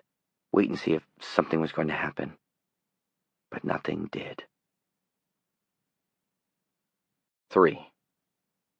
In that summer of 1971, Greg Stilson, 16 years older and wiser than the Bible salesman who had kicked a dog to death in a deserted Iowa dooryard, sat in the back room of his newly incorporated insurance and real estate business in Ridgway, New Hampshire. He hadn't aged much in the years between. There was a net of wrinkles around his eyes now, and his hair was longer, but still quite conservative. He was still a big man, and his swivel chair creaked when he moved. He sat smoking a Pall Mall cigarette and looking at the man sprawled comfortably in the chair opposite. Greg was looking at this man the way a zoologist might look at an interesting new specimen. "See anything green?" Sonny Elliman asked. Elliman topped 6 feet 5 inches. He wore an ancient, grease-stiffened jeans jacket with the arms and buttons cut off. There was no shirt beneath. A Nazi Iron Cross, black dressed in white chrome, hung on his bare chest. The buckle of the belt running just below his considerable beer belly was a great ivory skull. From beneath the peg cuffs of his jeans poked the scuffed, square toes of a pair of desert driver boots. His hair was shoulder-length, tangled, and shining with an accumulation of greasy sweat and engine oil. From one earlobe there dangled a swastika earring, also black dressed in white chrome. He spun a coal scuttle helmet on the tip of one blunt finger. Stitched on the back of his jacket was a leering red devil with a forked tongue. Above the devil was the devil's dozen. Below it, Sonny Elliman, Prez. "No," Greg Stilson said. "I don't see anything green. But I do see someone who looks suspiciously like a walking asshole." Elliman stiffened a little, then relaxed and laughed.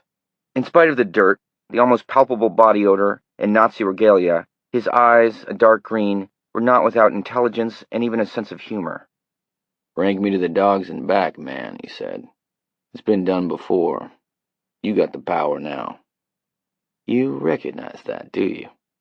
"Sure. I left my guys back in the Hamptons, came here alone. Beat on my own head, man." He smiled. "But if we should ever catch you in a similar position, you want to hope your kidneys are wearing combat boots." "I'll chance it," Greg said. He measured Elliman. They were both big men. He reckoned Elliman had 40 pounds on him, but a lot of it was beer muscle. "I could take you, Sonny." Elliman's face crinkled in amiable good humor. "Maybe, maybe not. That's not the way we play it, man. All that good American John Wayne stuff." He leaned forward, as if to impart a great secret.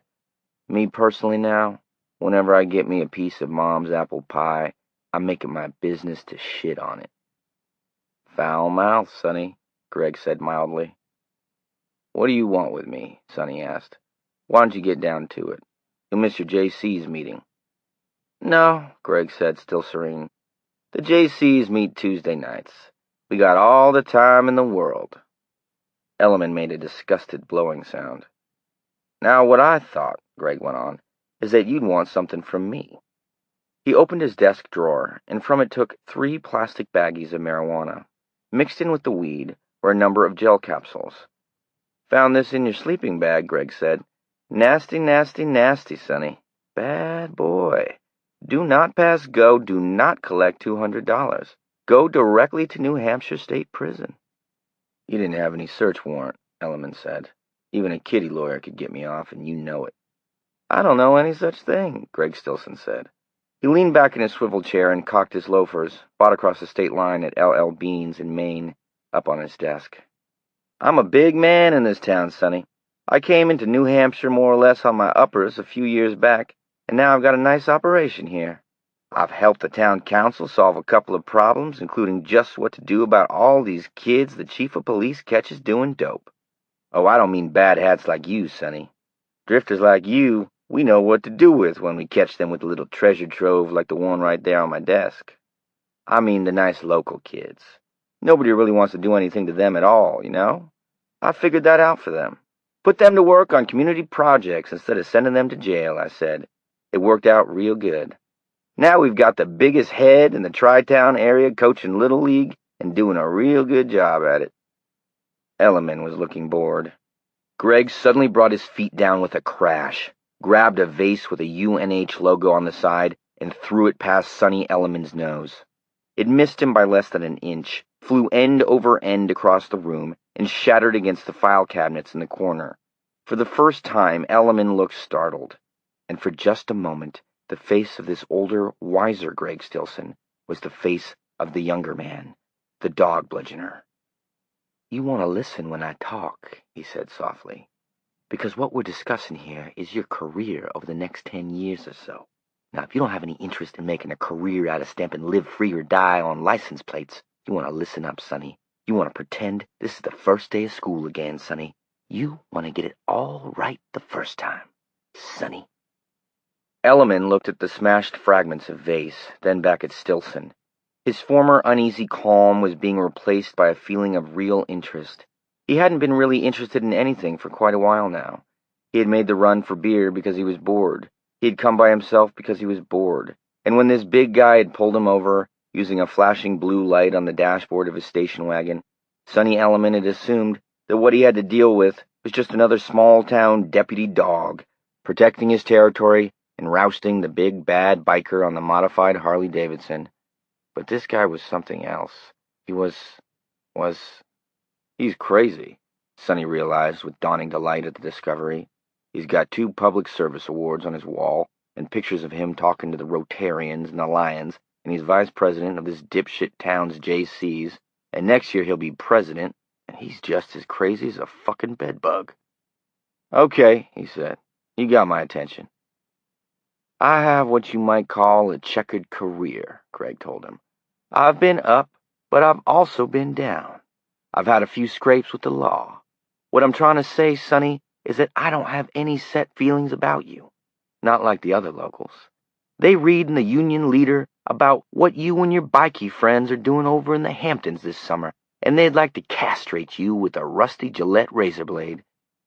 That's not the devil's dozen, Sonny said. We came down on a run from upstate New York to get some beach time, man. We're on vacation. We're not into trashing a bunch of honky-tonk bars. There's a bunch of Hell's Angels tearing ass and a chapter of the Black Riders from New Jersey. But you know who it is mostly? A bunch of college kids. Sonny's lip curled. But the papers don't like to report that, do they? They'd rather lay the rap on us than on Susie and Jim. You're so much more colorful, Greg said mildly. And William Loeb over at the Union Leader doesn't like bike clubs. That bald-headed creep, Sonny muttered.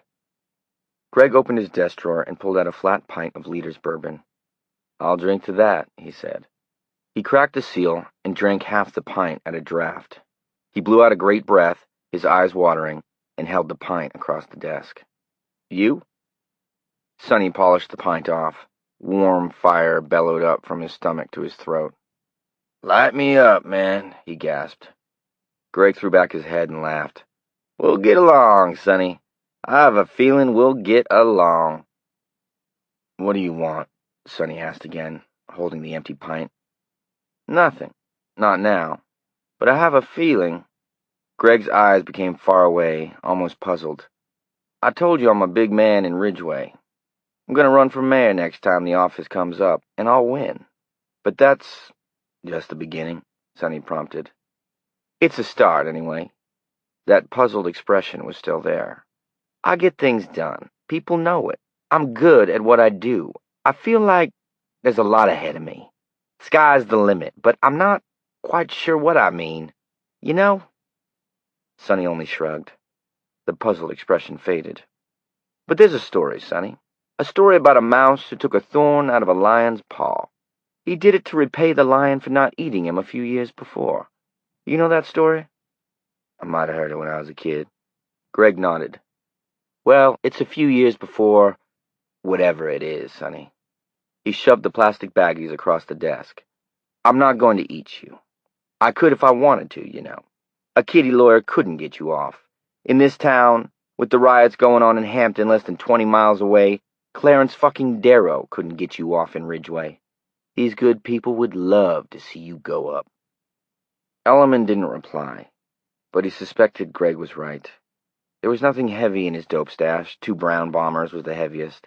But the collective parents of good old Susie and Jim would be glad to see him breaking rocks in Portsmouth with his hair cut off his head.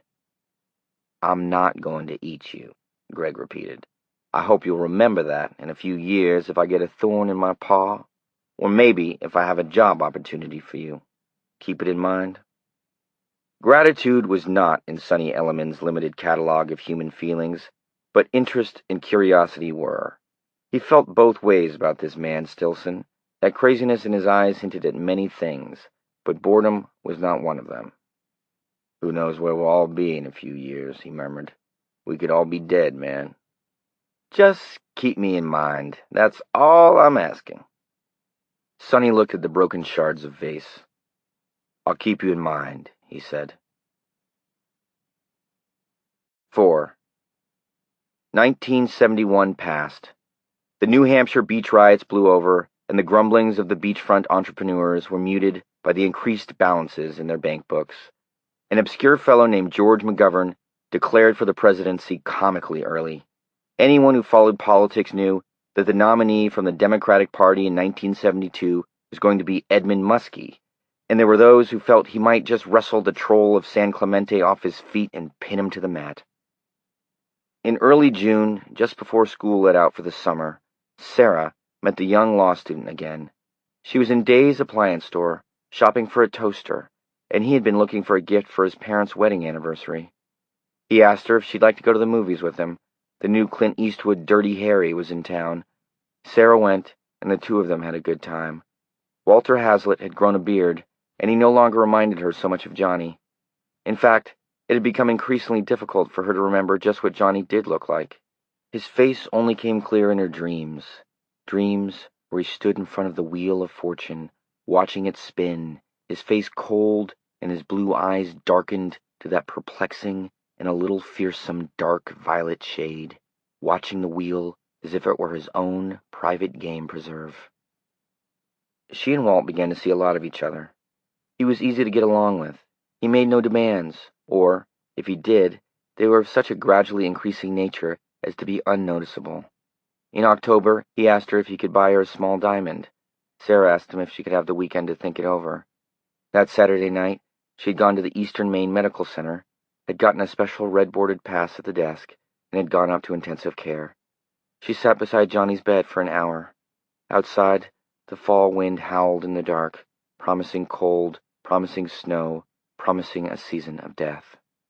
It lacked 16 days of a year since the fair, the wheel, and the head-on collision near the bog.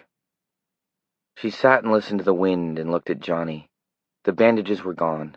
The scar began on his forehead, an inch above his right eyebrow, and twisted up under the hairline. His hair had gone white, making her think of that fictional detective in the 87th Precinct stories. Cotton Hawes, his name was. To Sarah's eyes, there seemed to have been no degeneration in him, except for the inevitable weight loss. He was simply a young man she barely knew, fast asleep. She bent over him and kissed his mouth softly, as if the old fairy tale could be reversed, and her kiss could wake him. But Johnny only slept. She left, went back to her apartment in Vesey, lay down on her bed, and cried as the wind walked the dark world outside, throwing its catch of yellow and red leaves before it.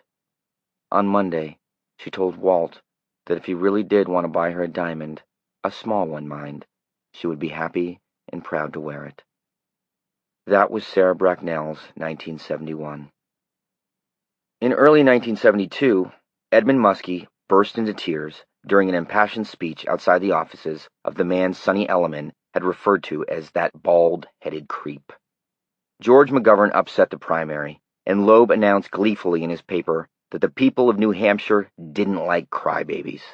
In July, McGovern was nominated. In that same month, Sarah Bracknell became Sarah Hazlitt. She and Walt were married in the First Methodist Church of Bangor. Less than 2 miles away, Johnny Smith slept on, and the thought of him came to Sarah, suddenly and horribly, as Walt kissed her in front of the dearly beloved there assembled for the nuptials. Johnny, she thought, and saw him as she had when the lights went on, half Jekyll and half snarling Hyde. She stiffened in Walt's arms for a moment, and then it was gone. Memory, vision, whatever it had been, it was gone. After long thought and discussion with Walt, she had invited Johnny's folks to the wedding. Herb had come alone. At the reception, she asked him if Vera was all right. He glanced around, saw they were alone for the moment, and rapidly downed the remainder of his scotch and soda. He had aged 5 years in the last 18 months, she thought. His hair was thinning, the lines on his face were deeper.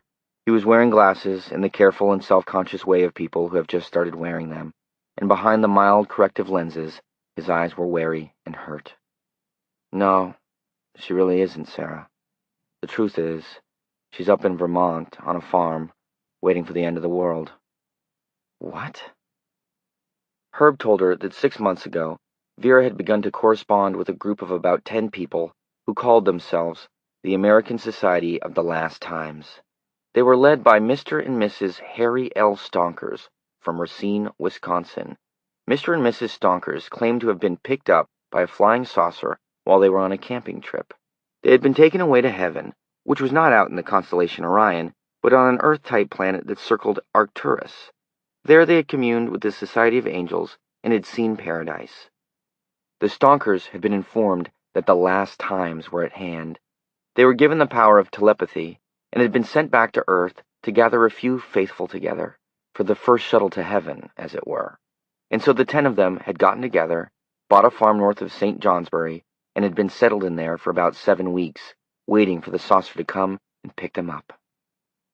It sounds, Sarah began, and then closed her mouth. I know how it sounds, Herb said. It sounds crazy.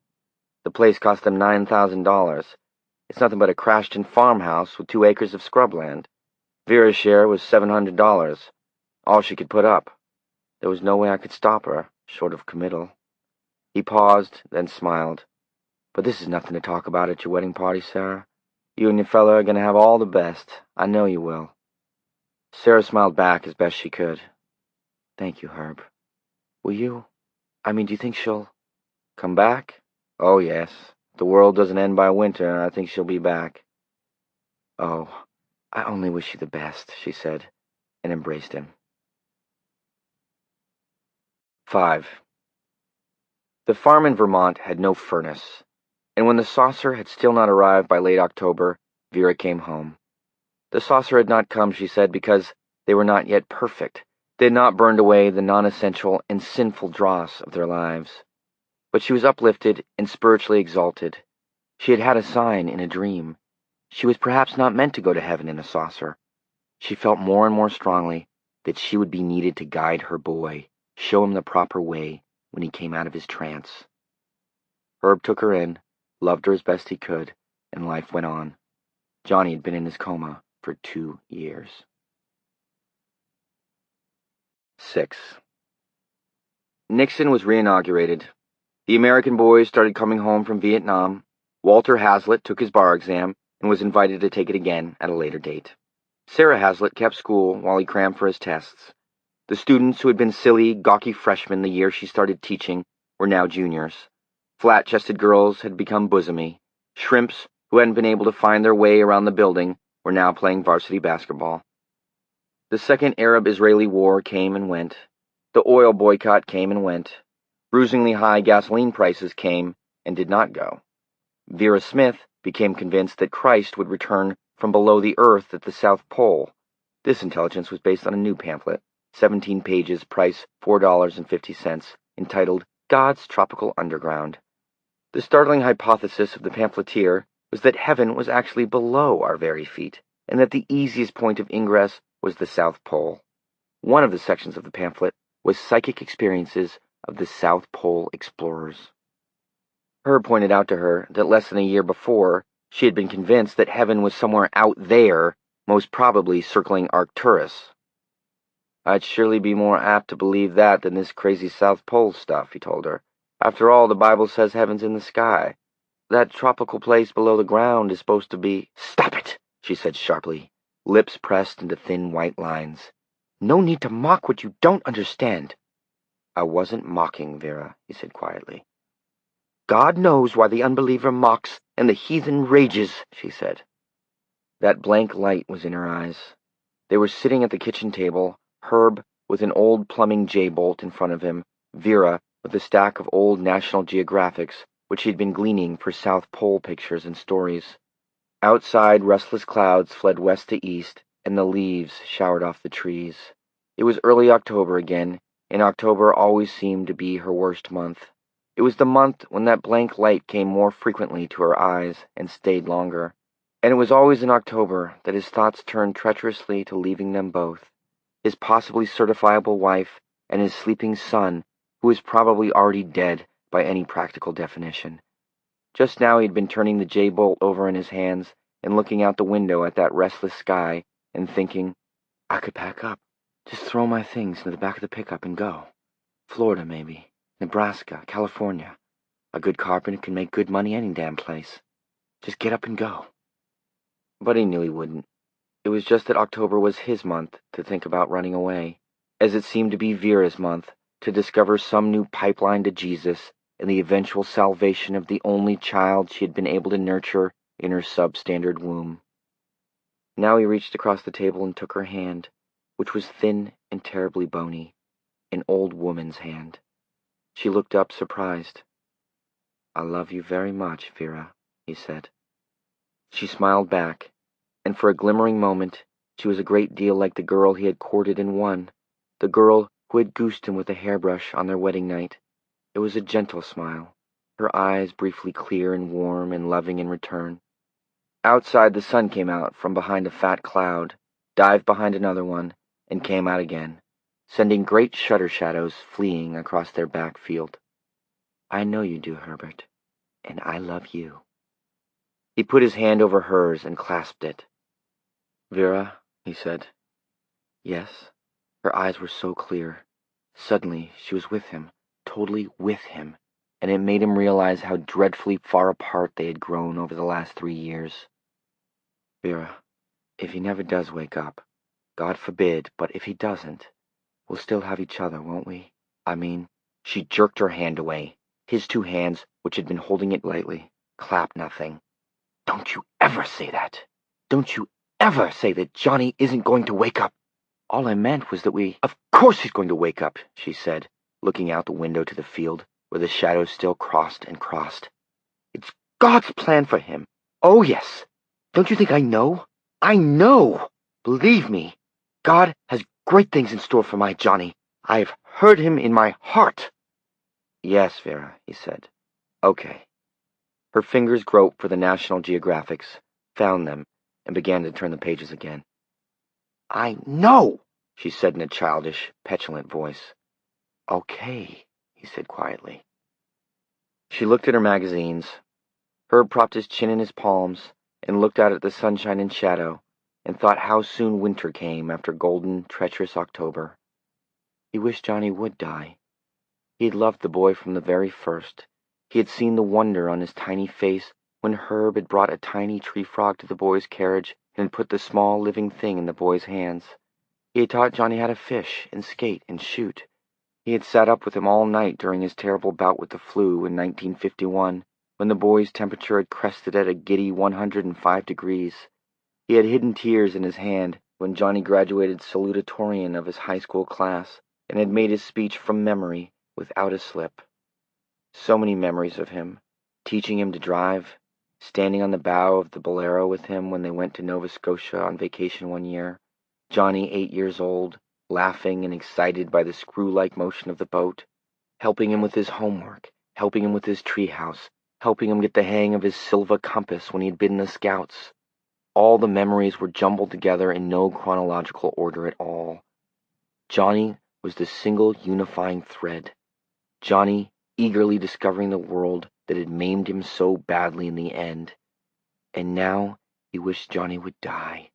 Oh, how he wished it, that he would die, that his heart would stop beating, that the final low traces on the EEG would go flat, that he would just flicker out like a guttering candle in a pool of wax, that he would die and release them. 7. The seller of lightning rods arrived at Kathy's Roadhouse in Somersworth, New Hampshire, in the early afternoon of a blazing summer's day less than a week after the 4th of July in that year of 1973. And somewhere not so far away, there were perhaps storms only waiting to be born in the warm elevator shafts of summer's thermal updrafts. He was a man with a big thirst, and he stopped at Kathy's to slake it with a couple of beers, not to make a sale. But from force of long habit, he glanced up at the roof of the low ranch-style building, and the unbroken line he saw standing against the blistering gunmetal sky caused him to reach back in for the scuffed suede bag that was his sample case. Inside, Kathy's was dark and cool and silent, except for the muted rumble of the color TV on the wall. A few regulars were there, and behind the bar was the owner, keeping an eye on As the World Turns, along with his patrons. The seller of lightning rods lowered himself onto a bar stool and put his sample case on the stool to his left. The owner came over. "Hi, friend. What'll it be?" "A bud," the lightning rod salesman said, "and draw another for yourself, if you're of a mind." "I'm always of a mind," the owner said.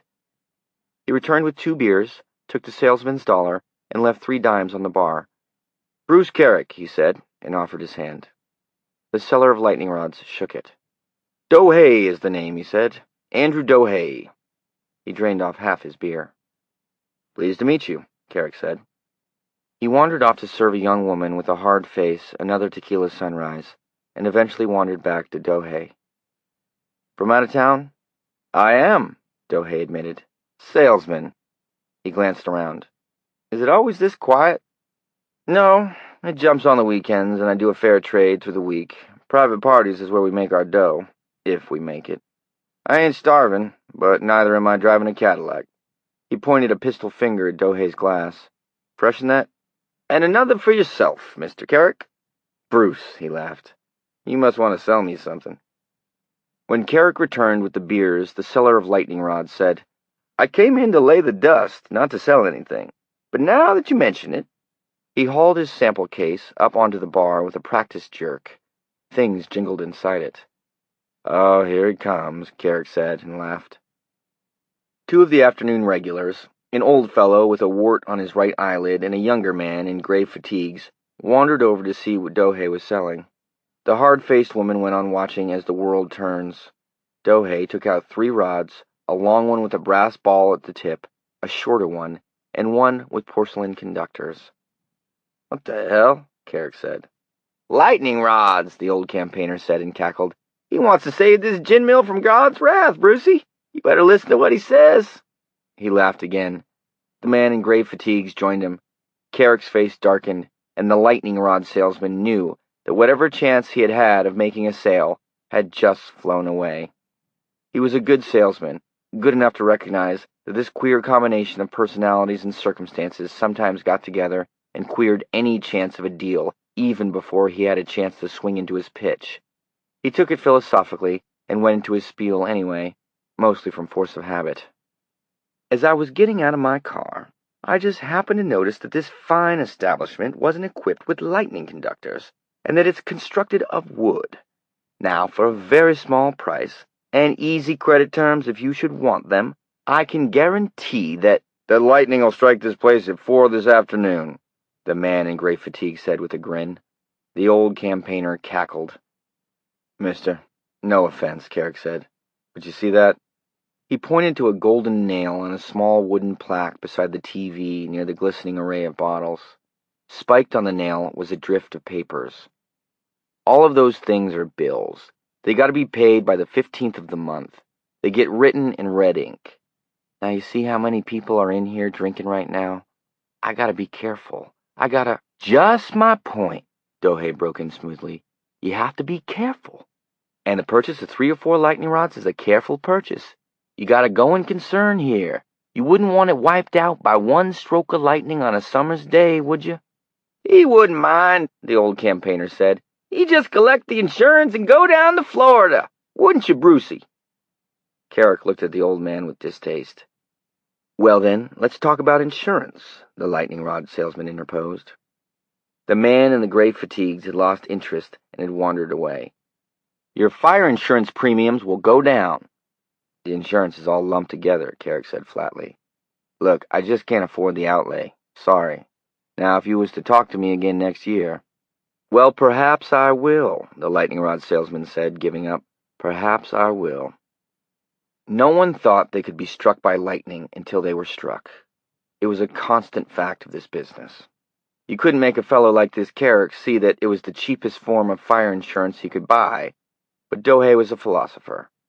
After all, he had told the truth when he said he came in to lay the dust. To prove it, and to prove there were no hard feelings, he ordered another beer. But this time he did not match it with one for Carrick. The old campaigner slid onto the stool beside him. About 10 years ago, there was a fella got hit by lightning out on the golf course, he said. Killed him just as dead as shit. Now there's a man could have used a lightning rod right up on his head, am I right? He cackled, sending out a lot of stale beer breath into Dohei's face. Dohei smiled dutifully. All the coins in his pockets were fused together. That's what I heard. Lightning's a funny thing, sure is. Now, I remember one time. A funny thing, Dohei thought, letting the old man's words flow harmlessly over him, nodding in the right places out of instinct. A funny thing, all right, because it doesn't care who or what it hits, or when. He finished his beer and went out, carrying his satchel full of insurance against the wrath of God, maybe the only kind ever invented, with him. The heat struck him like a hammer blow, but still he paused for a moment in the mostly deserted parking lot, looking up at the unbroken line of roof ridge.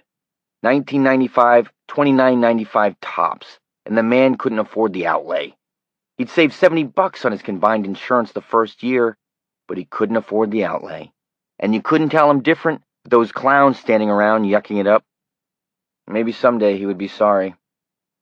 The seller of lightning rods got into his Buick, cranked up the air conditioning, and drove away west toward Concord and Berlin, his sample case on the seat beside him, running ahead of whatever storms might be whistling up the wind behind.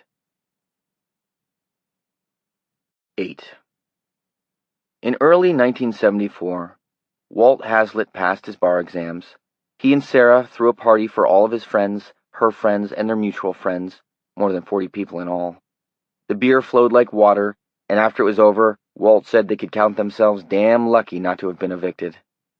When the last of the guests were seen out, at 3 a.m, Walt had come back from the door to find Sarah in the bedroom, naked except for her shoes and the diamond chip earrings he had gone into Hawk to give her for her birthday.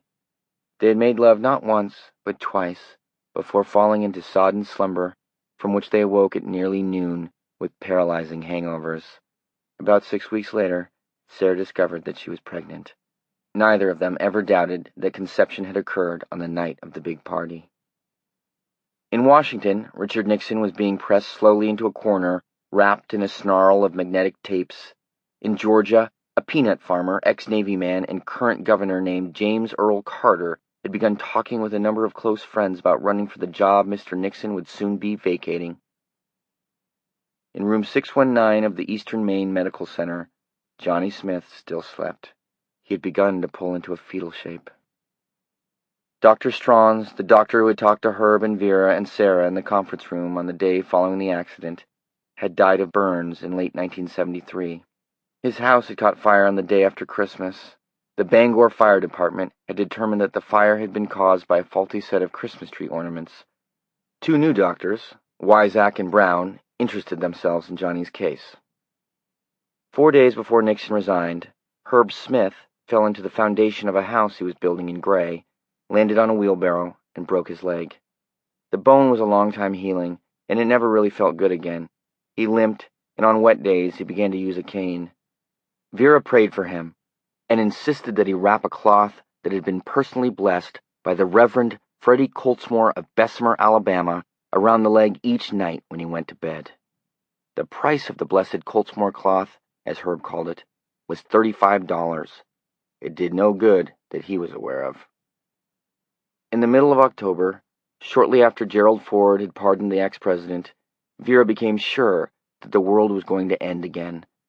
Herb realized what she was about barely in time. She had made arrangements to give what little cash and savings they had recouped since Johnny's accident to the Last Time Society of America. She had tried to put the house up for sale and had made an arrangement with the Goodwill, which was going to send a van out in 2 days' time to pick up all the furniture. Herb found out when the realtor called him to ask if a prospective buyer could come and look at the house that afternoon. For the first time, he had genuinely lost his temper with Vera. "What in Christ's name did you think you were doing?" he roared, after dragging the last of the incredible story out of her. They were in the living room. He had just finished calling Goodwill to tell them to forget the van.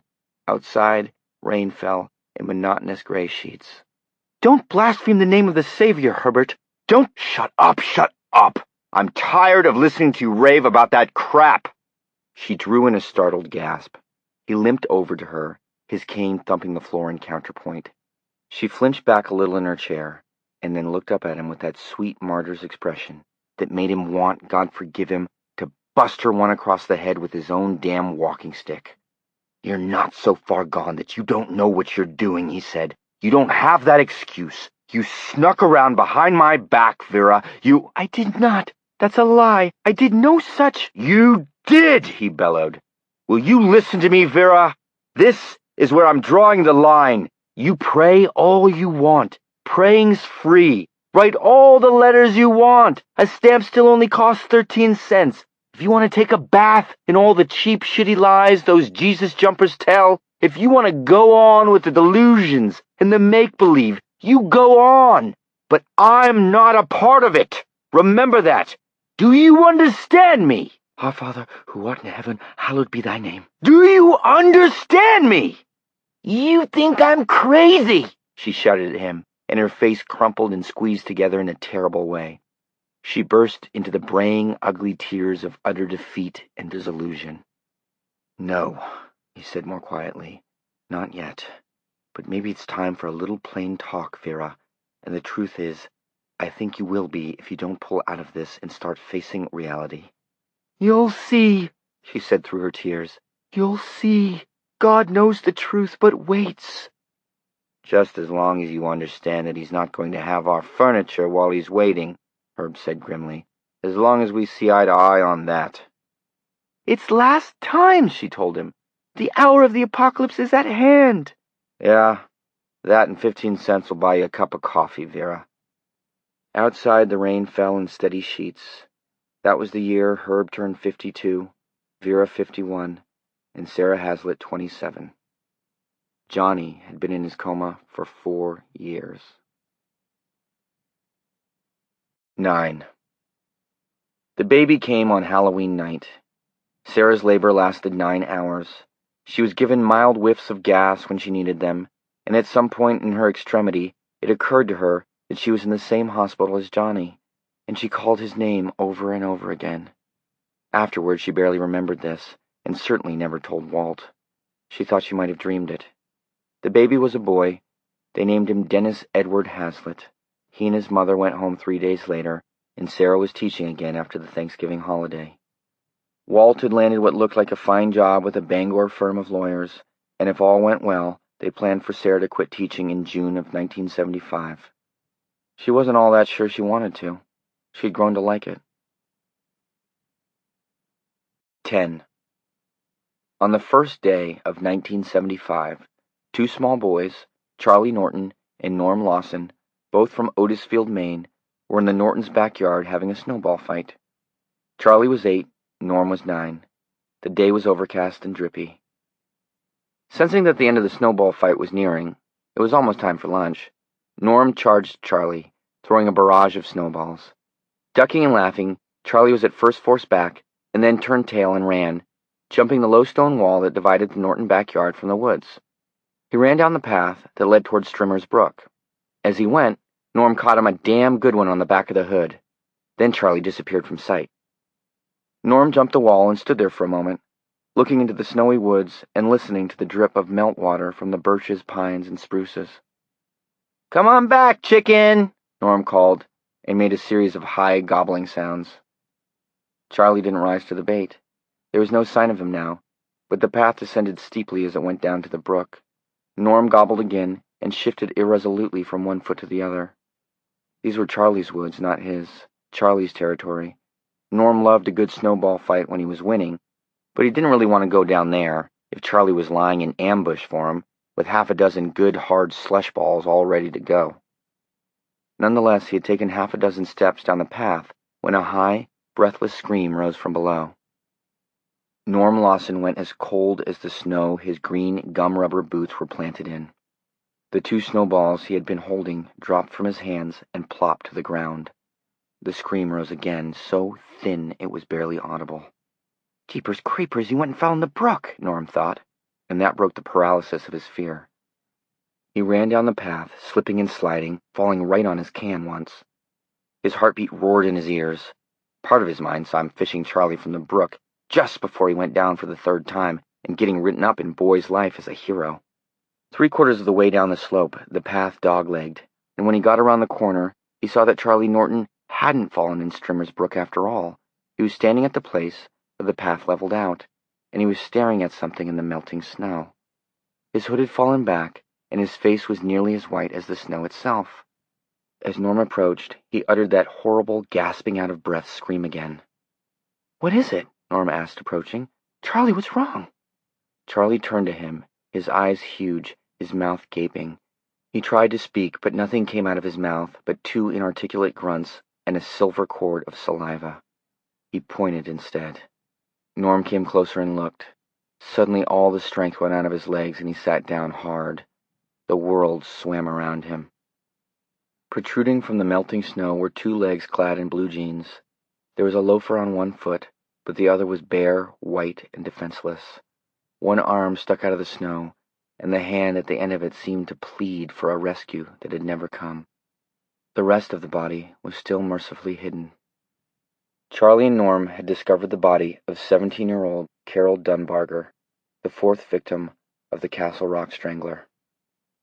It had been almost 2 years since he had last killed, and the people of Castle Rock, Strimmer's Brook formed the southern borderline between the towns of Castle Rock and Otisfield, had begun to relax, thinking the nightmare was finally over. It wasn't. Chapter 6 1. 11 days after the discovery of the Dunbarger girl's body, a sleet and ice storm struck northern New England. On the 6th floor of the Eastern Maine Medical Center, everything was running just a little bit late in consequence. A lot of the staff had run into problems getting to work, and those that made it found themselves running hard just to stay even. It was after 9 a.m. when one of the aides, a young woman named Allison Conover, brought Mr. Starrett his light breakfast. Mr. Starrett was recovering from a heart attack and was doing his 16 in intensive care. A 16-day stay following a coronary was standard operation procedure. Mr. Starrett was doing nicely. He was in room 619, and he had told his wife privately that the biggest incentive to his recovery was the prospect of getting away from the living corpse in the room's second bed. The steady whisper of the poor guy's respirator made it hard to sleep, he told her. After a while, it got so you didn't know if you wanted it to go on whispering or stop. Stop dead, so to speak. The TV was on when Allison came in. Mr. Starrett was sitting up in bed with his control button in one hand. Today had ended, and Mr. Starrett had not yet decided to blank out My Backyard, the cartoon show that followed it. That would have left him alone with the sound of Johnny's respirator. "I'd about given up on you this morning," Mr. Starrett said, looking at his breakfast tray of orange juice, plain yogurt, and wheat flakes with no great joy. What he really craved were 2 cholesterol-filled eggs, fried over easy and sweating butter, with 5 slices of bacon on the side, not too crisp. The sort of fare that had, in fact, landed him here in the first place, at least according to his doctor, the bird brain. "The going's bad outside," Allison said shortly. 6 patients had already told her that they had about given up on her this morning, and the line was getting old. Allison was a pleasant girl, but this morning she was feeling harried. Oh, sorry, Mr. Starrett said humbly. Pretty slippery on the road, is it? It sure is, Allison said, thawing slightly. If I didn't have my husband's four-wheel drive today, I never would have made it. Mr. Starrett pushed the button that raised his bed so he could eat his breakfast comfortably. The electric motor that raised and lowered it was small but loud. The TV was also quite loud. Mr. Starrett was a little deaf, and as he had told his wife, the guy in the other bed had never complained about a little extra volume. Never asked to see what was on the other channels, either. He supposed a joke like that was in pretty poor taste, but when you'd had a heart attack and wound up in intensive care sharing a room with a human vegetable, you either learned a little black humor, or you went crazy. Allison raised her voice a little to be heard over the whining motor and the TV as she finished setting up Mr. Starrett's tray. There were cars off the road all up and down State Street Hill. In the other bed, Johnny Smith said softly, The whole wad on 19. One way or the other. My girl's sick. You know, this yogurt isn't half bad, Mr. Starrett said. He hated yogurt, but he didn't want to be left alone until absolutely necessary.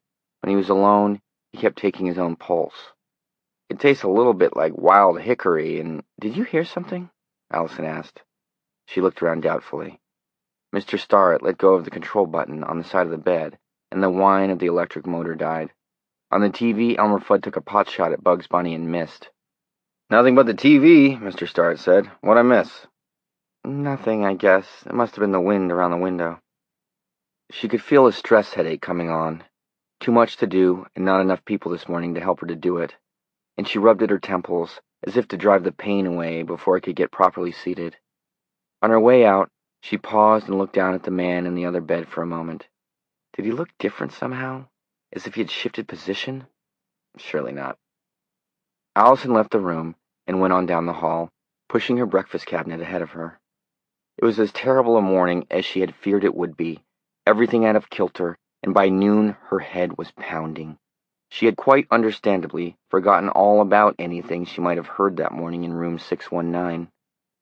But in the days that followed, she found herself looking more and more often at Smith, and by March, Allison had become almost sure that he had straightened a bit, come out of what the doctors called his pre-fetal position a little. Not much, just a little. She thought of mentioning it to someone, but in the end did not. After all, she was only an aide, little more than kitchen help. It really wasn't her place. 2. It was a dream, he guessed. He was in a dark, gloomy place, a hallway of some kind. The ceiling was too high to see. It was lost in the shadows. The walls were dark chrome steel. They opened out as they went upward. He was alone, but a voice floated up to where he stood, as if from a great distance. A voice he knew. Words that had been spoken to him in another place at another time. The voice frightened him. It was groaning and lost, echoing back and forth between the dark chrome steel like a trapped bird he remembered from his childhood. The bird had flown into his father's tool shed and hadn't the wit to get back out. He had panicked and gone swooping back and forth, cheeping in desperate alarm, battering itself against the walls until it had battered itself to death. This voice had the same doomed quality as that long-ago bird's cheeping. It was never going to escape this place. You plan all your life, and you do what you can, the spectral voice groaned. You never want nothing but the best, and the kid comes home with hair down to his asshole and says the President of the United States is a pig. A pig. Shit. I don't... Look out, he wanted to say. He wanted to warn the voice, but he was mute. Look out for what? He didn't know. He didn't even know for sure who he was, although he had a suspicion that he had once been a teacher or preacher. Jesus! The faraway voice screamed. Lost voice, doomed, drowned. Silence then. Echoes dying away. Then, in a little while, it would start again. So after a while, he did not know how long, time seemed to have no meaning or relevance in this place, he began to grope his way down the hall, calling in return, or perhaps only calling in his mind, perhaps hoping that he and the owner of the voice could find their way out together, perhaps only hoping to give some comfort and receive some in return. But the voice kept getting further and further away, dimmer and fainter, far and wee, until it was just an echo of an echo, and then it was gone. He was alone now, walking down this gloomy and deserted hall of shadows, and it began to seem to him that it wasn't an illusion or a mirage or a dream, at least not of the ordinary kind. It was as if he had entered limbo, a weird conduit between the land of the living and that of the dead. But toward which end was he moving? Things began to come back, disturbing things. They were like ghosts that joined him on his walk, fell in on either side of him, in front of him, behind him, until they circled around him in an eldritch ring. Weave a circle around him thrice, and touch his eyes with holy dread. Was that how it went? He could almost see them, all the whispering voices of purgatory. There was a wheel turning and turning in the night, a wheel of the future, red and black, life and death, slowing. Where had he laid his bet? He couldn't remember, and he should be able to, because the stakes were his existence. In or out. It had to be one or the other. His girl was sick. He had to get her home. After a while, the hallway began to seem brighter. At first he thought it was imagination, a sort of dream within a dream, if that were possible. But after an unknown length of time, the brightness became too marked to be an illusion. The whole experience of the corridor seemed to become less dreamlike. The walls drew back until he could barely see them, and the dull, dark color changed to a sad and misty gray, the color of twilight on a warm and overcast March afternoon. It began to seem that he was not in a hallway at all anymore, but in a room, almost in a room, separated from it by the thinnest of membranes, a sort of placental sac, like a baby waiting to be born. Now he heard other voices, not echoey, but dull and thudding, like the voices of nameless gods speaking in forgotten tongues. Little by little, these voices came clearer, until he could nearly make out what they were saying. He began to open his eyes from time to time, or thought he did, and he could actually see the owners of those voices, bright, glowing, spectral shapes with no faces at first, sometimes moving about the room, sometimes bending over him. It didn't occur to him to try speaking to them, at least not at first. It came to him that this might be some sort of afterlife, and these bright shapes, the shapes of angels. The faces, like the voices, began to come clearer with time. He saw his mother once, leaning into his field of vision and slowly thundering something totally without meaning into his upturned face. His father was there another time. Dave Pelson from school, a nurse he came to know. He believed her name was Mary or possibly Marie.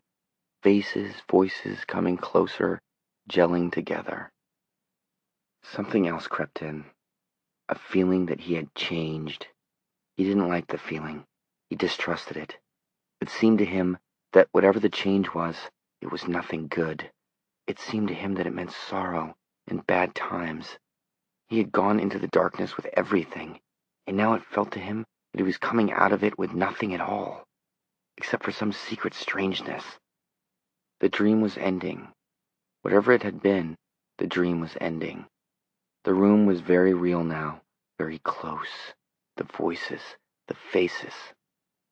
He was going to come into the room, and it suddenly seemed to him that what he wanted to do was turn and run, to go back down that dark hallway forever. The dark hallway was not good, but it was better than this new feeling of sadness and impending loss. He turned and looked behind him, and yes, it was there.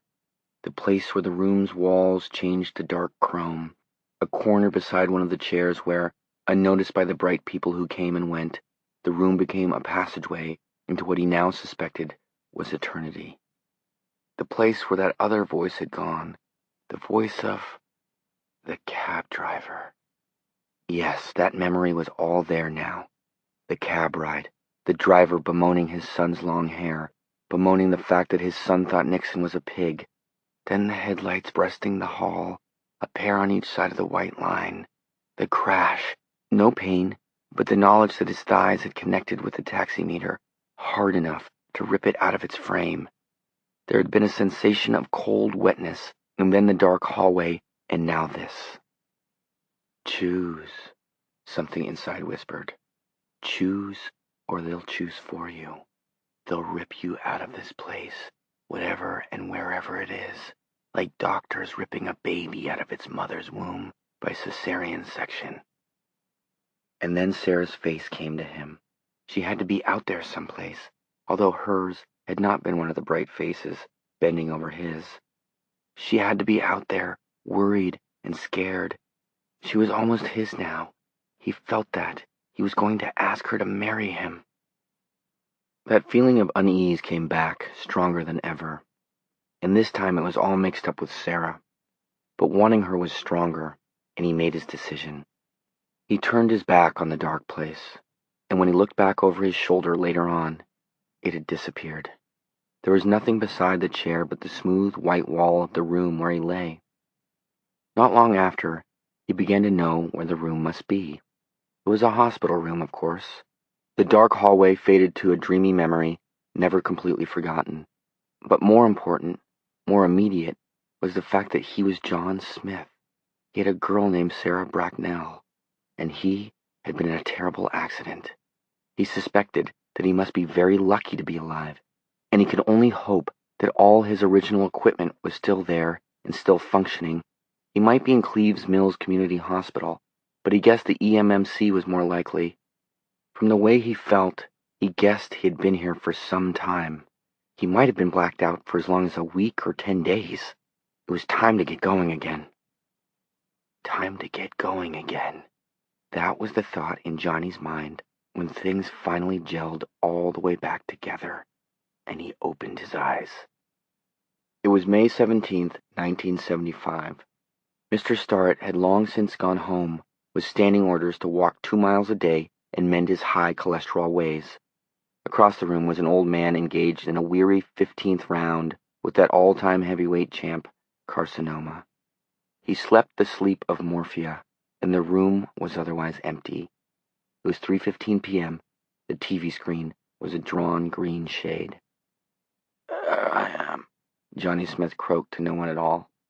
He was shocked by the weakness of his voice. There was no calendar in the room, and he had no way of knowing that he had been out of it for 4.5 years. 3. The nurse came in some 40 minutes later. She went over to the old man in the other bed, changed his IV feed, went into the bathroom, and came out with a blue plastic pitcher. She watered the old man's flowers. There were over 6 bouquets, and a score of get well cards standing open on his table and windowsill. Johnny watched her perform this homey chore, feeling as yet no urge to try his voice again. She put the pitcher back and came over to Johnny's bed. Going to turn my pillows, he thought. Their eyes met briefly, but nothing in hers changed. She doesn't know I'm awake. My eyes have been open before. It doesn't mean anything to her. She put her hand on the back of his neck. It was cool and comforting, and Johnny knew she had 3 children, and that the youngest had lost most of the sight in one eye last 4th of July, a firecracker accident. The boy's name was Mark. She lifted his head, flipped his pillow over, and settled him back. She started to turn away, adjusting her nylon uniform at the hips, and then turned back, puzzled, belatedly thinking that there had been something new in his eyes, maybe, something that hadn't been there before. She glanced at him thoughtfully, started to turn away again, and he said, "Hello, Murray." She froze, and he could hear an ivory click as her teeth came suddenly and violently together. Her hand pressed against her chest just above the swell of her breasts. A small gold crucifix hung there. "Oh my God," she said. "You're awake. I thought you looked different. How did you know my name?" "I suppose I must have heard it." It was hard to talk, terribly hard. His tongue was a sluggish worm, seemingly unlubricated by saliva. She nodded. You've been coming up for some time now. I'd better go down to the nurse's station and have Dr. Brown or Dr. Wyzak paged. They'll want to know you're back with us." But she stayed a moment longer, looking at him with a frank fascination that made him uneasy. "Did I grow a third eye?" he asked. She laughed nervously. "No, of course not. Excuse me." His eye caught on his own window ledge and his table pushed up against it. On the ledge was a faded African violet and a picture of Jesus Christ. It was the sort of picture of Jesus his mother favored, with Christ looking as if he was ready to bat cleanup for the New York Yankees, or something of a similar clean and athletic nature. But the picture was yellow. Yellow and beginning to curl at the corners. Sudden fear dropped over him like a suffocating blanket. "Nurse!" he called. "Nurse!" In the doorway she turned back. "Where are all my get well cards?" Suddenly it was hard for him to breathe. "The other guys got... Didn't anyone send me a card?" She smiled, but it was forced. It was the smile of someone who's hiding something. Suddenly Johnny wanted her by his bed. He would reach out and touch her. If he could touch her, he would know what she was hiding. "I'll have the doctor paged," she said, and left before he could say anything else. He looked at the African violet, at the aging picture of Jesus, baffled and afraid. After a little while, he drifted off to sleep again. 4.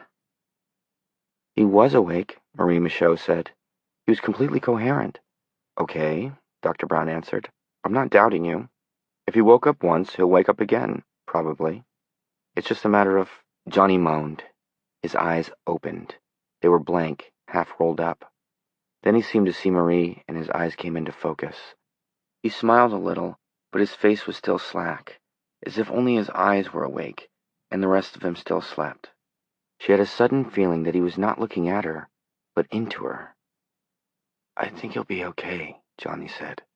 "Once they clean that impacted cornea, the eye'll be as good as new. Should be." Marie gasped harshly, and Brown glanced at her. "What is it?" "He's talking about my boy," she whispered. "My Mark." "No," Brown said. "He's talking in his sleep, that's all. Don't make a picture out of an inkblot, nurse." "Yes, okay. But he's not asleep now, is he?" "Marie?" Johnny asked. He smiled tentatively. "I dozed off, didn't I?" "Yes," Brown said. "You were talking in your sleep. Gave Marie here a turn. Were you dreaming?" "No, not that I remember. What did I say? And who are you?" "I'm Dr. James Brown, just like the soul singer, only I'm a neurologist. You said, 'I think he'll be okay once they clean that impacted cornea.' I think that was it, wasn't it, nurse?" "My boy's going to have that operation," Marie said. "My boy Mark." "I don't remember anything," Johnny said. "I guess I was sleeping." He looked at Brown. His eyes were clear now and scared. "I can't lift my arms. Am I paralyzed?" "Nope. Try your fingers." Johnny did. They all wiggled. He smiled. "Superfine," Brown said. "Tell me your name." "John Smith." "Good. And your middle name?" "I don't have one." "That's fine. Who needs one? Nurse, go down to your station and find out who's in neurology tomorrow. I'd like to start a whole series of tests on Mr. Smith." "Yes, doctor." "And you might call Sam Wyzak. You'll get him at home or at the golf course." "Yes, doctor." "And no reporters, please. For your life." Brown was smiling but serious. "No, of course not." She left, white shoes squeaking faintly. Her little boy is going to be just fine, Johnny thought. I'll be sure to tell her. "Dr. Brown," he said, "where are my get well cards? Didn't anybody send me a card?" "Just a few more questions," Dr. Brown said smoothly. "Do you recall your mother's name?" "Of course I do. Vera." "Her maiden name?" "Nason." "Your father's name?" "Herbert. Herb. And why did you tell her no reporters?" "Your mailing address." "RFD number 1, Pownell," Johnny said promptly, and then stopped. An expression of comic surprise passed across his face. "I mean, well, I live in Cleves Mills now, at 110 North Main Street. Why the hell did I give you my parents' address?" I haven't lived there since I was 18. And how old are you now? I'll look it up on my driver's license, Johnny said. I want to know why I don't have any get well cards. How long have I been in the hospital anyway? And which hospital is this?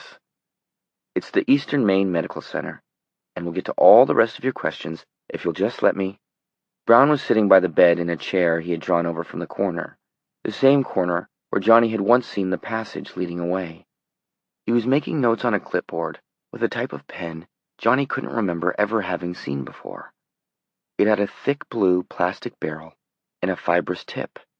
It looked like the strange hybrid offspring of a fountain pen and a ballpoint. Just looking at it made that formless dread come back, and without thinking about it, Johnny suddenly seized Dr. Brown's left hand in one of his own. His arm moved creakily, as if there were invisible 60-pound weights tied to it, a couple below the elbow and a couple above. He captured the doctor's hand in a weak grip and pulled. The funny pen left a thick blue line across the paper. Brown looked at him, at first only curious, then his face drained of color. The sharp expression of interest left his eyes and was replaced with a muddy look of fear. He snatched his hand away. Johnny had no power to hold it, and for an instant, a look of revulsion crossed the doctor's face, as if he had been touched by a leper. Then it was gone, and he only looked surprised and disconcerted. "What did you do that for, Mr. Smith?" His voice faltered. Johnny's face had frozen in an expression of dawning comprehension. His eyes were the eyes of a man who has seen something terrible moving and shifting in the shadows, something too terrible to be described or even named. But it was a fact. It had to be named. 55 months? Johnny asked hoarsely. Going on 5 years? No. Oh my God, no. "Mr. Smith," Brown said, now totally flustered. "Please, it's not good for you to excite—" Johnny raised his upper body perhaps 3 inches from the bed, and then slumped back, his face shiny with sweat. His eyes rolled helplessly in their sockets. "I'm 27, he muttered. 27. Oh my Jesus. Brown swallowed and heard an audible click. When Smith had grabbed his hand, he'd felt a sudden onrush of bad feelings, childlike in their intensity. Crude images of revulsion had assaulted him. He had found himself remembering a picnic in the country when he had been 7 or 8, sitting down and putting his hand in something warm and slippery. He had looked around and seen that he had put his hand into the maggoty remains of a woodchuck that had lain under a laurel bush all that hot August. He had screamed then, and he felt a little bit like screaming now, except that the feeling was fading, dwindling, to be replaced with a question. How did he know? He touched me, and he knew. Then 20 years of education rose up strongly in him, and he pushed the notion aside. There were cases without number of comatose patients who had awakened with a dreamlike knowledge of many things that had gone on around them while they were in coma. Like anything else, coma was a matter of degree. Johnny Smith had never been a vegetable.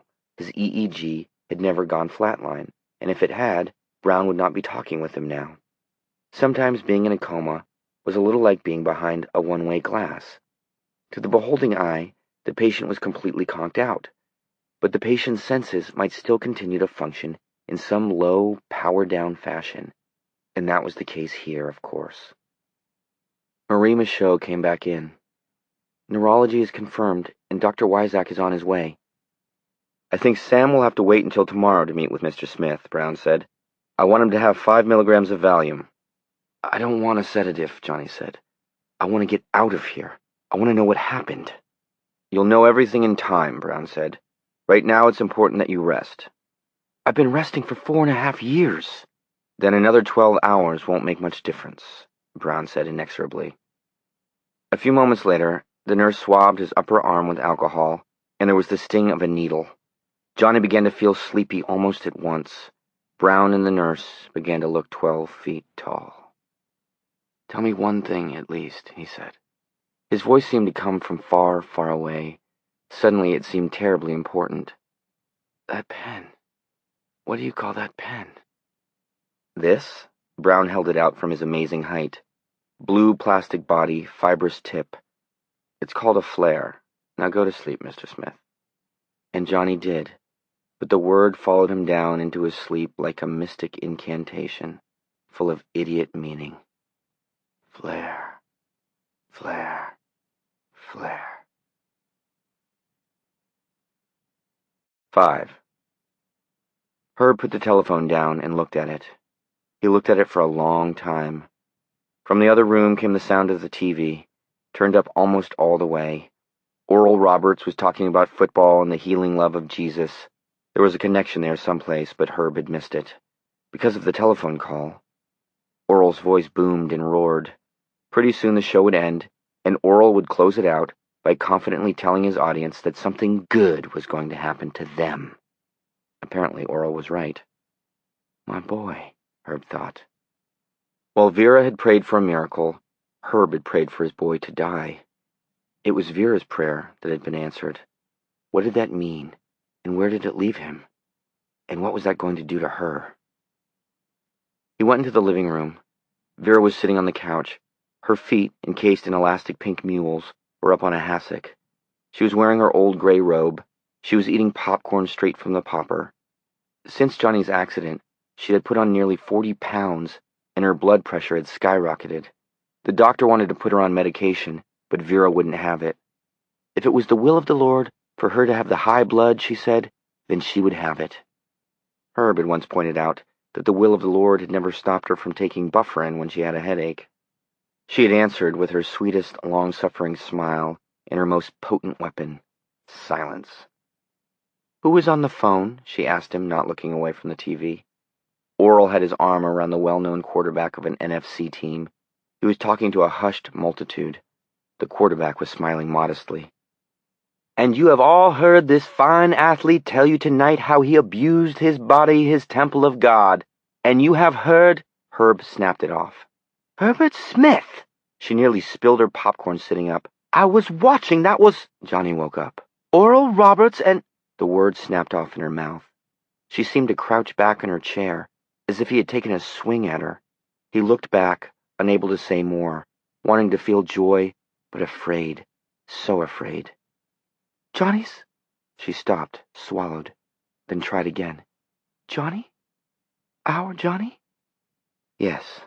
He spoke with Dr. Brown for nearly 15 minutes. Apparently, it wasn't that thing they thought, false waking, after all. He's coherent. He can move. Johnny's awake? Her hands came up to her mouth. The popcorn popper half full did a slow dipsy doodle off her lap and thumped to the rug, spilling popcorn everywhere. Her hands covered the lower half of her face. Above them her eyes got wider and wider still, until, for a dreadful second, Herb was afraid they might fall out and dangle by their stalks. Then they closed. A tiny mewing sound came from behind her hands. Vera, are you all right? Oh my God, I thank you, for your will be done, my Johnny. You brought me, I knew you would, my Johnny. Oh dear God, I will bring you my thanksgiving every day of my life for my Johnny, Johnny, Johnny.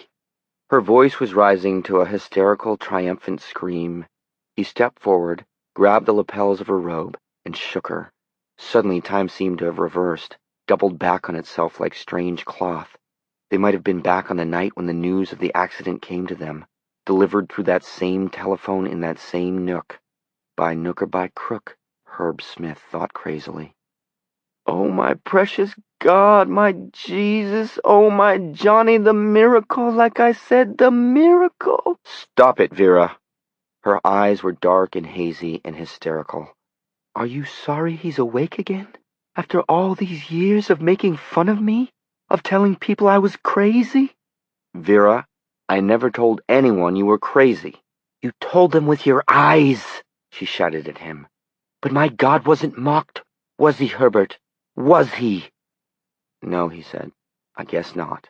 I told you God had a plan for my Johnny. Now you see his hand beginning to work.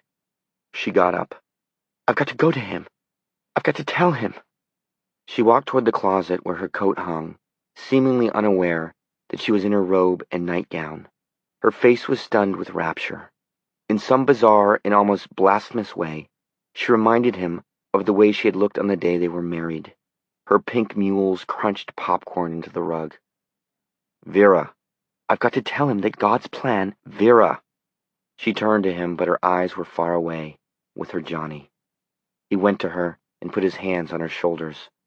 You tell him that you love him, that you prayed, waited, watched.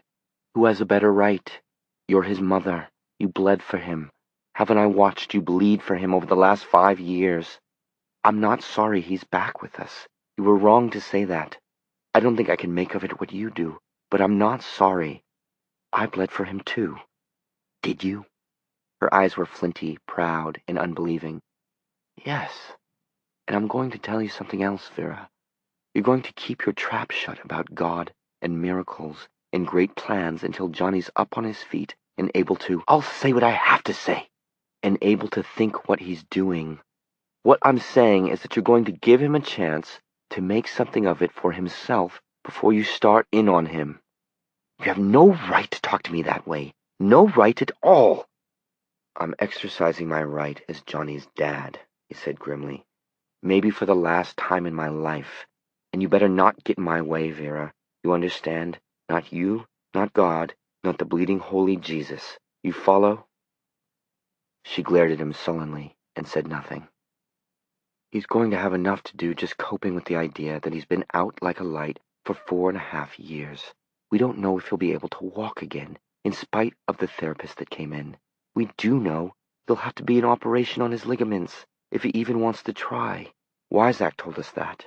Probably more than one, and more therapy, and a lot of it's going to hurt him like hell. So tomorrow, you're just going to be his mother. Don't you dare talk to me that way. Don't you dare! If you start in sermonizing, Vera, I'll drag you out of his room by the hair of your head. She stared at him, white-faced and trembling. Joy and fury were at war in her eyes. You better get dressed, Herb said. We ought to get going. It was a long, silent ride up to Bangor. The happiness they should have felt between them was not there. Only Vera's hot and militant joy. She sat bolt upright in the passenger seat, her Bible in her lap, open to the 23rd Psalm. 6. At 9:15 the next morning, Marie came into Johnny's room and said, Your mom and dad are here, if you're up to seeing them. Yes, I'd like that. He felt much better this morning, stronger and less disoriented, but the thought of seeing them scared him a little. In terms of his conscious recollection, he had seen them about 5 months ago. His father had been working on the foundation of a house that had now probably been standing for 3 years or more. His mom had fixed him home-baked beans and apple pie for dessert and had clucked over how thin he was getting. He caught Marie's hand weakly as she turned to go. Do they look all right? I mean, they look fine. Oh, good. You can only have half an hour with them now. Some more time this evening if the neurology series doesn't prove too tiring. Dr. Brown's orders? And Dr. Weizak's? All right, for a while. I'm not sure how long I want to be poked and prodded. Marie hesitated. Something? Johnny asked. No, not now. You must be anxious to see her folks. I'll send them in. He waited, nervous. The other bed was empty. The cancer patient had been moved out while Johnny slept off his Valium pop. The door opened. His mother and father came in. Johnny felt simultaneous shock and relief. Shock because they had aged. It was all true. Relief because the changes in them did not yet seem mortal. And if that could be said of them, perhaps it could be said of him as well. But something in him had changed drastically. And it might be mortal. That was all he had time to think before his mother's arms were around him, her violet sachet strong in his nostrils, and she was whispering, Thank God, Johnny. Thank God you're awake. He hugged her back as best he could. His arms still had no power to grip and fell away quickly. And suddenly, in 6 seconds, he knew how it was with her, what she thought, and what was going to happen to her. Then it was gone, fading like that dream of the dark corridor. But when she broke the embrace to look at him, the look of zealous joy in her eyes had been replaced with one of thoughtful consideration. The words seemed to come out of him of their own. Let them give you the medicine, Mom. That's best." Her eyes widened. She wet her lips. And then Herb was beside her, his eyes filled with tears. He had lost some weight, not as much as Vera had put on, but he was noticeably thinner. His hair was going fast, but the face was the same, homely and plain and well-loved. He took a large brakeman's bandana from his back pocket and wiped his eyes with it. Then he stuck out his hand.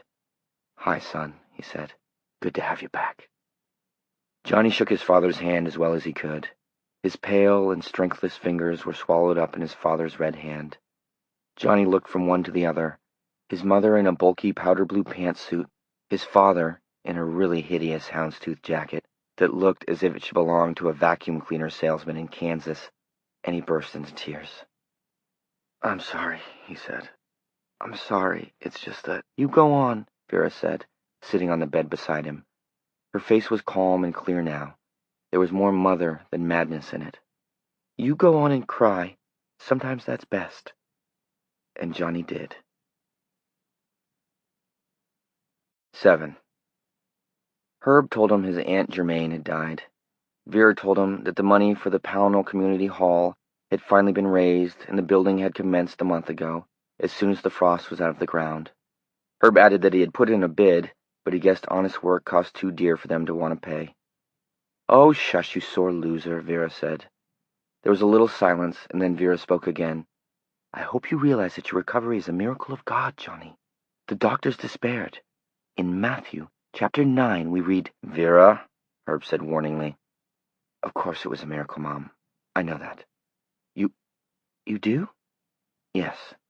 And I want to talk about it with you, hear your ideas about what it means, just as soon as I get on my feet again." She was staring at him, open-mouthed. Johnny glanced past her at his father, and their eyes met for a moment. Johnny saw great relief in his father's eyes. Herb nodded imperceptibly. "A conversion!" Vera ejaculated loudly. "My boy has had a conversion, oh praise God!" "Vera, hush," Herb said. "Best to praise God in a lower voice when you're in the hospital." "I don't see how anybody could not call it a miracle, Mom. And we're going to talk about it a lot, just as soon as I'm out of here." "You're going to come home," she said. "Back to the house where you were raised. I'll nurse you back to health, and we'll pray for understanding." He was smiling at her, but holding the smile was an effort. "You bet. Mom, would you go down to the nurse's station and ask Marie if I can have some juice? Or maybe some ginger ale? I guess I'm not used to talking in my throat." "Of course I will." She kissed his cheek and stood up. "Oh, you're so thin. But I'll fix that when you get home." She left the room, casting a single victorious glance at Herb as she went. They heard her shoes tapping off down the hall. "How long has she been that way?" Johnny asked quietly. Herb shook his head. "It's come a little at a time since your accident, but it had its start long before that. You know. You remember." "Is she—" "I don't know. There are people down south that handle snakes. I call them crazy. She doesn't do that." "How are you, Johnny? Really?" "I don't know," Johnny said. "Daddy, where's Sarah?" Herb leaned forward and clasped his hands between his knees. "I don't like to tell you this, John, but she's married. She got married." Herb didn't answer. Without looking directly at Johnny, he nodded his head. "Oh, God," Johnny said hollowly. "I was afraid of that." "She's been Mrs. Walter Hazlitt for going on 3 years. He's a lawyer. They have a baby boy. John, no one really believed you were going to wake up. Except for your mother, of course. None of us had any reason to believe you would wake up." His voice was trembling now, hoarse with guilt. "The doctors said—" "Oh, never mind what they said. Even I gave you up. I hate like hell to admit it, but it's true. All I can ask you is to try to understand about me. And Sarah." He tried to say that he did understand, but all that would come out was a sickly sort of croak. His body felt sick and old, and suddenly he was drowning in his sense of loss. The lost time was suddenly sitting on him like a load of bricks, a real thing, not just a vague concept. "Johnny, don't take on. There are other things, good things. It's going to take some getting used to," he managed. "Yeah, I know."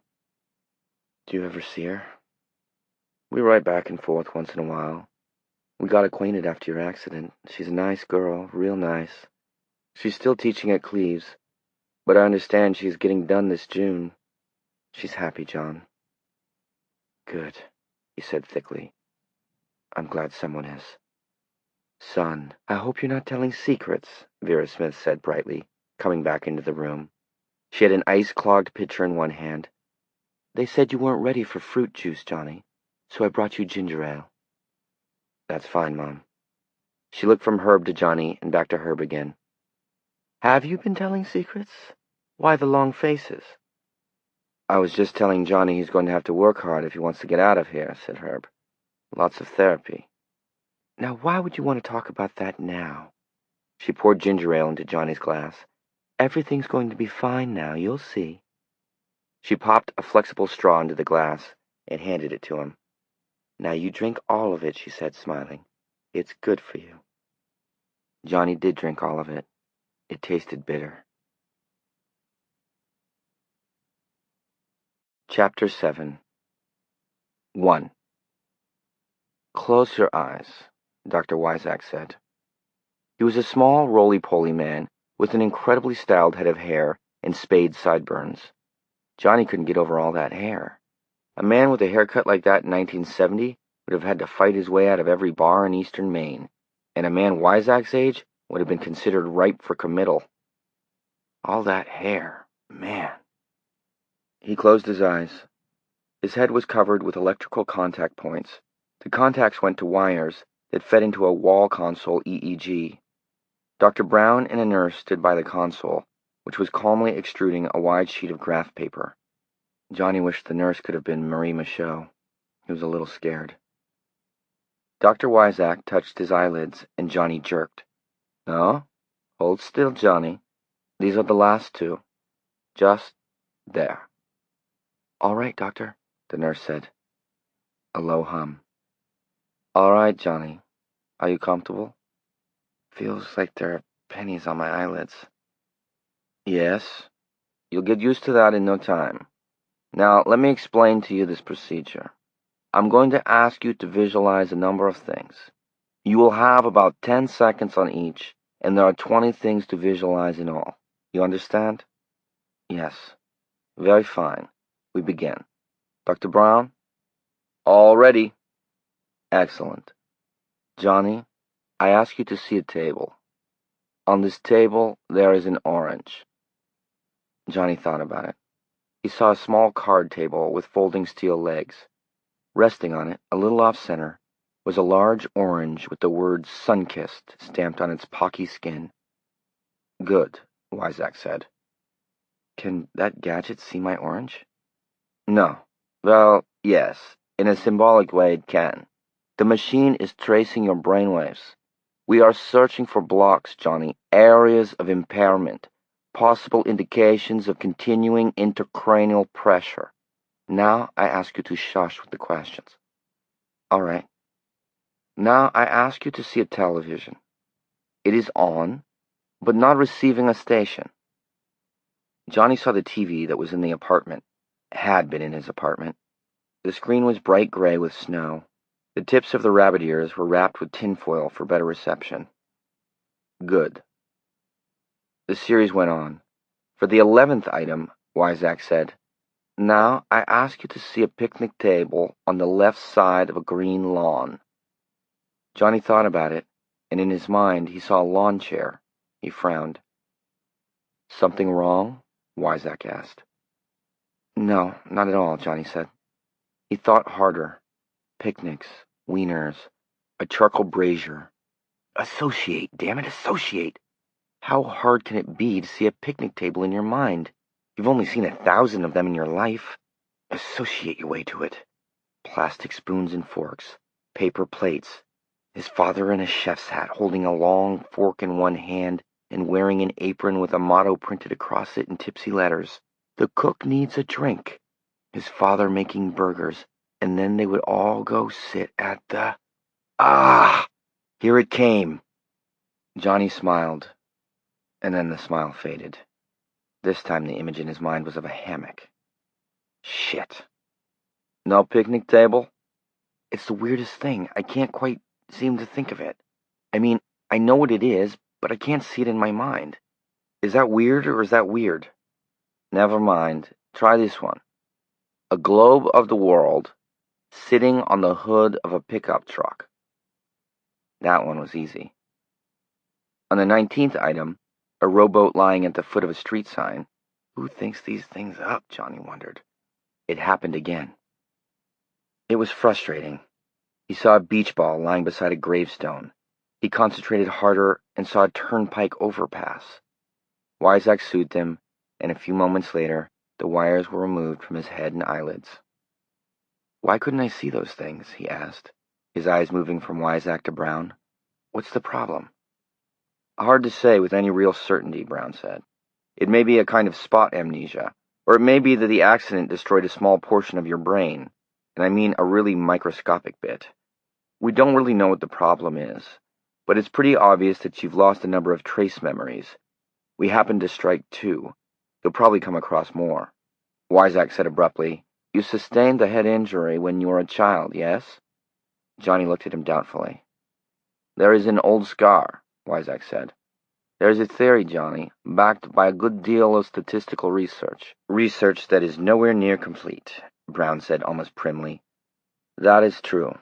But this theory supposes that the people who tend to recover from long-term coma are people who have sustained some sort of brain injury at a previous time. It is as though the brain has made some adaptation as the result of the first injury that allows it to survive the second. It's not proven, Brown said. He seemed to disapprove of Wyzak even bringing it up. The scar is there, Wyzak said. Can you not remember what happened to you, Johnny? I would guess you must have blacked out. Did you fall down the stairs? A bicycle accident, perhaps? The scar says this happened to a young boy. Johnny thought hard, then shook his head. Have you asked my mom and dad? Neither of them can remember any sort of head injury. Nothing occurs to you? For a moment something did.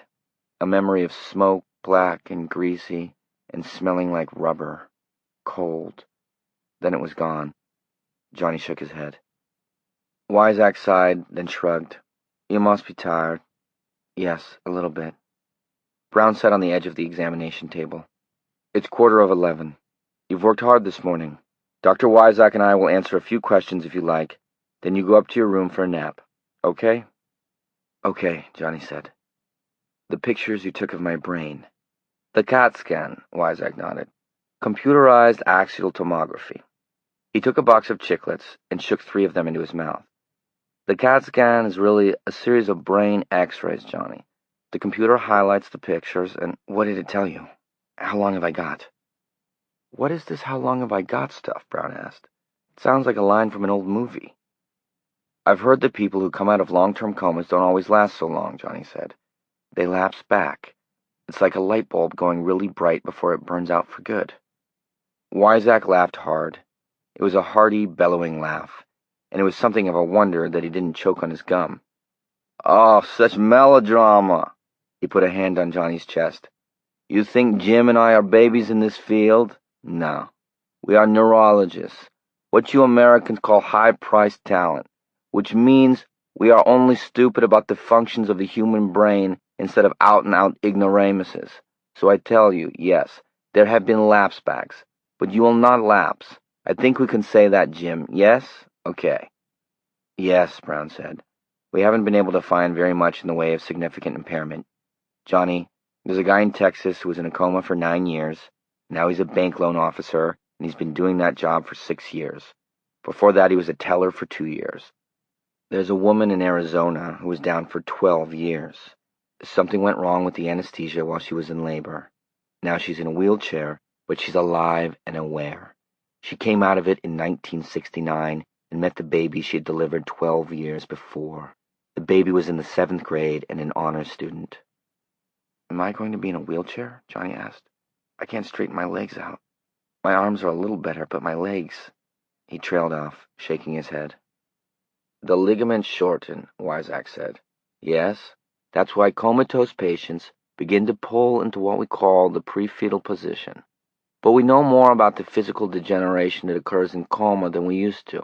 We are better at holding it off. You have been exercised regularly by the hospital physical therapist, even in your sleep, and different patients react to coma in different ways. Your deterioration has been quite slow, Johnny. As you say, your arms are remarkably responsive and able, but there has been deterioration. Your therapy will be long and... Should I lie to you? No, I don't think so. It will be long and painful. You will shed your tears. You may come to hate your therapist. You may come to fall in love with your bed. And there will be operations. Only one, if you are very, very lucky, but perhaps as many as 4, to lengthen those ligaments. These operations are still new. They may succeed completely, partially, or not at all. And yet, as God wills it, I believe you will walk again. I don't believe you will ever ski or leap hurdles, but you may run, and you will certainly swim. Thank you, Johnny said. He felt a sudden wave of affection for this man with the accent and the strange haircut. He wanted to do something for Wyzak in return, and with that feeling came the urge, almost the need, to touch him. He reached out suddenly and took Wyzak's hand in both of his own. The doctor's hand was big, deeply lined, warm. Yes, Wyzak said kindly. And what is this? And suddenly things changed. It was impossible to say how, except that suddenly Wyzak seemed very clear to him. Wyzak seemed to stand forth, outlined in a lovely, clear light. Every mark and mole and line on Wyzak's face stood in relief, and every line told its own story. He began to understand. I want your wallet, Johnny said. Wyzak and Brown exchanged a startled glance. There's a picture of your mother in your wallet, and I need to have it, Johnny said. Please. How did you know that? Please. Wyzak looked into Johnny's face for a moment, and then slowly dug under his smock and produced an old Lord Buxton, bulgy and out of shape. How did you know I carry a picture of my mother? She's dead. She died when the Nazis occupied Warsaw. Johnny snatched the wallet from Wyzak's hand. Both he and Brown looked stunned. Johnny opened it, dismissed the plastic picture pockets, and dug in the back instead, his fingers hurrying past old business cards, receipted bills, a canceled check, an old ticket to some political function. He came up with a small snapshot that had been laminated in plastic. The picture showed a young woman, her features plain, her hair drawn back under a kerchief. Her smile was radiant and youthful. She held the hand of a young boy. Beside her was a man in the uniform of the Polish army. Johnny pressed the picture between his hands and closed his eyes, and for a moment there was darkness, and then rushing out of the darkness came a wagon. No, not a wagon, a hearse. A horse-drawn hearse. The lamps had been muffled in black sacking. Of course it was a hearse, because they were dying by the hundreds, yes, by the thousands, no match for the panzers, the Wehrmacht, 19th century cavalry against the tanks and machine guns, explosions, screaming, dying men, a horse with its guts blown out and its eyes rolling wildly, showing the white, an overturned cannon behind it, and still they come. Wyzak comes, standing in his stirrups, his sword held high in the slanting rain of late summer 1939, his men following him, stumbling through the mud. The turret gun of the Nazi Tiger tank tracks him, braces him, brackets him, fires, and suddenly he's gone below the waist, the sword flying out of his hand, and down the road is Warsaw. The Nazi wolf is loose in Europe. Really, we have to put a stop to this, Brown said, his voice far away and worried. You're overexciting yourself, Johnny. The voices came from far away, from a hallway in time. He's put himself in some kind of trance, Wyzak said. Hot in here. He was sweating. He was sweating because the city's on fire. Thousands are fleeing. A truck is roaring from side to side down a cobbled street, and the back of the truck is full of waving German soldiers in coal scuttle helmets, and the young woman is not smiling now. She is fleeing. No reason not to flee. The child has been sent to safety, and now the truck jumps the curb. The mud guard strikes her, shattering her hip and sending her flying through a plate glass window and into a clock shop, and everything begins to chime. chime because of the time. The chime time is 6 o'clock, Johnny said thickly. His eyes had rolled up to straining, bulging whites. September 2nd, 1939, and all the cuckoo birds are singing. Oh my God, what is it we have? Wyzak whispered. The nurse had backed up against the EEG console, her face pale and scared. Everyone is scared now because death is in the air. It's always in the air in this place. This hospital, smell of ether. They're screaming in the place of death. Poland is dead. Poland has fallen before the lightning warfare of Wehrmacht blitzkrieg. Shattered hip. The man in the next bed calling for water. Calling. She remembers. The boy is safe. What boy? She doesn't know. What boy? What is her name? She doesn't remember. Only that... The boy is safe, Johnny said thickly. Uh-huh. We have to put a stop to this, Brown repeated. How do you suggest we do that? Wyzak asked, his voice brittle. It has gone too far to... Voices fading. The voices are under clouds. Everything is under the clouds. Europe is under the clouds of war. Everything is under the clouds but the peaks, the mountain peaks of Switzerland. Switzerland, and now her name is Berentz. Her name is Johanna Berentz, and her husband is an engineer or an architect, whichever it is that builds the bridges. He builds in Switzerland, and there is goat's milk, goat's cheese, a baby. Oh, the labor. The labor is terrible. She needs drugs, morphine. This is Johanna Berentz, because of the hip. The broken hip, it is mended, it is gone to sleep, but now it awakes and begins to scream as her pelvis spreads to let the baby out. 1 baby, 2, and 3, and 4. They don't all come at once, no.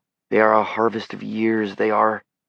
The babies, Johnny lilted, and now he spoke in a woman's voice, not his own voice at all. It was the voice of a woman. Then gibberish and song came from his mouth. What in the name of God, Brown began. Polish! It is Polish! Wyzak cried. His eyes were bulging, his face pale. It is a cradle song, and it is in Polish. My God, my Christ, what is it we have here? Wyzak leaned forward as if to cross the years with Johnny, as if to leap them, as if to... Bridge. A bridge. It is in Turkey. Then a bridge somewhere hot in the Far East. Is it Laos? Can't tell. Lost a man there. We lost Hans there. Then a bridge in Virginia, a bridge over the Rappahannock River, and another bridge in California. We are applying for citizenship now, and we go to classes in a hot little room in the back of a post office where it always smells of glue. It is 1963, November, and when we hear Kennedy has been killed in Dallas, we weep, and when the little boy salutes his father's coffin, she thinks, the boy is safe. And it brings back memories of some burning, some great burning and sorrow. What boy? She dreams about the boy. It makes her head hurt. And the man dies. Helmut Berentz dies. And she and the children live in Carmel, California, in a house on... Can't see the street sign. It's in the dead zone, like the rowboat, like the picnic table on the lawn. It's in the dead zone, like Warsaw. The children go away. She goes to their graduation ceremonies one by one, and her hip hurts. One dies in Vietnam. The rest of them are fine. One of them is building bridges. Her name is Johanna Berentz.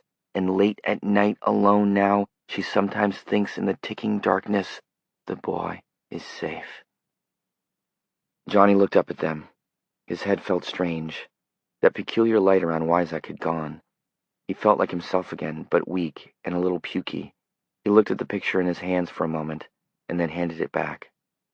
Johnny, Brown said, are you all right? Tired, he muttered. Can you tell us what happened to you? He looked at Wyzak. Your mother is alive, he said. No, Johnny. She died many years ago, in the war.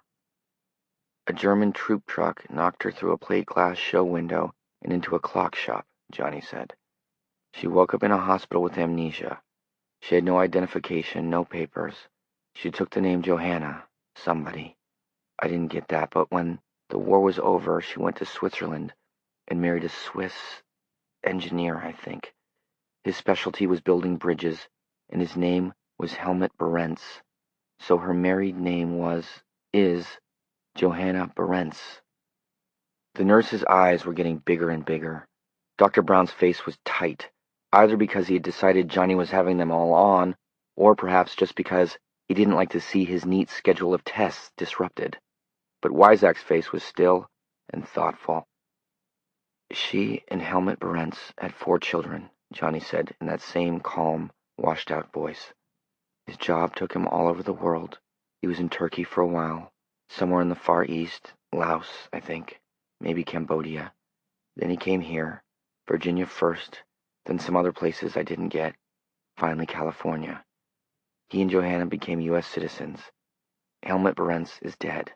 One of the children they had is also dead.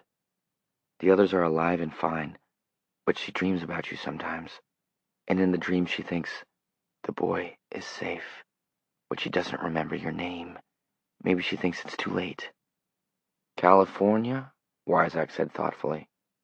Sam, Dr. Brown said, really, you mustn't encourage this. Where in California, John? Carmel, by the sea, but I couldn't tell which street. It was there, but I couldn't tell. It was in a dead zone, like the picnic table and the rowboat. But she's in Carmel, California. Johanna Berentz. She's not old. No, of course she would not be old, Sam Wyzak said in that same thoughtful, distant tone. She was only 24 when the Germans invaded Poland. Dr. Wyzak, I have to insist, Brown said harshly. Wyzak seemed to come out of a deep study. He looked around as if noticing his younger colleague for the first time. Of course, he said. Of course you must. And John has had his question and answer period, although I believe he has told us more than we have told him. That's nonsense, Brown said curtly, and Johnny thought, he's scared. Scared spitless. Wyzak smiled at Brown, and then at the nurse. She was eyeing Johnny as if he were a tiger in a poorly built cage. Don't talk about this, nurse. Not to your supervisor, your mother, your brother, your lover, or your priest. Understood? Yes, doctor, the nurse said. But she'll talk, Johnny thought, and then glanced at Wyzak. And he knows it. 2. He slept most of the afternoon. Around 4 p.m., he was rolled down the corridor to the elevator, taken down to neurology, and there were more tests. Johnny cried. He seemed to have very little control over the functions adults are supposed to be able to control. On his way back up, he urinated on himself and had to be changed like a baby. The first, but far from the last, wave of deep depression washed over him, carried him limply away, and he wished himself dead. Self-pity accompanied the depression, and he thought how unfair this was. He had done a Rip Van Winkle. He couldn't walk. His girl had married another man, and his mother was in the grip of a religious mania. He couldn't see anything ahead that looked worth living for. Back in his room, the nurse asked him if he would like anything. If Marie had been on duty, Johnny would have asked for ice water, but she had gone off at 3. No, he said, and rolled over to face the wall. After a little while, he slept. Chapter 8. 1. His father and mother came in for an hour that evening, and Vera left a bundle of tracts. We're going to stay until the end of the week, Herb said, and then, if you're still doing fine, we'll be going back to Pownell for a while, but we'll be back up every weekend. I want to stay with my boy, Vera said loudly. It's best that you don't, Mom, Johnny said. The depression had lifted a little bit, but he remembered how black it had been. If his mother started to talk about God's wonderful plan for him while he was in that state, he doubted if he would be able to hold back his cackles of hysterical laughter. You need me, John. You need me to explain. First, I need to get well, Johnny said. You can explain after I can walk, okay? She didn't answer. There was an almost comically stubborn expression on her face, except there was nothing very funny about it. Nothing at all. Nothing but a quirk of fate, that's all. 5 minutes earlier or later on that road could have changed everything. Now look at us, all of us fucked over royally, and she believes it's God's plan. It's either that or go completely crazy, I suppose. To break the awkward silence, Johnny said, Well, did Nixon get reelected, Dad? Who ran against him? He got reelected, Herb said. He ran against McGovern. Who? McGovern, George McGovern. Senator from South Dakota. Not Muskie? No, but Nixon's not president anymore. He resigned. What? He was a liar, Vera said dourly. He became swollen with pride, and the Lord brought him low. Nixon resigned? Johnny was flabbergasted. Him? It was either quit or be fired, Herb said. They were getting ready to impeach him. Johnny suddenly realized there had been some great and fundamental upheaval in American politics, almost surely as a result of the war in Vietnam, and he had missed it. For the first time, he really felt like Rip Van Winkle. How much had things changed? He was almost afraid to ask. Then a really chilling thought occurred. Agnew? Agnew's president? Ford, Vera said. A good, honest man. Henry Ford is president of the United States? Not Henry, she said. Jerry. He stared from one to the other, more than half convinced that all this was a dream or a bizarre joke. Agnew resigned too, Vera said. Her lips were pressed thin and white. He was a thief. He accepted a bribe right in his office. That's what they say. He didn't resign over the bribe, Herb said. He resigned over some mess back in Maryland. He was up to his neck in it, I guess. Nixon nominated Jerry Ford to become vice president. Then Nixon resigned last August and Ford took over. He nominated Nelson Rockefeller to be vice president, and that's where we are now. A divorced man, Vera said grimly. God forbid he ever becomes the president. What did Nixon do? Johnny asked. Jesus Christ, He glanced at his mother, whose brow had clouded instantly. I mean, holy crow, if they were going to impeach him, you needn't take the Savior's name in vain over a bunch of crooked politicians, Vera said. It was Watergate. Watergate?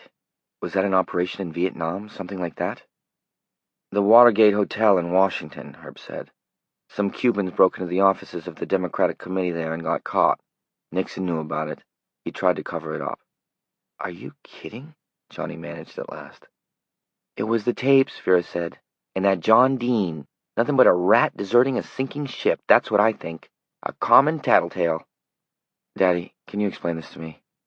I'll try, Herb said, but I don't think the whole story has come out, even yet. And I'll bring you the books. There's been about 1 million books written on it already, and I guess there'll be 1 million more before it's finally done. Just before the election, in the summer of 1972. 2. It was 10:30, and his parents were gone. The lights on the ward had been dimmed. Johnny couldn't sleep. It was all dancing around in his head, a frightening jumble of new input. The world had changed more resoundingly than he would have believed possible in so short a time. He felt out of step and out of tune. Gas prices had gone up nearly 100%, his father told him. At the time of his accident, you could buy regular gas for 30 or 32 cents a gallon. Now it was 54 cents, and sometimes there were lines at the pumps. The legal speed limit all over the country was 55 miles an hour, and the long-haul truckers had almost revolted over that. But all of that was nothing. Vietnam was over. It had ended. The country had finally gone communist. Herb said it had happened just as Johnny began to show signs that he might come out of his coma. After all those years and all that bloodshed, the heirs of Uncle Ho had rolled up the country like a window shade in a matter of days. The President of the United States had been to Red China. Not Ford, but Nixon. He had gone before he resigned. Nixon, of all people. The old witch hunter himself. If anyone but his dad had told him that, Johnny would have flatly refused to believe. It was all too much. It was too scary. Suddenly he didn't want to know anymore, for fear it might drive him totally crazy. That pen Dr. Brown had, that flare, how many other things were like that? How many hundreds of little things, all of them making the point over and over again? You lost part of your life, almost 6%, if the actuarial tables are to be believed. You're behind the times. You missed out. John. The voice was soft. Are you asleep, John? He turned over. A dim silhouette stood in the doorway. A small man with rounded shoulders. It was Wyzak. No, I'm awake. I hoped so. May I come in? Yes, please do. Wyzak looked older tonight. He sat by Johnny's bed. I was on the phone earlier, he said. I called directory assistance for Carmel, California. I asked for a Mrs. Johanna Barentz. Do you think there was such a number? Unless it's unlisted or she doesn't have a phone at all, Johnny said. She has a phone. I was given the number. Ah, Johnny said. He was interested because he liked Wyzak, but that was all. He felt no need to have his knowledge of Johanna Barentz validated, because he knew it was valid knowledge. He knew in the same way he knew he was right-handed. I sat for a long time and thought about it, Wyzak said. I told you my mother was dead, but that was really only an assumption. My father died in the defense of Warsaw. My mother simply never turned up, no? It was logical to assume that she had been killed in the shelling during the occupation, you understand? She never turned up, so it was logical to assume that. Amnesia. As a neurologist, I can tell you that permanent general amnesia is very, very rare, probably rarer than true schizophrenia. I have never read of a documented case lasting 35 years. She recovered from her amnesia long ago, Johnny said. I think she simply blocked everything out. When her memory did come back, she had remarried and was the mother of 2 children, possibly 3. Remembering became a guilt trip, maybe, but she dreams of you. The boy is safe. Did you call her? Yes, Wyzak said. I dialed it direct. Did you know you could do that now? Yes, it's a great convenience. You dial 1, the area code, the number, 11 digits, and you can be in touch with any place in the country. It is an amazing thing. In some ways, a frightening thing. A young man, answered the telephone. I asked if Mrs. Barentz was at home. I heard him call, Mom, it's for you. Clunk went the receiver on the table or desk or whatever. I stood in Bangor, Maine, not 40 miles from the Atlantic Ocean, and listened to a young man put the phone down on the table in a town on the Pacific Ocean. My heart, it was pounding so hard it frightened me. The wait seemed long. Then she picked up the phone and said, Yes, hello. What did you say? How did you handle it? I did not, as you say, handle it, Wyzak replied, and smiled crookedly. I hung up the telephone, and I wished for a strong drink, but I did not have one. Are you satisfied it was her? John, what a naive question. I was 9 years old in 1939. I've not heard my mother's voice since then. She spoke only Polish when I knew her. I speak only English now. I have forgotten much of my native language, which is a shameful thing. How could I be satisfied one way or the other? Yes, but were you? Wyzak scrubbed a hand slowly across his forehead. Yes, he said. It was her. It was my mother. But you couldn't talk to her? Why should I? Wyzak asked, sounding almost angry. Her life is her life, no? It is as you said. The boy is safe. Should I upset a woman that is just coming into her years of peace? Should I take the chance of destroying her equilibrium forever? Those feelings of guilt you mentioned, should I set them free? Or even run the risk of so doing? I don't know, Johnny said. They were troublesome questions, and the answers were beyond him. But he felt that Wyzak was trying to say something about what he had done by articulating the questions. The questions he could not answer. The boy is safe. The woman is safe in Carmel. The country is between them, and we let that be. But what about you, John? What are we going to do about you? I don't understand what you mean. I will spell it out for you then, no? Dr. Brown is angry. He is angry at me, angry at you, and angry at himself. I suspect, for half believing something he has been sure is total poppycock for his whole life. The nurse who was a witness will never keep her silence. She will tell her husband tonight in bed, and it may end there. But her husband may tell his boss, and it is very possible that the papers will have wind of this by tomorrow evening. Coma patient reawakens with second sight. Second sight, Johnny said. Is that what it is? I don't know what it is, not really. Is it psychic, seer, handy words that describe nothing, nothing at all? You told one of the nurses that her son's optic surgery was going to be successful. Marie, Johnny murmured. He smiled a little. He liked Marie. And that is already all over the hospital. Did you see the future? Is that what second sight is? I don't know. You put a picture of my mother between your hands, and you were able to tell me where she lives today. Do you know where lost things and lost people may be found? Is that what second sight is? I don't know. Can you read thoughts, influence objects of the physical world, heal by the laying on of hands? These are all things that some call psychic. They are all related to the idea of second sight. They are things that Dr. Brown laughs at. Laughs? No, he doesn't laugh. He scoffs. And you don't? I think of Edgar Cayce and Peter Hurkos. I tried to tell Dr. Brown about Hurkos, and he scoffed. He doesn't want to talk about it. He doesn't want to know about it. Johnny said nothing. So, what are we going to do about you? Does something need to be done? I think so, Wyzak said. He stood up. I'll leave you to think it out for yourself. But when you think about this. Some things are better not seen, and some things are better lost than found. He bade Johnny good night and left quietly. Johnny was very tired now, but still sleep did not come for a long time. Chapter 9. 1. Johnny's first surgery was scheduled for May 28th. Both Wyzak and Brown had explained the procedure carefully to him. He would be given a local anesthetic. Neither of them felt a general could be risked. The first operation would be on his knees and ankles. His own ligaments, which had shortened during his long sleep, would be lengthened with a combination of plastic wonder fibers. The plastic to be used was also employed in heart valve bypass surgery.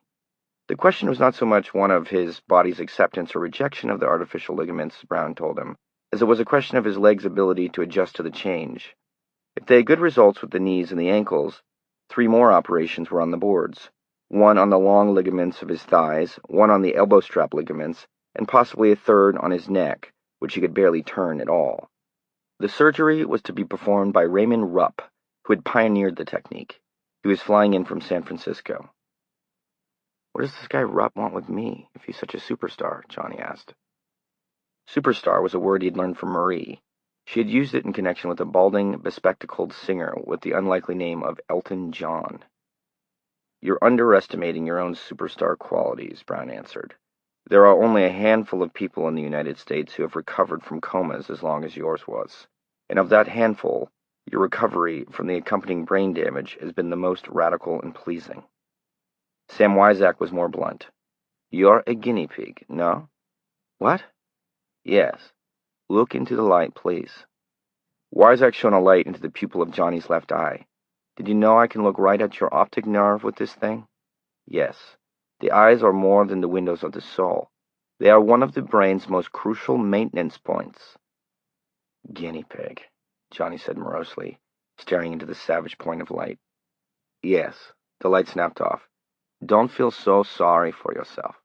Many of the techniques to be employed in your behalf, and some of those already employed, were perfected during the Vietnam War. No shortage of guinea pigs in the VA hospitals, no? A man like Rob is interested in you because you are unique. Here is a man who has slept 4.5 years. Can we make him walk again? An interesting problem. He sees the monograph he will write on it for the New England Journal of Medicine. He looks forward to it the way a child looks forward to new toys under the Christmas tree. He does not see you. He does not see Johnny Smith in his pain. Johnny Smith who must take the bedpan and ring for the nurse to scratch if his back itches. That's good. His hands will not shake. Smile, Johnny. This Rob looks like a bank clerk, but he is maybe the best surgeon in North America. But it was hard for Johnny to smile. He had read his way dutifully through the tracks his mother had left him. They depressed him and left him frightened all over again for her sanity. One of them, by a man named Salem Curbin, struck him as nearly pagan in its loving contemplation of a bloody apocalypse and the yawning barbecue pits of hell. Another described the coming Antichrist in pulp horror terms. The others were a dark carnival of craziness. Christ was living under the South Pole. God drove flying saucers. New York was Sodom, L.A. was Gomorrah. They dealt with exorcism, with witches, with all manner of things seen and unseen. It was impossible for him to reconcile the pamphlets with the religious, yet earthy woman he had known before his coma. 3 days after the incident involving Wyzak's snapshot of his mother, a slim and dark-haired reporter from the Bangor Daily News named David Bright showed up at the door of Johnny's room and asked if he could have a short interview. "Have you asked the doctors?" Johnny asked. Bright grinned. "Actually, no." "All right," Johnny said. "In that case, I'd be happy to talk to you." "You're a man after my own heart," Bright said. He came in and sat down. His first questions were about the accident and about Johnny's thoughts and feelings upon slipping out of a coma and discovering he had misplaced nearly half a decade. Johnny answered these questions honestly and straightforwardly. Then Bright told him that he had heard from a source that Johnny had gained some sort of sixth sense as a result of the accident. "Are you asking me if I'm psychic?" Bright smiled and shrugged. "That'll do for a start." Johnny had thought carefully about the things Wyzak had said. The more he thought, the more it seemed to him that Wyzak had done exactly the right thing when he hung up the phone without saying anything. Johnny had begun to associate it in his mind with that W. Jacobs story, The Monkey's Paw. The paw was for wishing, but the price you paid for each of your 3 wishes was a black one. The old couple had wished for 100 pounds and had lost their son in a mill accident. The mill's compensation had come to exactly 100 pounds. Then the old woman had wished for her son back, and he had come, but before she could open the door and see what a horror she had summoned out of its grave, the old man had used the last wish to send it back. As Wyzak had said, maybe some things were better lost than found. "No," he said, "I'm no more psychic than you are." "According to my source, you—" "No, it isn't true." Bright smiled a trifle cynically, seemed to debate pressing the matter further, then turned to a fresh page in his notebook. He began to ask about Johnny's prospects for the future, his feelings about the road back, and Johnny also answered these questions as honestly as he could. "So, what are you going to do when you get out of here?" Bright asked, closing his notebook. "I haven't really thought about that. I'm still trying to adjust to the idea that Gerald Ford is the president." Bright laughed. "You're not alone in that, my friend." "I suppose I'll go back to teaching. It's all I know. But right now, that's too far ahead to think about." Bright thanked him for the interview and left. The article appeared in the paper 2 days later, the day before his leg surgery. It was on the bottom of the front page, and the headline read, "John Smith, Modern Rip Van Winkle Faces Long Road Back." There were 3 pictures, one of them Johnny's picture for the Cleves Mills High School yearbook. It had been taken barely a week before the accident. A picture of Johnny in his hospital bed, looking thin and twisted, with his arms and legs in their bent positions. Between these 2 was a picture of the almost totally demolished taxi, lying on its side like a dead dog. There was no mention in Bright's article of sixth senses, precognitive powers, or wild talents. "How did you turn him off the ESP angle?" Wyzak asked him that evening. Johnny shrugged. "He seemed like a nice guy. Maybe he didn't want to stick me with it." "Maybe not," Wyzak said, "but he won't forget it. Not if he's a good reporter, and I understand that he is." "You understand?" "I asked around. Looking out for my best interests? We all do what we can, no? Are you nervous about tomorrow, Johnny?" "Not nervous, no. Scared is a more accurate word." "Yes, of course you are. I would be." "Will you be there?"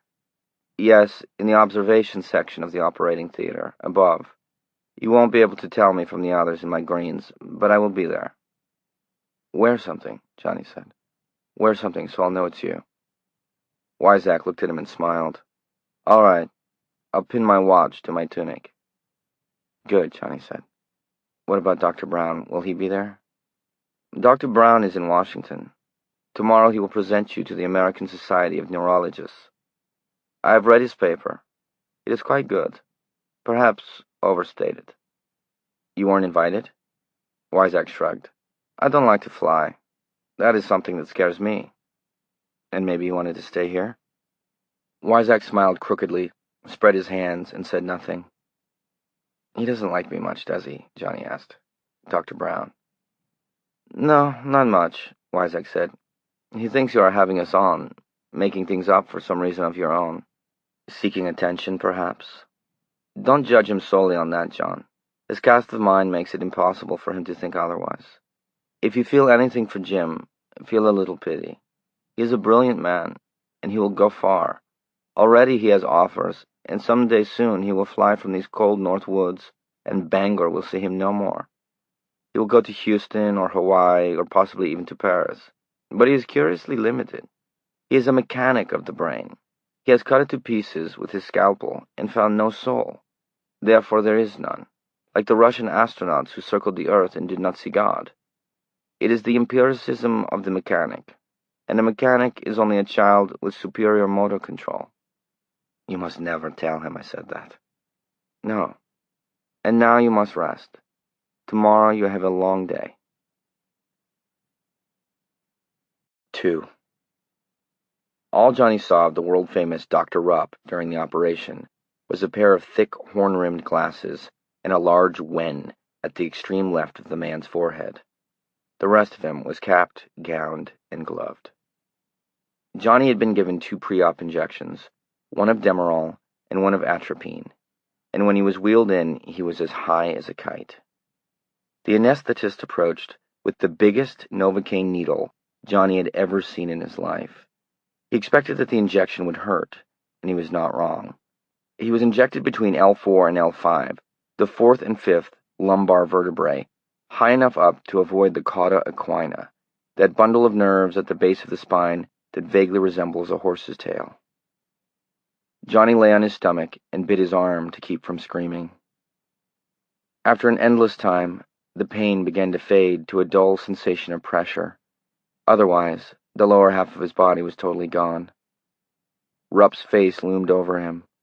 The Green Bandit, Johnny thought. Jesse James in horn rims. Your money or your life. Are you comfortable, Mr. Smith? Rupp asked. Yes, but I'd just as soon not go through that again. You may read magazines if you like, or you may watch in the mirror if you feel it will not upset you. All right. Nurse, give me a blood pressure, please. 120/76, doctor. That's lovely. Well, group, shall we begin? Save me a drumstick, Johnny said weakly, and was surprised by the hearty laughter. Rupp patted his sheet-covered shoulder with one thinly gloved hand. He watched Rupp select the scalpel and disappear behind the green drapes hung over the metal hoop that curved above Johnny. The mirror was convex, and Johnny had a fairly good, if slightly distorted view of everything. Oh, yes, Rupp said. Oh, yes, dee-de-dee, here's what we want. Hum-de-hum, okay. Clamp, please. Nurse, come on, wake up for Christ's sake. Yes, sir. Now, I believe I'd like one of those. No, hold it. Don't give me what I asked for, give me what I need. Yes, okay. Strap, please. With forceps, the nurse handed Rupp something that looked like a bundle of thin wires twisted together. Rupp picked them delicately out of the air with tweezers. Like an Italian dinner, Johnny thought. And look at all that spaghetti sauce. That was what made him feel ill, and he looked away. Above him in the gallery, the rest of the bandit gang looked down at him. Their eyes looked pale and merciless and frightening. And then he spotted Wyzak, third from the right, his watch pinned neatly to the front of his gown. Johnny nodded. Wyzak nodded back.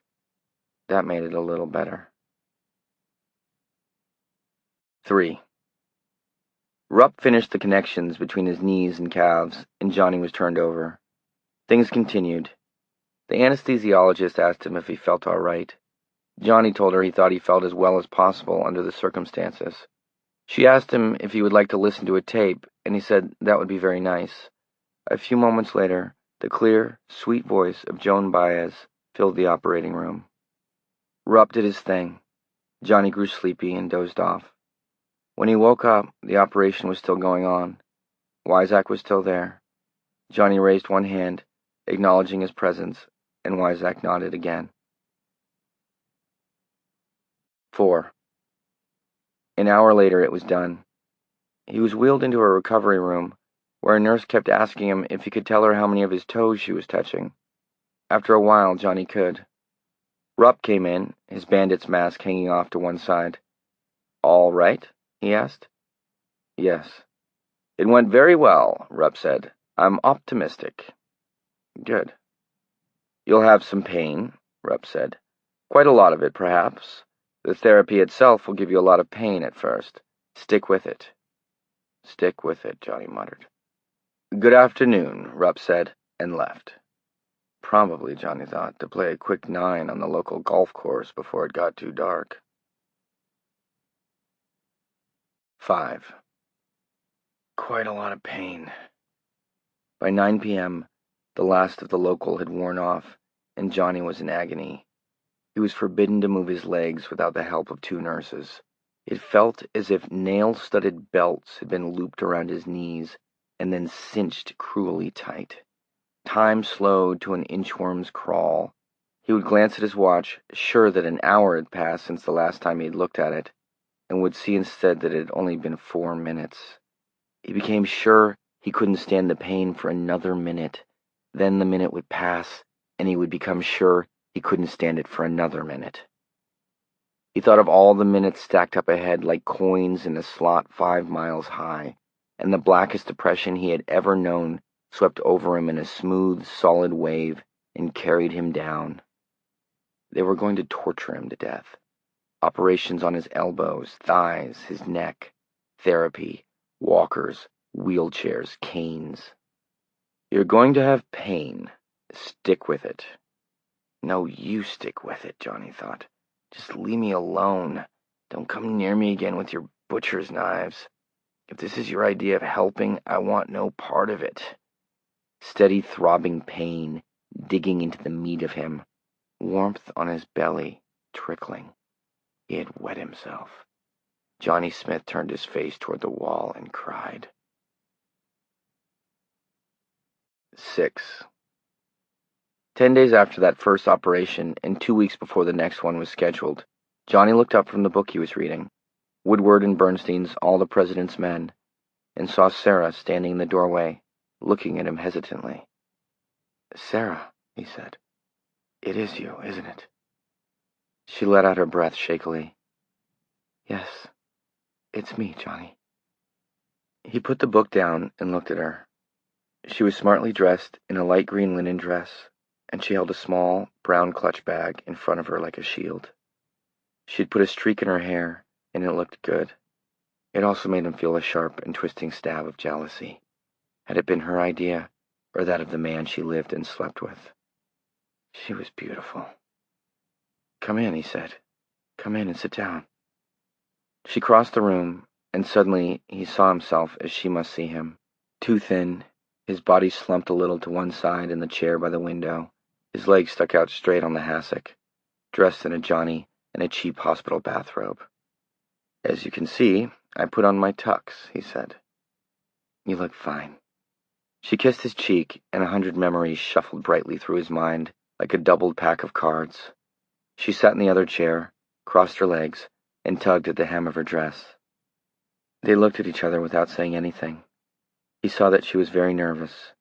If someone were to touch her on the shoulder, she would probably spring right out of her seat. "I didn't know if I should come," she said, "but I really wanted to." "I'm glad you did."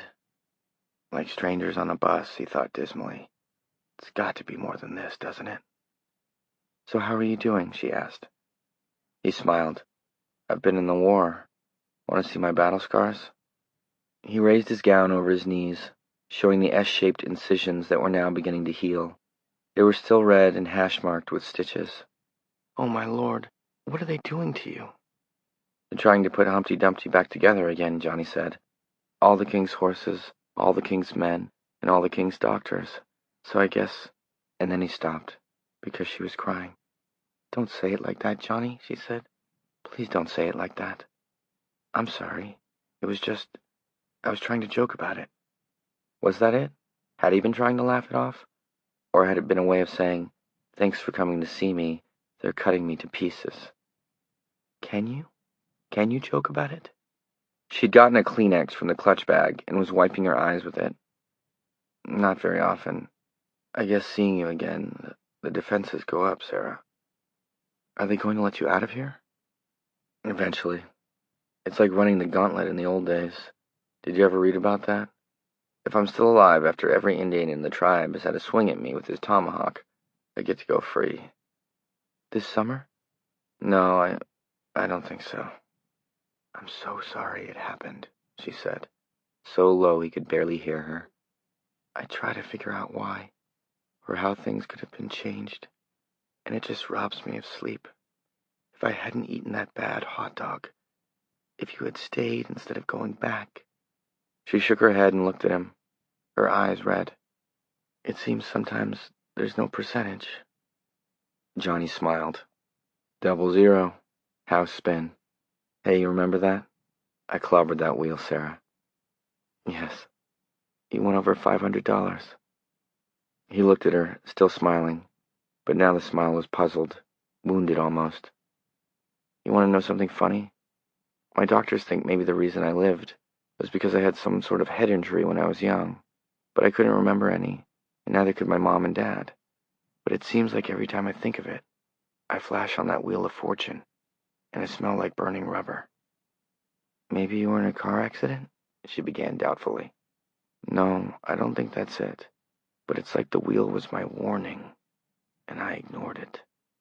She shifted a little and said uneasily, Don't, Johnny.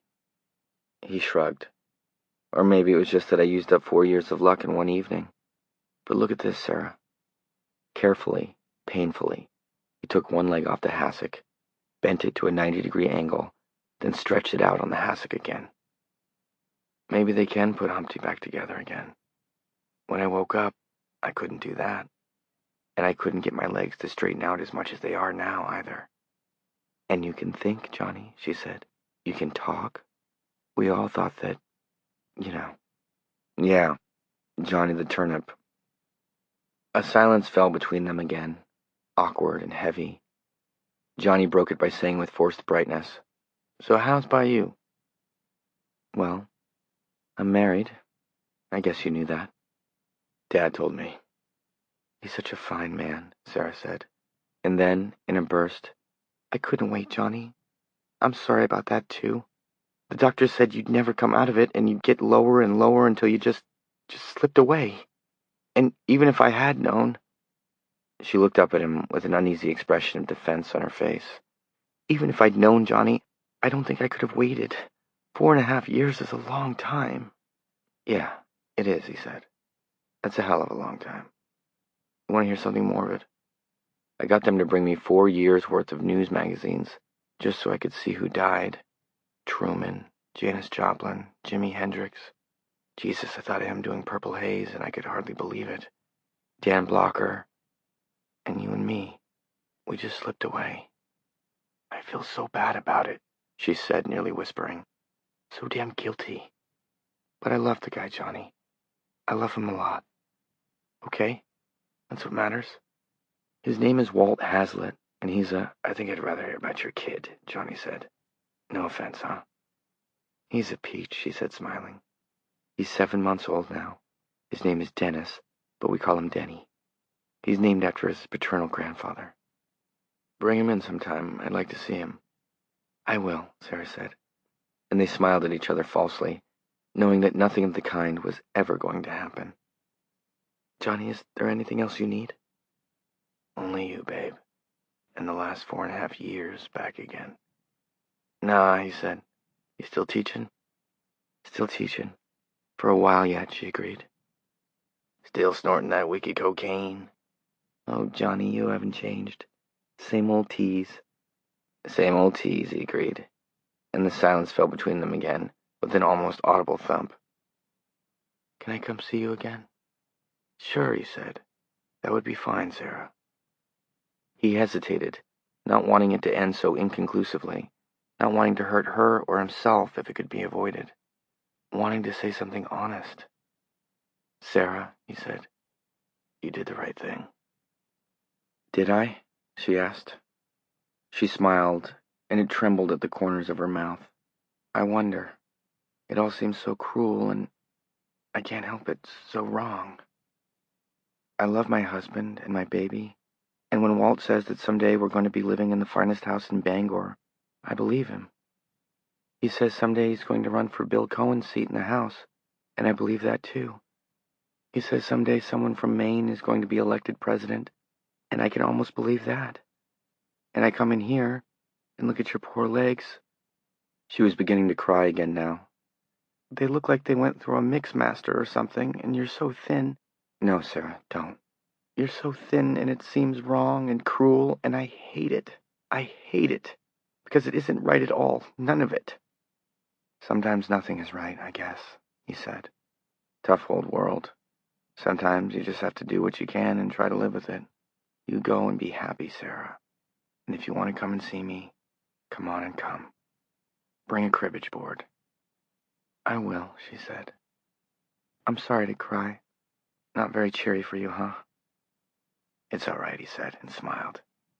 "You want to get off that cocaine, baby. Your nose will fall off." She laughed a little. "Same old Johnny," she said. Suddenly she bent and kissed his mouth. "Oh, Johnny, be well soon." He looked at her thoughtfully as she drew away. "Johnny, you didn't leave it," he said. "No, you didn't leave it at all." "Leave what?" She was frowning in puzzlement. "Your wedding ring. You didn't leave it in Montreal." He had put his hand up to his forehead and was rubbing the patch of skin over his right eye with his fingers. His arm cast a shadow, and she saw with something very like superstitious fear that his face was half light, half dark. It made her think of the Halloween mask he had scared her with. She and Walt had honeymooned in Montreal. But how could Johnny know that? Unless maybe Herb had told him. Yes, that was most certainly it. But only she and Walt knew that she had lost her wedding ring somewhere in the hotel room. No one else knew because he had bought her another ring before they flew home. She had been too embarrassed to tell anyone, even her mother. How? Johnny frowned deeply, then smiled at her. His hand fell away from his forehead and clasped its mate in his lap. "It wasn't sized right," he said. "You were packing, don't you remember, Sarah? He was out buying something, and you were packing. He was out buying, don't know. It's in the dead zone." "Dead zone?" "He went out to a novelty shop and bought a whole bunch of silly stuff as souvenirs. Whoopee cushions and things like that. But, Johnny, how could you know I lost my ring?" "You were packing. The ring wasn't sized right. It was a lot too big. You were going to have it taken care of when you got back. But in the meantime, you... That puzzled frown began to return, then cleared immediately. He smiled at her. "You stuffed it with toilet paper." There was no question about the fear now. It was coiling lazily in her stomach like cold water. Her hand crept up to her throat, and she stared at him, nearly hypnotized. He's got the same look in his eyes, that same cold, amused look that he had when he was beating the wheel that night. "What's happened to you, Johnny? What are you?" The blue of his eyes had darkened to a near violet, and he seemed far away. She wanted to run. The room itself seemed to be darkening, as if he were somehow tearing the fabric of reality, pulling apart the links between past and present. "It slipped off your finger," he said. "You were putting his shaving stuff into one of those side pockets, and it just slipped off. You didn't notice you'd lost it until later, and so you thought it was somewhere in the room." He laughed, and it was a high, tinkling, tripping sound. Not like Johnny's usual laugh at all, but cold. Cold. Boy, you two turned that room upside down. But you packed it. It's still in that suitcase pocket. All this time. You go up in the attic and look, Sarah. You'll see. In the corridor outside, someone dropped a water glass or something and cursed in surprise when it broke. Johnny glanced toward the sound, and his eyes cleared. He looked back, saw her frozen, wide-eyed face, and frowned with concern. "What? Sarah, did I say something wrong?" "How did you know?" she whispered. "How could you know those things?" "I don't know," he said. "Sarah, I'm sorry if I... Johnny, I ought to go. Denny's with the sitter." "All right, Sarah. I'm sorry I upset you." "How could you know about my ring, Johnny?" He could only shake his head. 7. Halfway down the first-floor corridor, her stomach began to feel strange. She found the ladies just in time. She hurried in, closed the door of one of the stalls, and threw up violently.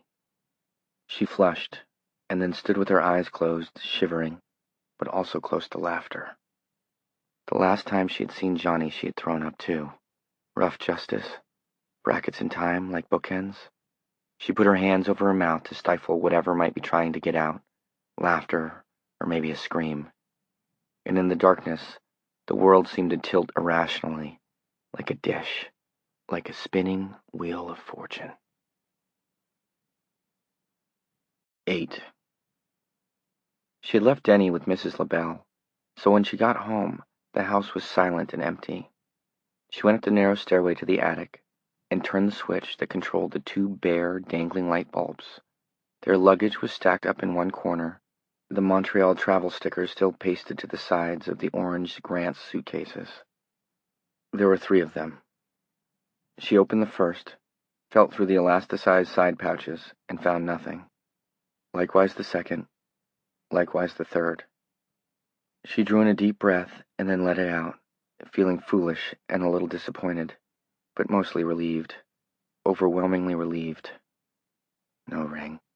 Sorry, Johnny. But on the other hand, I'm not sorry at all. It would have been just a little bit too spooky. She started to slide the suitcases back into place, between a tall pile of Walt's old college texts and the floor lamp that crazy woman's dog had knocked over, and which Sarah had never had the heart to throw out. And as she dusted off her hands preparatory to putting the whole thing behind her, a small voice far inside her whispered, almost too low to hear, "Sort of a flying search, wasn't it? Didn't really want to find anything, did you, Sarah?" No, she really hadn't wanted to find anything.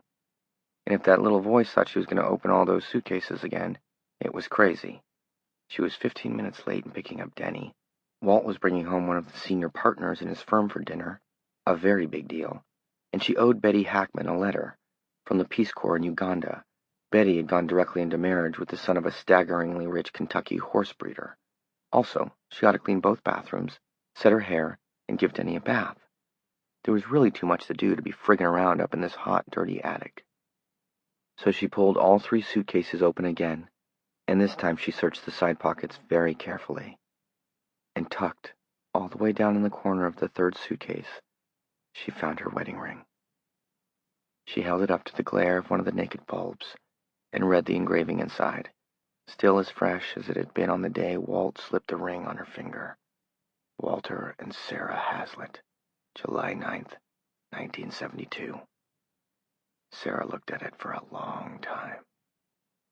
Then she put the suitcases back, turned off the lights, and went back downstairs. She changed out of the linen dress, which was now streaked with dust, and into slacks and a light top.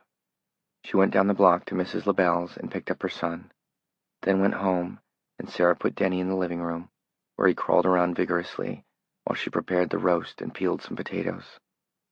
With the roast in the oven, she went into the living room and saw that Denny had gone to sleep on the rug. She picked him up and put him in his crib. Then she began to clean the toilets, and in spite of everything, in spite of the way the clock was racing toward dinner time, her mind never left the ring. Johnny had known. She could even pinpoint the moment he had come by his knowledge, when she had kissed him before leaving. Just thinking about him made her feel weak and strange, and she wasn't sure why. It was all mixed up. His crooked smile, so much the same, his body so terribly changed, so slight and undernourished, the lifeless way his hair lay against his scalp, contrasting so blindingly with the rich memories she still held of him. She had wanted to kiss him. "Stop it," she muttered to herself. Her face in the bathroom mirror looked like a stranger's face, flushed and hot and, let's face it, gang, sexy. Her hand closed on the ring in the pocket of her slacks, and almost, but not quite, before she was aware of what she was going to do, she had thrown it into the clean, slightly blue water of the toilet bowl.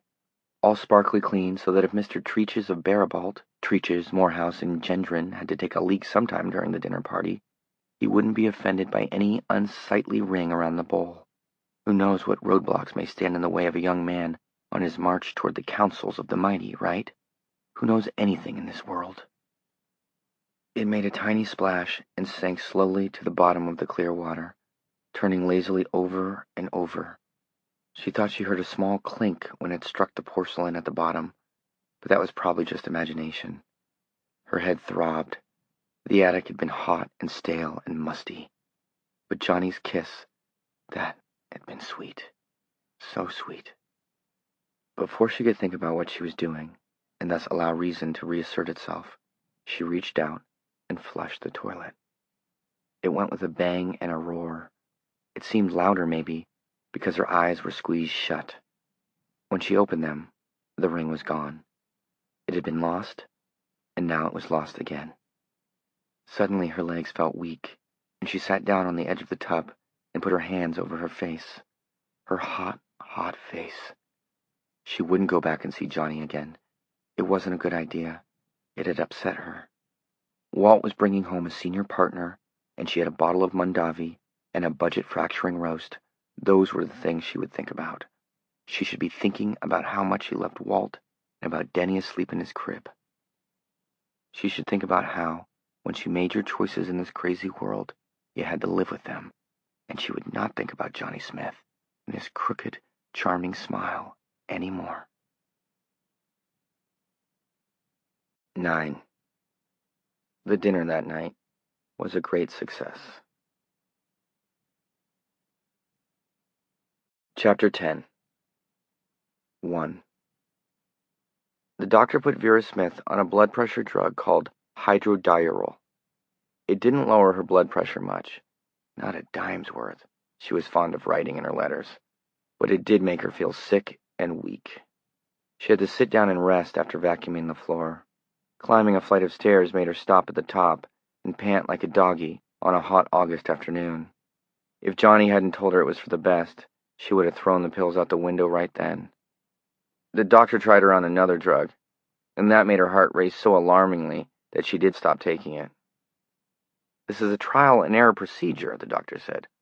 "We'll get you fixed up eventually, Vera. Don't worry." "I don't worry," Vera said. "My faith is in the Lord God." "Yes, of course it is. Just as it should be, too." By the end of June, the doctor had settled on a combination of hydrodiurol and another drug called Aldomet. Fat, yellow, expensive pills, nasty things. When she started taking the two drugs together, it seemed like she had to make water every 15 minutes. She had headaches. She had heart palpitations. The doctor said her blood pressure was down into the normal range again, but she didn't believe him. What good were doctors anyway? Look what they were doing to her Johnny, cutting him up like butcher's meat. 3 operations already. He looked like a monster with stitches all over his arms and legs and neck, and he still couldn't get around without one of those walkers like old Mrs. Sylvester had to use. If her blood pressure was down, why did she feel so crummy all the time? "You've got to give your body time to get used to the medication," Johnny said. It was the first Saturday in July, and his parents were up for the weekend. Johnny had just come back from hydrotherapy, and he looked pale and haggard. In each hand he held a small lead ball, and he was raising them and lowering them into his lap as they talked, flexing his elbows, building up his biceps and triceps. The healing scars, which ran like slash marks across his elbows and forearms, expanded and contracted. "Put your faith in God, Johnny," Vera said. "There's no need of all this foolishness. Put your faith in God, and He'll heal you."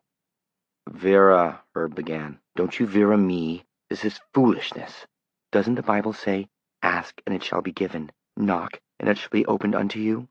There's no need for me to take that evil medicine, and no need for my boy to let those doctors go on torturing him. It's wrong, it's not helping, and it's sinful." Johnny put the balls of lead shot on the bed. The muscles in his arms were trembling. He felt sick to his stomach and exhausted, and suddenly furious at his mother. "The Lord helps those who help themselves," he said. "You don't want the Christian God at all, Mom. You want a magic genie that's going to come out of a bottle and give you 3 wishes. "Johnny!" "Well, it's true." "Those doctors put that idea in your head. All of these crazy ideas." Her lips were trembling, her eyes wide but tearless. "God brought you out of that coma to do His will, John. These others, they're just trying to get me back on my feet so I won't have to do God's will from a wheelchair the rest of my life." "Let's not have an argument," Herb said. "Families shouldn't argue.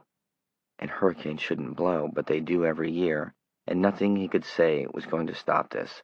It had been coming." "If you put your trust in God, Johnny," Vera began, taking no notice of Herb at all. "I don't trust anything anymore." "I'm sorry to hear you say that," she said. Her voice was stiff and distant. "Satan's agents are everywhere. They'll try to turn you from your destiny. Looks like they are getting along with it real well. You have to make some kind of of eternal thing out of it, don't you? I'll tell you what it was. It was a stupid accident. A couple of kids were dragging, and I just happened to get turned into dog meat. You know what I want, Mom? I want to get out of here. That's all I want. And I want you to go on taking your medicine and try to get your feet back on the ground. That's all I want. I'm leaving. She stood up. Her face was pale and drawn. I'll pray for you, Johnny. He looked at her, helpless, frustrated, and unhappy. His anger was gone. He had taken it out on her. Keep taking your medicine, he said. I'll pray that you see the light. She left the room, her face set and as grim as stone. Johnny looked helplessly at his father. John, I wish you hadn't done that, Herb said. I'm tired.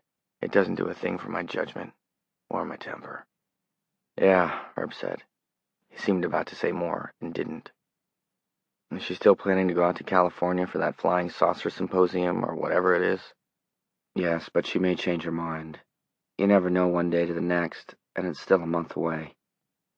You ought to do something. Yeah, what? Put her away? Commit her? Johnny shook his head. I don't know, but maybe it's time you thought about that seriously, instead of just acting like it's out of the question. She's sick. You have to see that. Herb said loudly. She was all right before you... Johnny winced, as if slapped.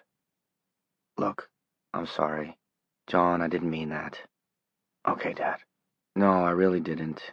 Herb's face was a picture of misery. Look, I ought to go after her. She's probably leafleting the hallways by now. Okay. Johnny, just try to forget this and concentrate on getting well. She does love you, and so do I. Don't be hard on us. No, it's all right, Dad. Herb kissed Johnny's cheek. I have to go after her. All right. Herb left.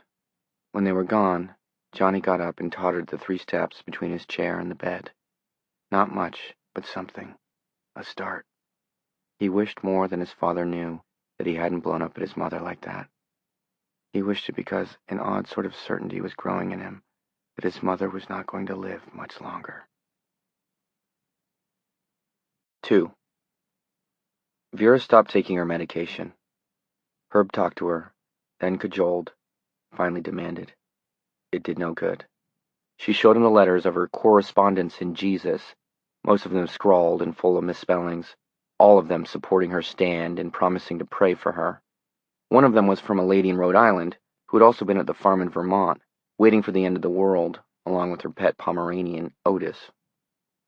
God is the best medicine, this lady wrote. Ask God and you will be healed. Not doctors who usurp the power of God. It is doctors who have caused all the cancer in this evil world with their devil's meddling. Anyone who has had surgery, for instance, even minor, like tonsils out, sooner or later they will end up with cancer. This is a proven fact.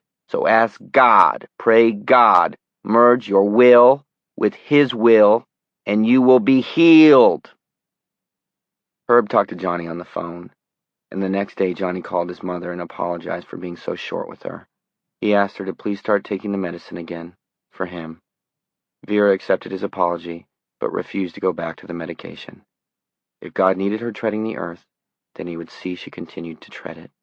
If God wanted to call her home, he would do that, even if she took a barrel of pills a day. It was a seamless argument, and Johnny's only possible rebuttal was the one that Catholics and Protestants alike have rejected for 1,800 years, that God works his will through the mind of man as well as through the spirit of man. Mama, he said, haven't you thought that God's will was for some doctor to invent that drug so you could live longer? Can't you even consider that idea? Long distance was no medium for theological argument. She hung up. The next day, Marie Michaud came into Johnny's room, put her head on his bed, and wept. Here, here, Johnny said, startled and alarmed. What's this? What's wrong? My boy, she said, still crying. My Mark. They operated on him, and it was just like you said. He's fine. He's going to see out of his bad eye again. Thank God. She hugged Johnny, and he hugged her back as best he could. With her warm tears on his own cheek, he thought that whatever had happened to him wasn't all bad. Maybe some things should be told, or seen, or found again. It wasn't even so far-fetched to think that God was working through him, although his own concept of God was fuzzy and ill-defined. He held Marie and told her how glad he was. He told her to remember that he wasn't the one who had operated on Mark, and that he barely remembered what it was he had told her. She left shortly after that, drying her eyes as she went, leaving Johnny alone to think. 3. Early in August, Dave Pelson came to see Johnny. The Cleves Mills High assistant principal was a small, neat man who wore thick glasses and hush-puppies and a series of loud sports jackets. Of all the people who came to see Johnny during that almost endless summer of 1975, Dave had changed the least. The gray was speckled a little more fully through his hair, but that was all. "So how are you doing, really?" Dave asked, when they had finished the amenities. "Not so bad," Johnny said. "I can walk alone now if I don't overdo it. I can swim 6 laps in the pool. I get headaches sometimes, real killers, but the doctors say I can expect that to go on for some time, maybe the rest of my life." "Mind a personal question?" "If you're going to ask me if I can still get it up," Johnny said with a grin, "that's affirmative." "That's good to know, but what I wanted to know about is the money. Can you pay for this?" Johnny shook his head. "I've been in the hospital for going on 5 years. No one but a Rockefeller could pay for that. My father and mother got me into some sort of state-funded program. Total disaster or something like that." Dave nodded. "The Extraordinary Disaster Program. I figured that. But how did they keep you out of the state hospital, Johnny? That place is the pits." "Dr. Wyzak and Dr. Brown saw to that, and they're largely responsible for my having been able to come back as far as I have. I was a guinea pig, Dr. Wyzak says. How long can we keep this comatose man from turning into a total vegetable? The physical therapy unit was working on me the last 2 years I was in coma. I had megavitamin shots. My ass still looks like a case of smallpox. Not that they expected any return on the project from me personally. I was assumed to be a terminal case almost from the time I came in. Wyzak says that what he and Brown did with me is aggressive life support. He thinks it's the beginning of a response to all the criticism about sustaining life after hope of recovery is gone. Anyway, they couldn't continue to use me if I'd gone over to the state hospital, so they kept me here. Eventually, they would have finished with me, and then I would have gone to the state hospital. But the most sophisticated care he would have gotten would have been a turn every 6 hours to prevent bed sores," Dave said. "And if you'd waked up in 1980, you would have been a basket case." "I think I would have been a basket case no matter what," Johnny said. He shook his head slowly. "I think if someone proposes one more operation on me, I'll go nuts. And I'm still going to have a limp, and I'll never be able to turn my head all the way to the left." "When are they letting you out?" "In 3 weeks, God willing." "Then what?" Johnny shrugged. "I'm going down home, I guess, to Pownell. My mother's going to be in California for a while on a religious thing. Dad and I can use the time to get reacquainted. I got a letter from one of the big literary agents in New York. Well, not him exactly, but one of his assistants. They think there might be a book in what happened to me. I thought I'd try to do 2 or 3 chapters and an outline. Maybe this guy or his assistant can sell it. The money would come in pretty damn handy, no kidding there." "Has there been any other media interest?" "Well, the guy from the Bangor Daily News who did the original story. Bright? He's good. He'd like to come down to Pownell after I blow this joint and do a feature story. I like the guy, but right now, I'm holding him off. There's no money in it for me, and right now, frankly, that's what I'm looking for. I'd go on to Tell the Truth if I thought I could make $200 out of it. My folks' savings are gone. They sold their car and bought a clunker. Dad took a second mortgage on the house when he should have been thinking about retiring and selling it and living on the proceeds. Have you thought about coming back into teaching?" Johnny glanced up. "Is that an offer?" "It ain't chopped liver." "I'm grateful," Johnny said, "but I'm just not going to be ready in September, Dave." "I wasn't thinking about September. You must remember Sarah's friend, Ann Strafford?" Johnny nodded. "Well, she's Ann Beatty now, and she's going to have a baby in December, so we need an English teacher second semester. Light schedule. 4 classes, 1 senior study hall, 2 free periods." "Are you making a firm offer, Dave?" "Firm. That's pretty damn good of you, Johnny said hoarsely. Hell with that, Dave said easily. You were a pretty damn good teacher. Can I have a couple of weeks to think it over? Until the 1st of October, if you want, Dave said. You'll still be able to work on your book, I think, if it looks like there might be a possibility there. Johnny nodded. And you might not want to stay down there in Pownell too long, Dave said. You might find it uncomfortable. Words rose to Johnny's lips, and he had to choke them off. Not for long, Dave. You see, my mother is in the process of blowing her brains out right now. She's just not using a gun. She's going to have a stroke. She'll be dead before Christmas unless my father and I can persuade her to start taking her medicine again. And I don't think we can. And I'm part of it. How much of a part of it, I don't know. I don't think I want to know. Instead, he replied, News travels, huh? Dave shrugged. I understand through Sarah that your mother has had problems adjusting. She'll come around, Johnny. In the meantime, think about it. I will. In fact, I'll give you a tentative yes right now. It would be good to teach again, to get back to normal. You're my man, Dave said. After he left, Johnny lay down on his bed and looked out the window. He was very tired. Get back to normal. Somehow, he didn't think that was ever really going to happen. He felt one of his headaches coming on. 4.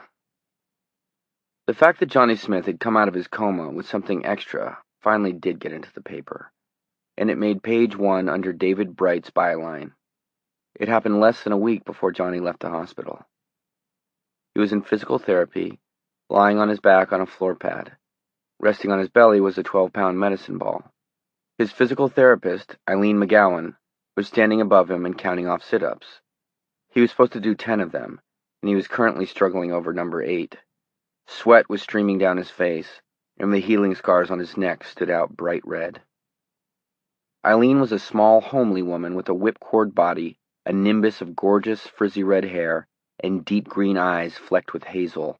Johnny sometimes called her, with a mixture of irritation and amusement, the world's smallest marine DI.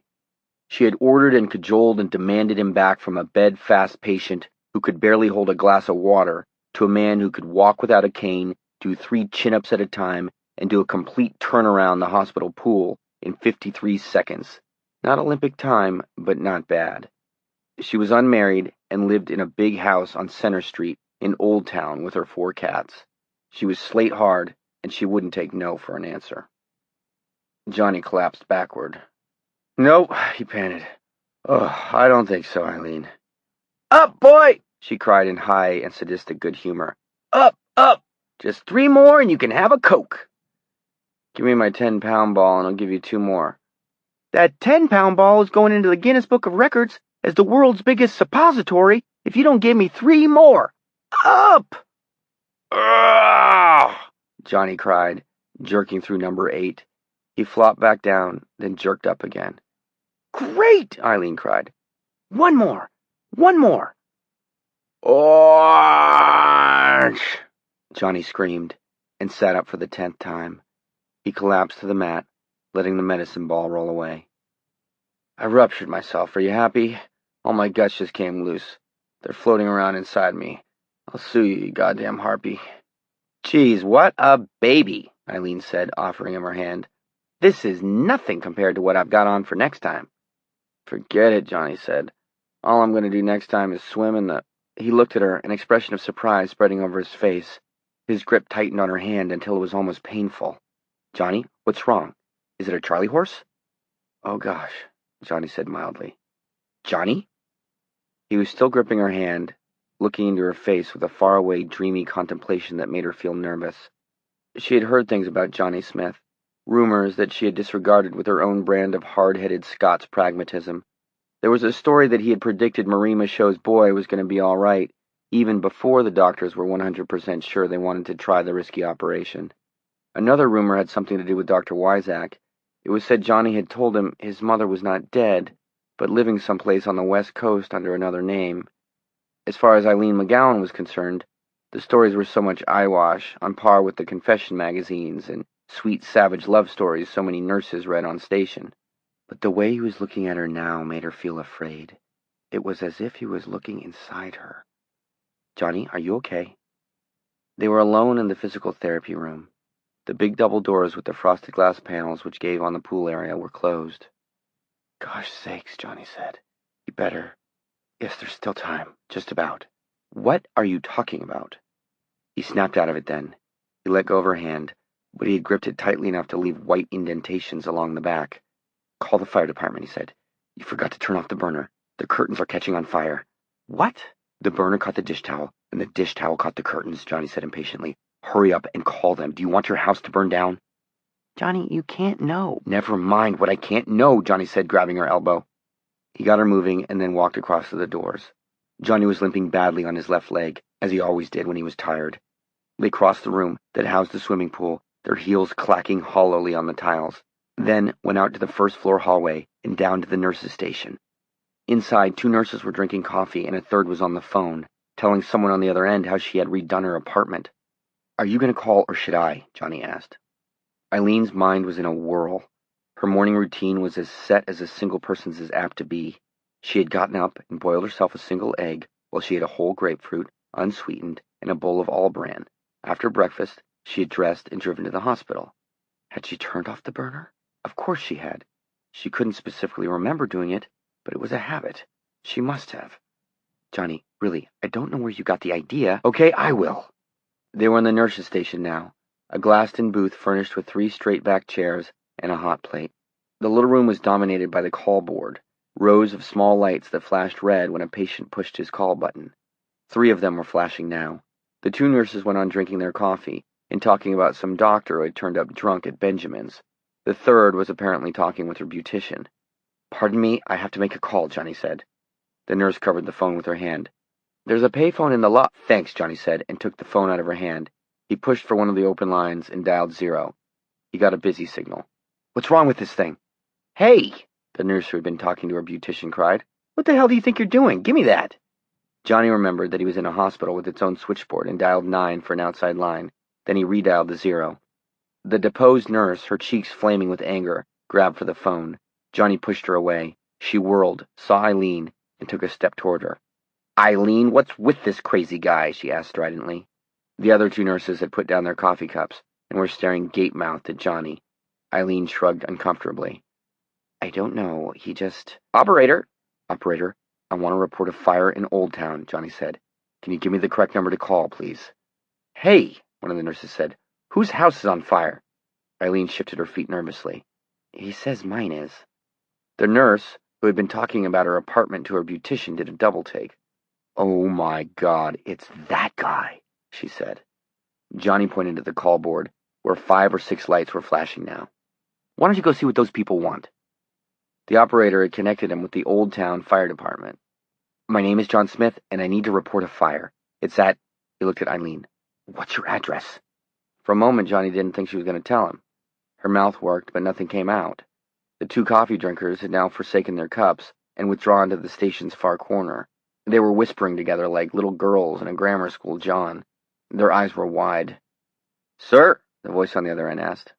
"Come on," Johnny said. "Do you want your cats to fry?"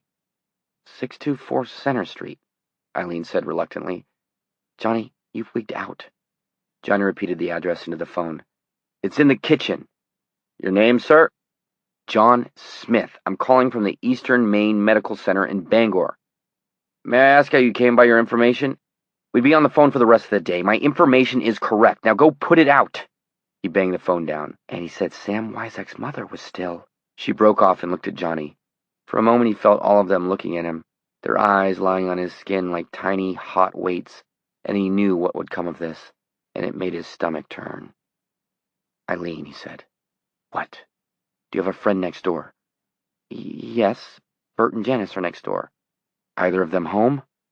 "I guess Janice probably would be, sure." "Why don't you give her a call?" Eileen nodded, suddenly understanding what he was getting at. She took the phone from his hand and dialed an 827 exchange number. The nurses stood by watching avidly, as if they had stepped into a really exciting TV program by accident. "Hello, Jan? It's Eileen. Are you in your kitchen?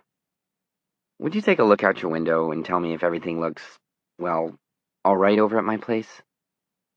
Well, a friend of mine says I'll tell you after you go look, okay? Eileen was blushing. Yes, I'll wait. She looked at Johnny and repeated, You've wigged out, Johnny. There was a pause that seemed to go on and on. Then Eileen began listening again.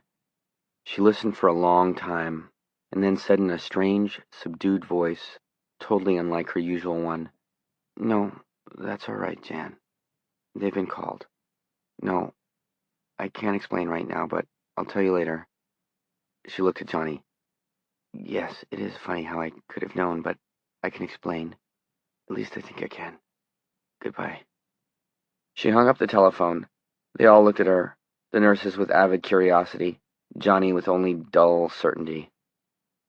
Jan says there's smoke pouring out of my kitchen window, Eileen said, and all three nurses sighed in unison. Their eyes, wide and somehow accusing, turned to Johnny again. Jury's eyes, he thought dismally. I ought to go home, Eileen said.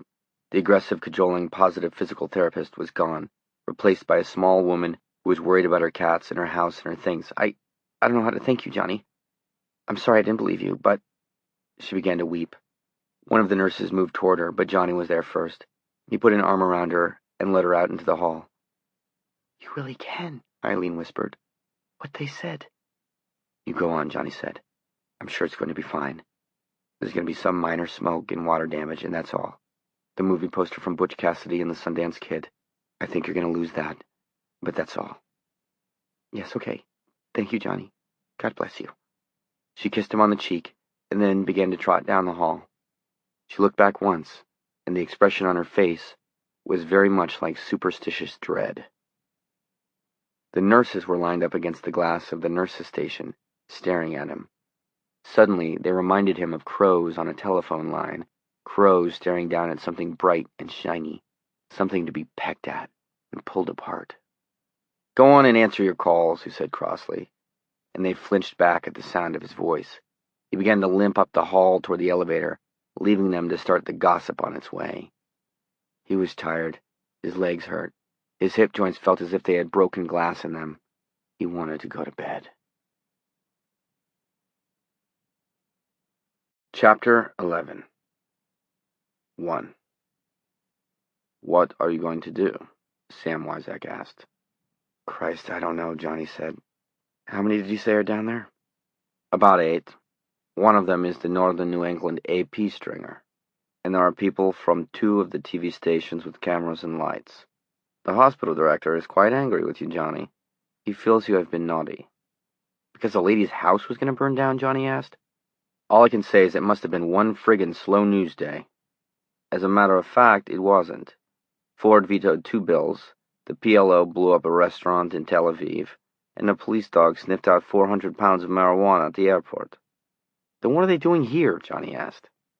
When Sam had come in with the news that reporters were gathering in the lobby, his first sinking thought was what his mother might make of this. She was with his father in Pownell, making ready for a California pilgrimage, which began the following week. Neither Johnny nor his father believed the trip was a good idea, and the news that her son had somehow turned psychic might make her cancel it. But in this case, Johnny was very much afraid that the cure might be the greater of 2 evils. Something like this could set her off for good. On the other hand, this thought suddenly blossomed in his mind with all the force of inspiration. It might persuade her to start taking her medicine again. They're here because what happened is news, Sam said. It has all the classic ingredients. I didn't do anything, You just told Eileen McGowan her house was on fire, and it was, Sam said softly. Come on, Johnny. You must have known this was going to happen sooner or later. I'm no publicity hound, Johnny said grimly. No, I didn't mean to suggest you were. An earthquake is no publicity hound, but the reporters cover it. People want to know. What if I just refuse to talk to them? That is not much of an option, Sam replied. They'll go away and publish crazy rumors. Then when you leave the hospital, they will fall on you. They will shove microphones in your face as if you are a senator or a crime boss, no? Johnny thought about it. Is Bright down there? Yes. Suppose I ask him to come up. He can get the story and give it to the rest of them. You can do that, but it would make the rest of them extremely unhappy, and an unhappy reporter will be your enemy. Nixon made them unhappy, and they tore him to pieces. I'm not Nixon, Johnny said. Wyzak grinned radiantly. Thank God, he said. What do you suggest? Johnny asked. 2. The reporters stood up and crowded forward when Johnny stepped through the swing doors and into the west lobby. He was wearing a white shirt, open at the collar, and a pair of blue jeans that were too big for him. His face was pale but composed. The scars from the tendon operation stood out clearly on his neck. Flashbacks popped warm fire at him and made him wince. Questions were babbled. Here, here, Sam Wyzak shouted. This is a convalescent patient. He wants to make a brief statement, and he will answer some of your questions, but only if you behave in an orderly fashion. Now fall back and let him breathe. 2 sets of TV light bars flashed on, bathing the lobby in an unearthly glare.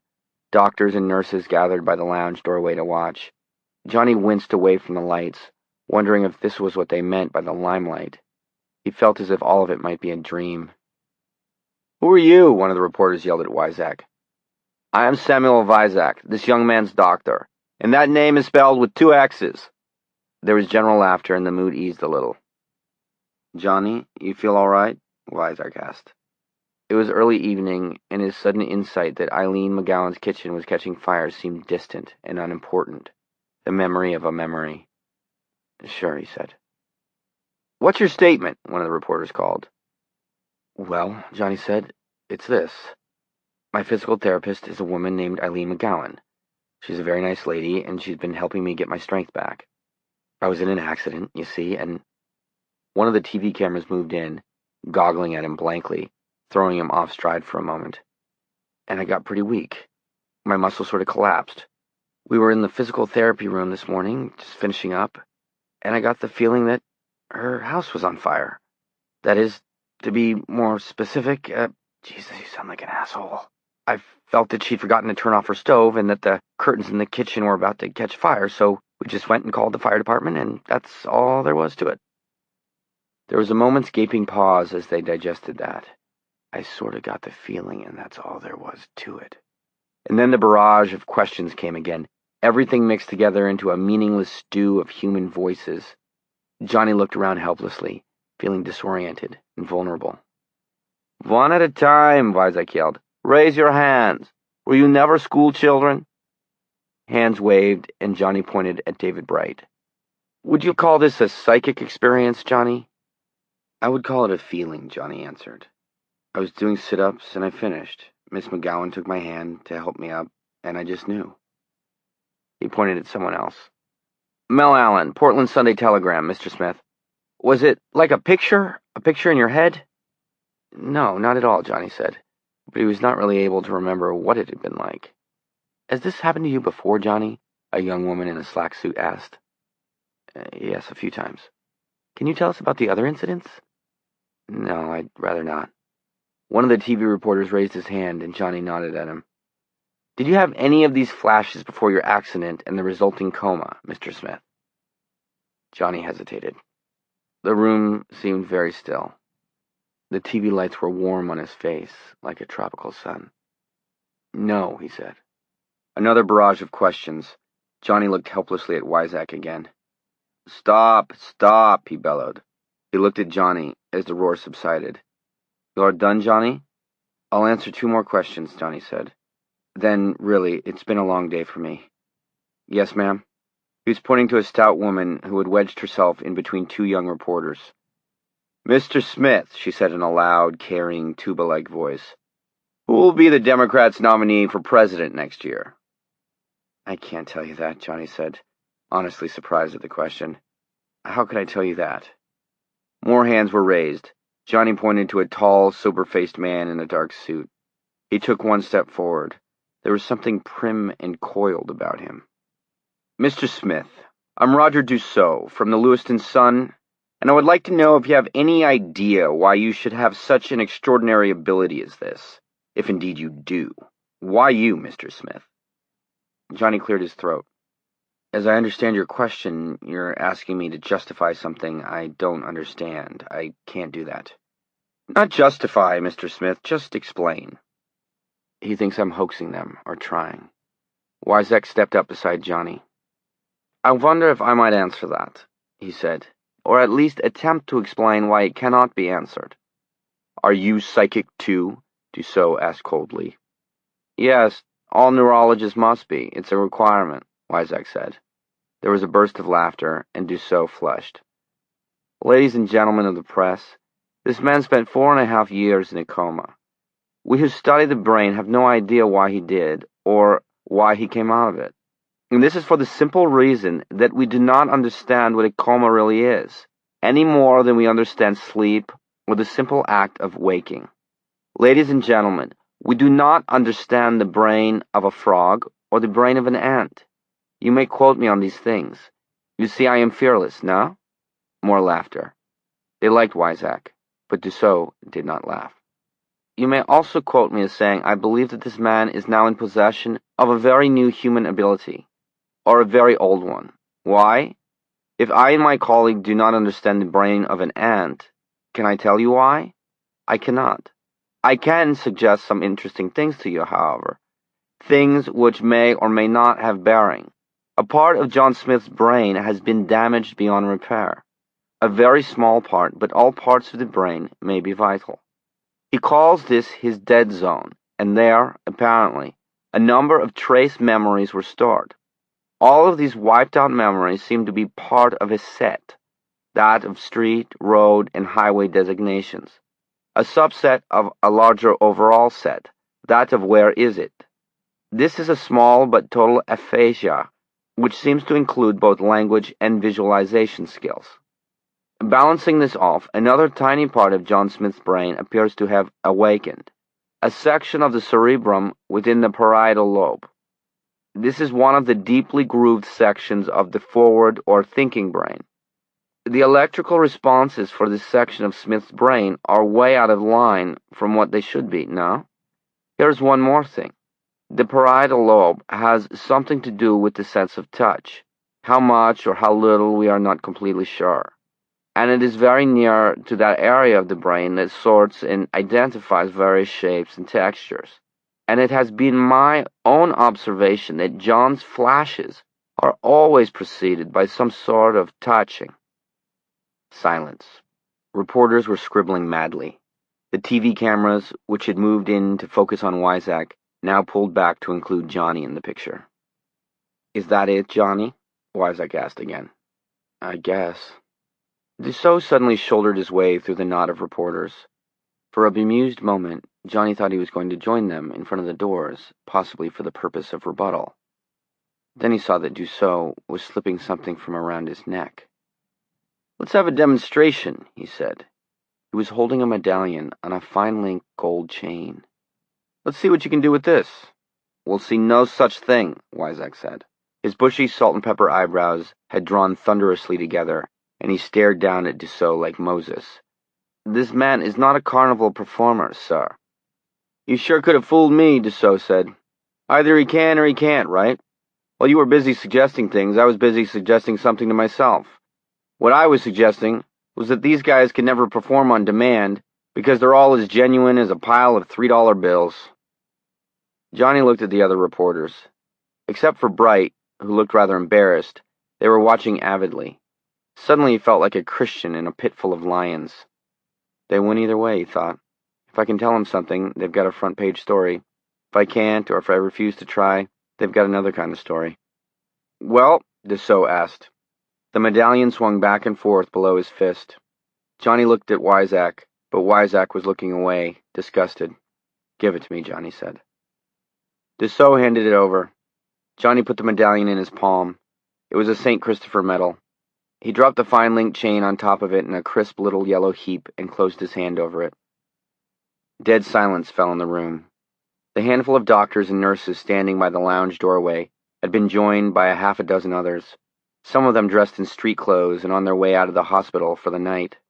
A crowd of patients had gathered at the end of the hallway, leading to the first-floor TV and game lounge. The people who had come for the regular early evening visiting hours had drifted over from the main lobby. A feeling of thick tension lay in the air, like a humming power cable.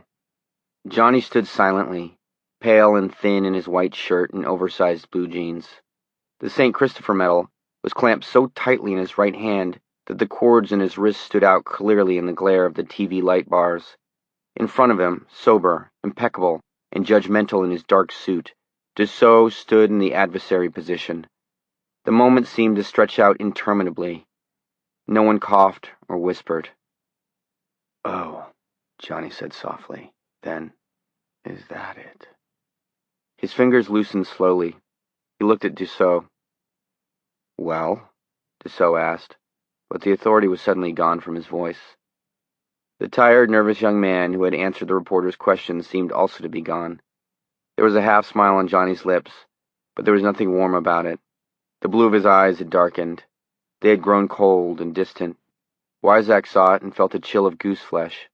He later told his wife that it had been the face of a man looking through a high-powered microscope and observing an interesting species of paramecium. "It's your sister's medallion," he said to Dussault. "Her name was Anne, but everyone called her Terry. Your older sister. You loved her. You almost worshipped the ground she walked on." Suddenly, terribly, Johnny Smith's voice began to climb and change. It became the cracked and unsure voice of an adolescent. "It's for when you cross Lisbon Street against the lights, Terry. Or when you're parking with one of those guys from EL. Don't forget, Terry. Don't forget." The plump woman who had asked Johnny who the Democrats would nominate next year uttered a frightened little moan. One of the TV cameramen muttered, "Holy Jesus," in a hoarse voice. "Stop it," Dussault whispered. His face had gone a sick shade of gray. His eyes bulged and spittle shone like chrome on his lower lip in this harsh light. His hands moved for the medallion, which was now looped on its fine gold chain over Johnny's fingers. But his hands moved with no power or authority. The medallion swung back and forth, throwing off hypnotic gleams of light. "Remember me, Terry," the adolescent voice begged. "Stay clean, Terry. Please. For God's sake, stay clean." "Stop it! Stop it, you bastard!" Now Johnny spoke in his own voice again. "It was speed, wasn't it? Then meth. She died of a heart attack at 27. But she wore it 10 years, Raj. She remembered you. She never forgot. Never forgot. Never, never, never." The medallion slipped from his fingers and struck the floor with a small musical sound. Johnny stared away into emptiness for a moment, his face calm and cool and distant. Dussault grubbed at his feet for the medallion, sobbing hoarsely in the stunned silence. A flashback popped, and Johnny's face cleared and became his own again. Horror touched it, and then pity. He knelt clumsily beside Dussault. "I'm sorry," he said. "I'm sorry. I didn't mean—" "You cheap-jack bastard hoaxer!" Dussault screamed at him. "It's a lie! All a lie! All a lie!" He struck Johnny a clumsy, open-handed blow on the neck, and Johnny fell over, striking his head on the floor hard. He saw stars. Uproar. He was dimly aware that Dussault was pushing his way blindly through the crowd and toward the doors. People milled around Dussault, around Johnny. He saw Dussault through a forest of legs and shoes. Then Wyzak was beside him, helping him to sit up. "John, are you all right? Did he hurt you?" "Not as bad as I hurt him. I'm okay." He struggled to his feet. Hands, maybe Wyzak's, maybe someone else's, helped him. He felt dizzy and sick, almost revolted. This had been a mistake. A terrible mistake. Someone screamed piercingly. The stout woman who had asked about the Democrats. Johnny saw Dussault pitch forward to his knees, grope at the sleeve of the stout woman's print blouse, and then slide tiredly forward onto the tile near the doorway he'd been trying to reach. The St. Christopher medal was still in one hand. "Fainted," someone said. "Fainted dead away, I'll be damned." "My fault," Johnny said to Sam Wyzak. His throat felt close and tight with shame, with tears. "All my fault." "No," Sam said. "No, John." But it was. He shook loose of Wyzak's hands and went to where Dussault lay, coming around now, eyes blinking dazedly at the ceiling. Two of the doctors had come over to where he lay. "Is he all right?" Johnny asked. He turned toward the woman reporter in the slack suit, and she shrank away from him. A cramp of fear passed over her face. Johnny turned the other way, toward the TV reporter who had asked him if he'd had any flashes before his accident. It suddenly seemed very important that he explain to someone. "I didn't mean to hurt him," he said. "Honest to God, I never meant to hurt him. I didn't know." The TV reporter backed up a step. "No," he said. "Of course you didn't. He was asking for it. Anybody could see that. Just don't touch me, huh?" Johnny looked at him dumbly, lips quivering. He was still in shock, but beginning to understand. Oh yes, he was beginning to understand. The TV reporter tried to smile, and could only produce a death's head rictus. "Just don't touch me, Johnny, please." "It's not like that," Johnny said, or tried to. Later, he was never sure if any sound had come out. "Don't touch me, Johnny, okay?" The reporter backed up to where his cameraman was packing his gear. Johnny stood and watched him. He began to shake all over. 3. "It's for your own good, John," Wyzak said. The nurse stood behind him, a white ghost, a sorcerer's apprentice with her hands hovering above the small, wheeled medication table, a junkie's paradise of sweet dreams. "No," Johnny said. He was still shaking, and now there was cold sweat as well. "No more shots. I've had it up to here with shots." "A pill, then?" "No more pills either. To help you sleep." "Will he be able to sleep? That man Dussault?" "He asked for it," the nurse murmured, and then flinched as Wyzak turned toward her. But Wyzak smiled crookedly. "She is right now," he said. "The man asked for it. He thought you were selling empty bottles, John. A good night's sleep, and you'll be able to put this in perspective." "I'll sleep on my own." "Johnny, please." It was 11:15. The TV across the room had just gone off. Johnny and Sam watched the filmed story together. It had been second-lined right after the bills Ford had vetoed. My own story made much better theater, Johnny thought with morbid amusement. Film footage of a bald-headed Republican mouthing platitudes about the national budget just didn't compare with the film clip that WABI cameraman had gotten here earlier this evening. The clip had ended with Dussault plunging across the floor with his sister's medal clutched in his hand, and then crashing down in a faint, clutching at the woman reporter the way a drowning man might clutch at a straw. When the TV anchorman went on to the police dog and the 400 pounds of pot, Wyzak had left briefly and come back with the news that the hospital switchboard had jammed up with calls for him even before the report was over. The nurse with the medication had shown up a few minutes later, leading Johnny to believe that Sam had gone down to the nurse's station to do more than check on incoming calls. At that instant, the telephone rang. Wyzak swore softly under his breath. "I told them to hold them all. Don't answer it, John. But Johnny already had it. He listened for a moment, then nodded. "Yes, that was right." He put a hand over the receiver. "It's my dad," he said. He uncovered the receiver. "Hi, Dad. I guess you..." He listened. The small smile on his lips faded and was replaced by an expression of dawning horror. His lips moved silently. "John, what is it?" Wyzak asked sharply. "All right, Daddy," Johnny said, almost in a whisper. "Yes, Cumberland General. I know where it is. Just above Jerusalem's lot. Okay. All right." "Daddy," his voice broke. His eyes were tearless but glistening. "I know, Daddy. I love you too. I'm sorry." Listened. "Yes. Yes, it was," Johnny said. "I'll see you, Daddy. Yes. Goodbye." He hung up the phone, put the heels of his hands to his eyes, and pressed. "Johnny?" Sam leaned forward, took one of his hands away, and held it gently. "Is it your mother?" "Yeah, it's my mother." "Heart attack?" "Stroke," Johnny said. And Sam Wyzak made a small, pained hissing between his teeth. They were watching the TV news. Neither of them had any idea, and I came on, and she had a stroke. Christ. She's in the hospital. Now if something happens to my dad, we got a triple play. He uttered a high scream of laughter. His eyes rolled wildly from Sam to the nurse and back to Sam again. "It's a good talent," he said. "Everybody should have it."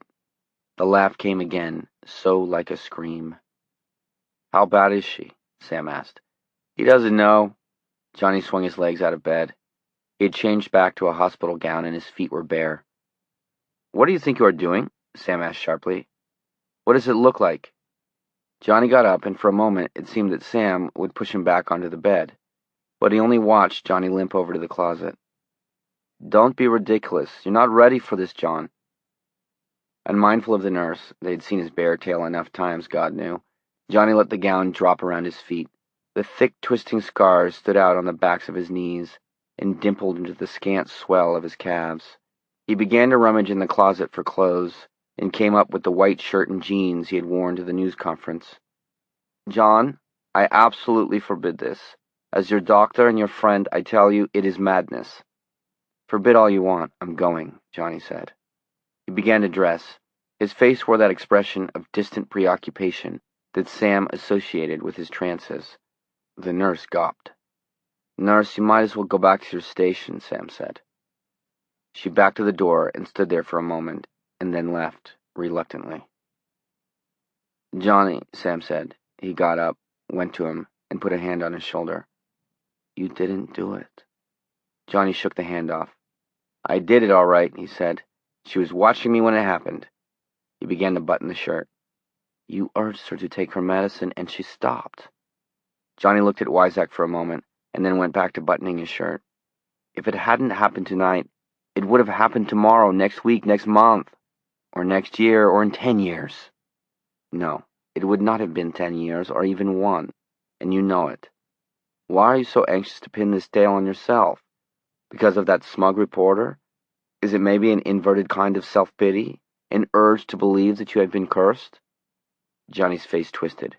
"She was watching me when it happened. Don't you get that? Are you so fucking soft you don't get that?" "She was planning a strenuous trip all the way to California and back. You told me that yourself. A symposium of some kind? A highly emotional sort of thing, from what you have said? Yes? Yes, it would almost certainly have happened then. A stroke is not lightning from a blue sky, Johnny." Johnny buttoned the jeans and then sat down as if the act of dressing had tired him out too much to do more. His feet were still bare. "Yeah," he said. "Yeah, you may be right." "Sense! He sees sense, thank the Lord!" "But I still have to go, Sam." Wyzak threw his hands up. "And do what? She's in the hands of her doctor and her God. That is the situation. Better than anyone else, you must understand."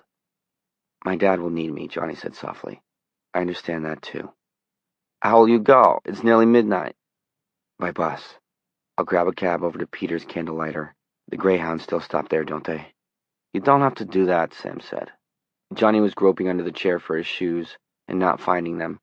Sam got them from under the bed and handed them to him. "I'll drive you down." Johnny looked up at him.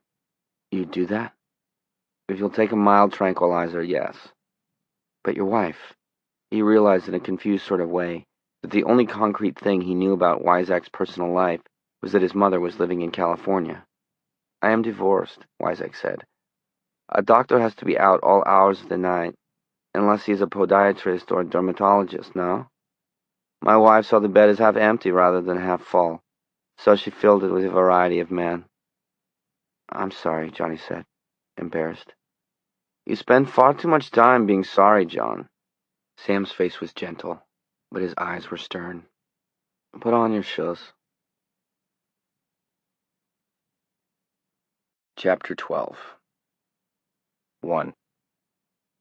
Hospital to hospital, Johnny thought dreamily, flying gently along on the small blue pill he had taken just before he and Sam left the EMMC and climbed into Sam's 75 Eldorado. Hospital to hospital, person to person, station to station. In a queer, secret way, he enjoyed the trip. It was his first time out of the hospital in almost 5 years. The night was clear. The Milky Way sprawled across the sky in an unwinding clock spring of light. A half-moon followed them over the dark tree line as they fled south through Palmyra, Newport, Pittsfield, Benton, Clinton. The car whispered along in near total silence. Low music, Haydn, issued from the 4 speakers of the stereo tape player. Came to one hospital in the Cleves Mills Rescue Squad ambulance. Went to another in a Cadillac, he thought. He didn't let it bother him. It was just enough to ride, to float along on the track, to let the problem of his mother, his new ability, and the people who wanted to pry into his soul He asked for it. Just don't touch me, huh? Rest in a temporary limbo. Weizak didn't talk. Occasionally he hummed snatches of the music.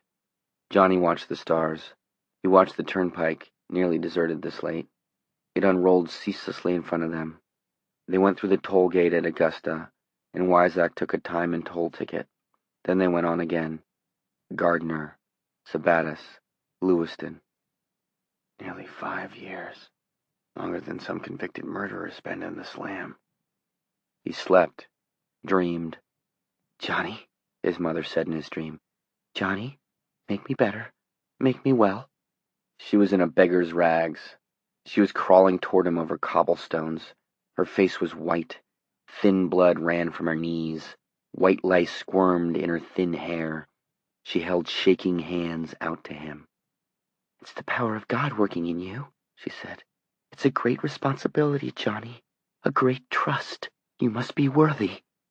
He took her hands, closed his own over them, and said, "Spirits, depart from this woman."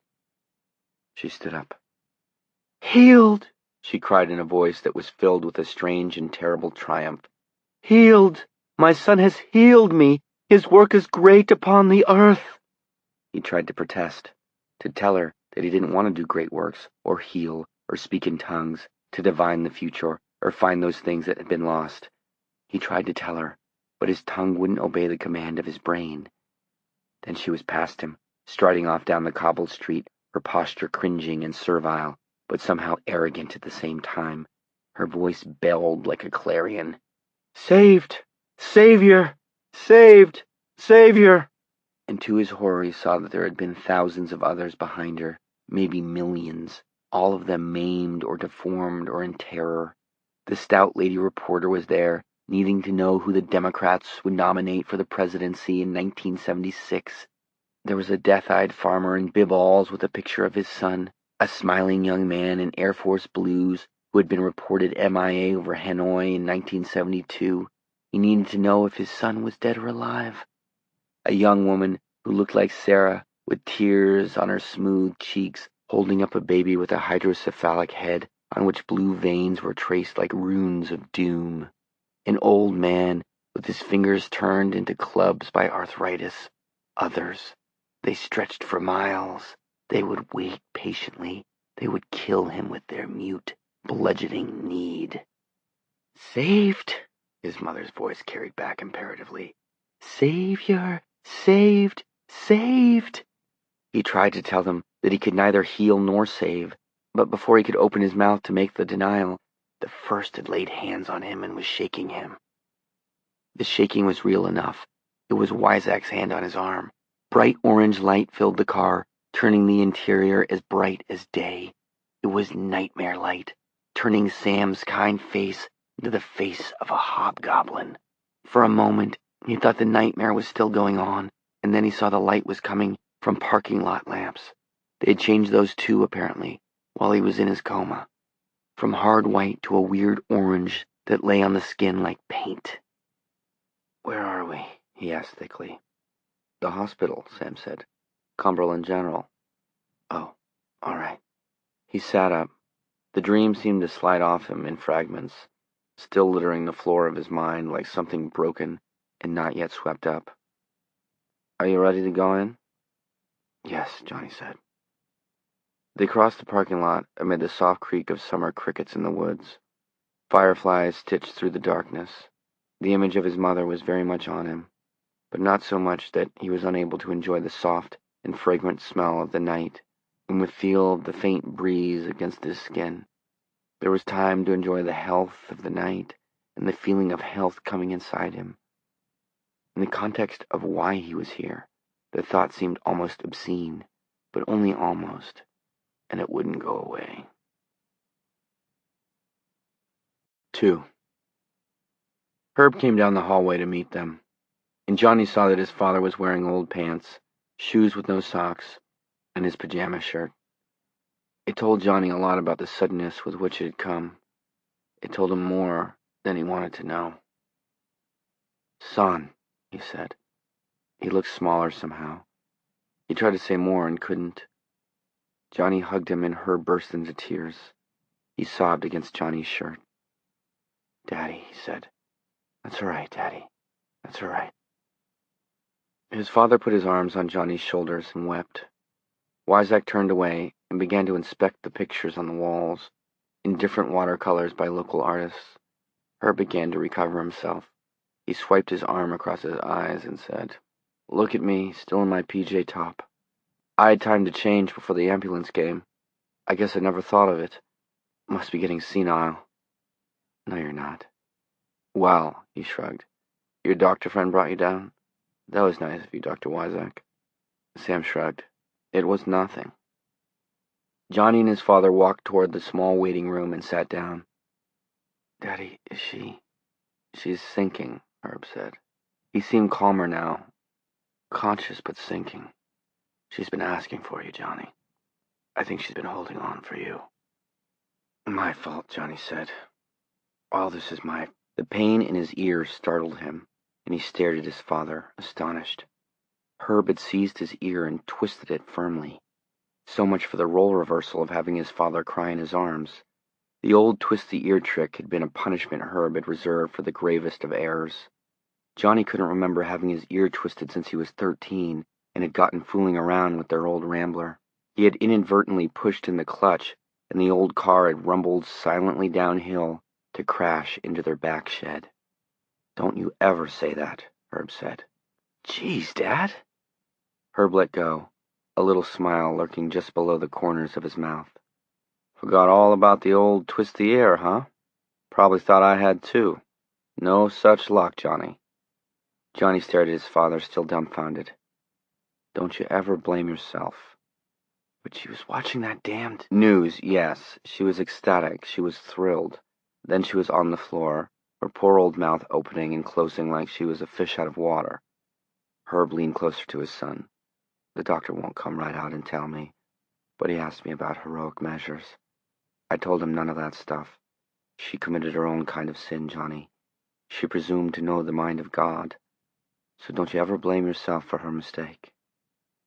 Fresh tears glistened in his eyes. His voice roughened.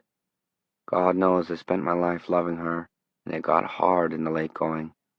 Maybe this is just the best thing." "Can I see her?" "Yes, she's at the end of the hall, room 35. They're expecting you, and so is she. Just one thing, Johnny. Agree with anything and everything she might say.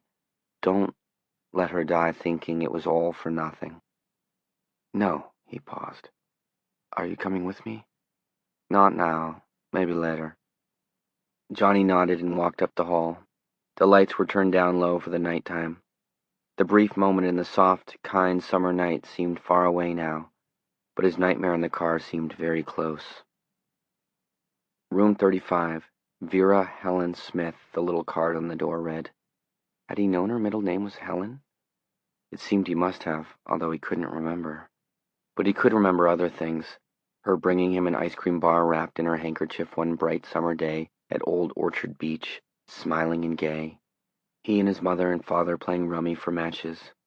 Later, after the religion business began to deepen its hold on her, she wouldn't have cards in the house, not even to play cribbage with. He remembered the day the bee had stung him, and he ran to her, bawling his head off, and she had kissed the swelling and pulled out the stinger with tweezers, and then had wrapped the wound in a strip of cloth that had been dipped in baking soda. He pushed the door open and went in. She was a vague hump in the bed, and Johnny thought, that's what I looked like. A nurse was taking her pulse. She turned when the door opened and the dim hall lights flashed on her spectacles. Are you Mrs. Smith's son? Yes. Johnny. Her voice rose from the hump in the bed, dry and hollow, rattling with death as a few pebbles will rattle in an empty gourd. The voice, God help him, made his skin crawl. He moved closer. Her face was twisted into a snarling mask on the left-hand side. The hand on the counterpane was a claw. Stroke, he thought. What the old people call a shock. Yes, that's better. That's what she looks like. Like she's had a bad shock. Is that you, John? It's me, Ma. Johnny, is that you? Yes, Ma. He came closer yet and forced himself to take the bony claw. I want my Johnny, she said querulously.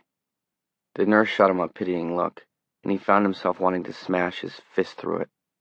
Would you leave us alone? He asked. I really shouldn't. Well, come on, she's my mother, and I want some time alone with her, Johnny said. What about it? Well, bring me my juice, Dad, his mother cried hoarsely. Feel like I could drink a quart. Would you get out of here? He cried at the nurse. He was filled with a terrible sorrow, of which he could not even find the focus. It seemed like a whirlpool going down into darkness. The nurse left. Ma, he said, sitting beside her. That weird feeling of doubled time, of reversal, would not leave him. How many times had she sat over his bed like this, perhaps holding his dry hand and talking to him? He recalled the timeless period when the room had seemed so close to him, seen through a gauzy placental membrane, his mother's face bending over him, thundering senseless sounds slowly into his upturned face. Ma, he said again, and kissed the hook that had replaced her hand. Give me those nails. I can do that, she said. Her left eye seemed frozen in its orbit. The other rolled wildly. It was the eye of a gut-shot horse. I want Johnny. Ma, I'm here. Johnny, Johnny, Johnny! Ma, he said, afraid the nurse would come back. You... She broke off, and her head turned toward him a little. Bend over here where I can see, she whispered. He did as she asked. You came, she said.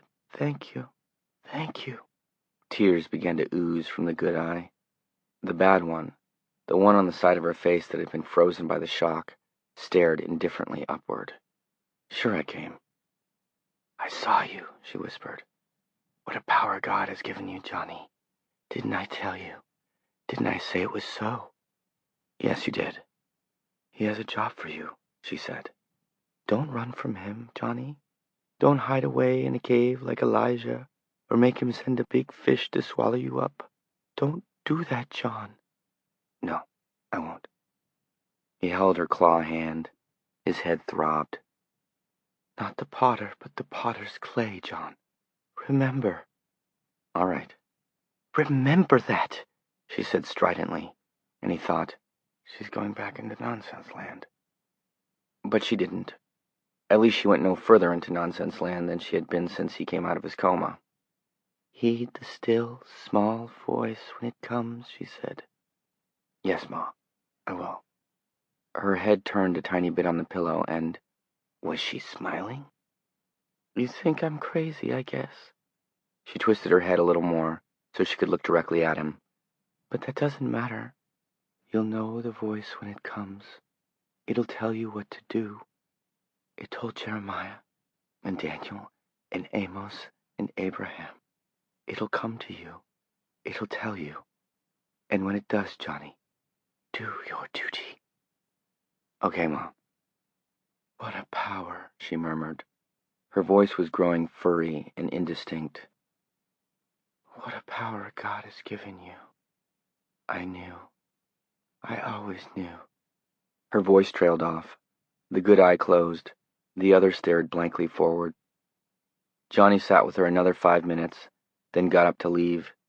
His hand was on the doorknob, and he was easing the door open when her dry, rattling voice came again, chilling him with its implacable, positive command.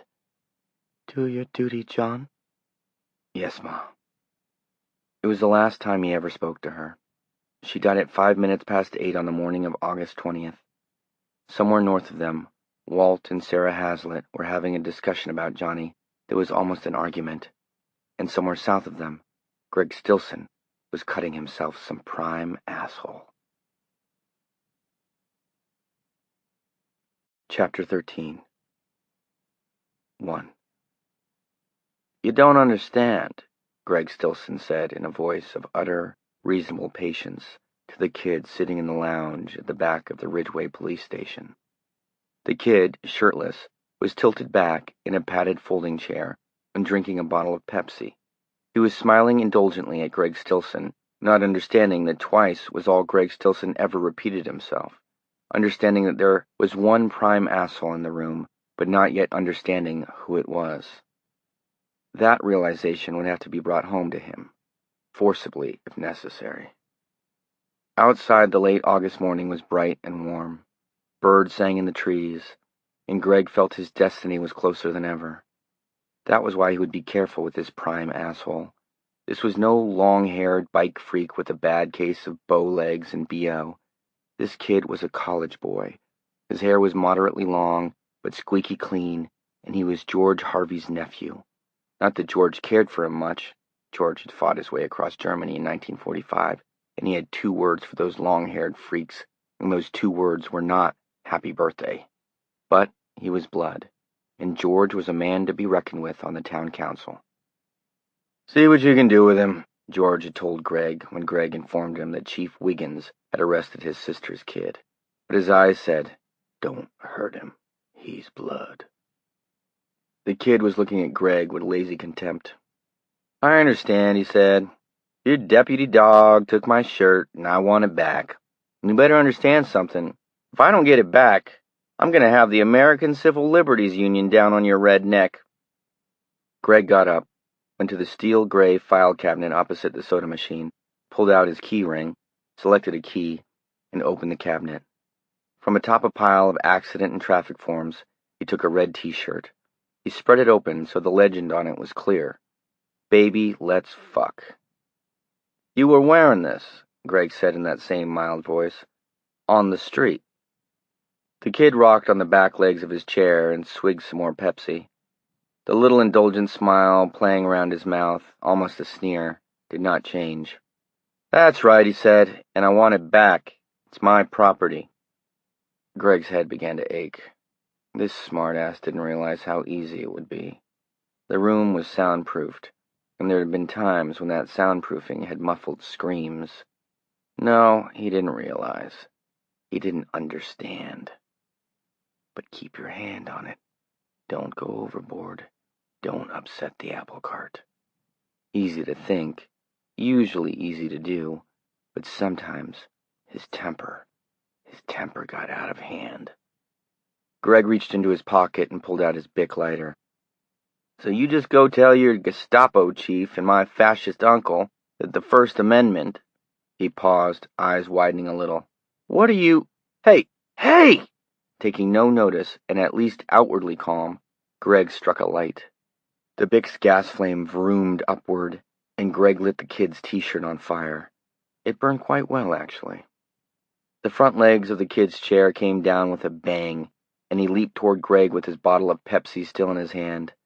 The self-satisfied little smirk was gone, replaced with a look of wide-eyed shock and surprise, and the anger of a spoiled brat who has had everything his own way for too long.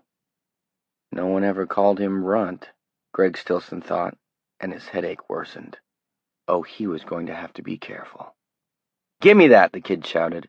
Greg was holding the shirt out, pinched together in 2 fingers at the neck, ready to drop it when it got too hot. "Give me that, you asshole! That's mine! That's—" Greg planted his hand in the middle of the kid's bare chest and shoved him as hard as he could, which was hard indeed.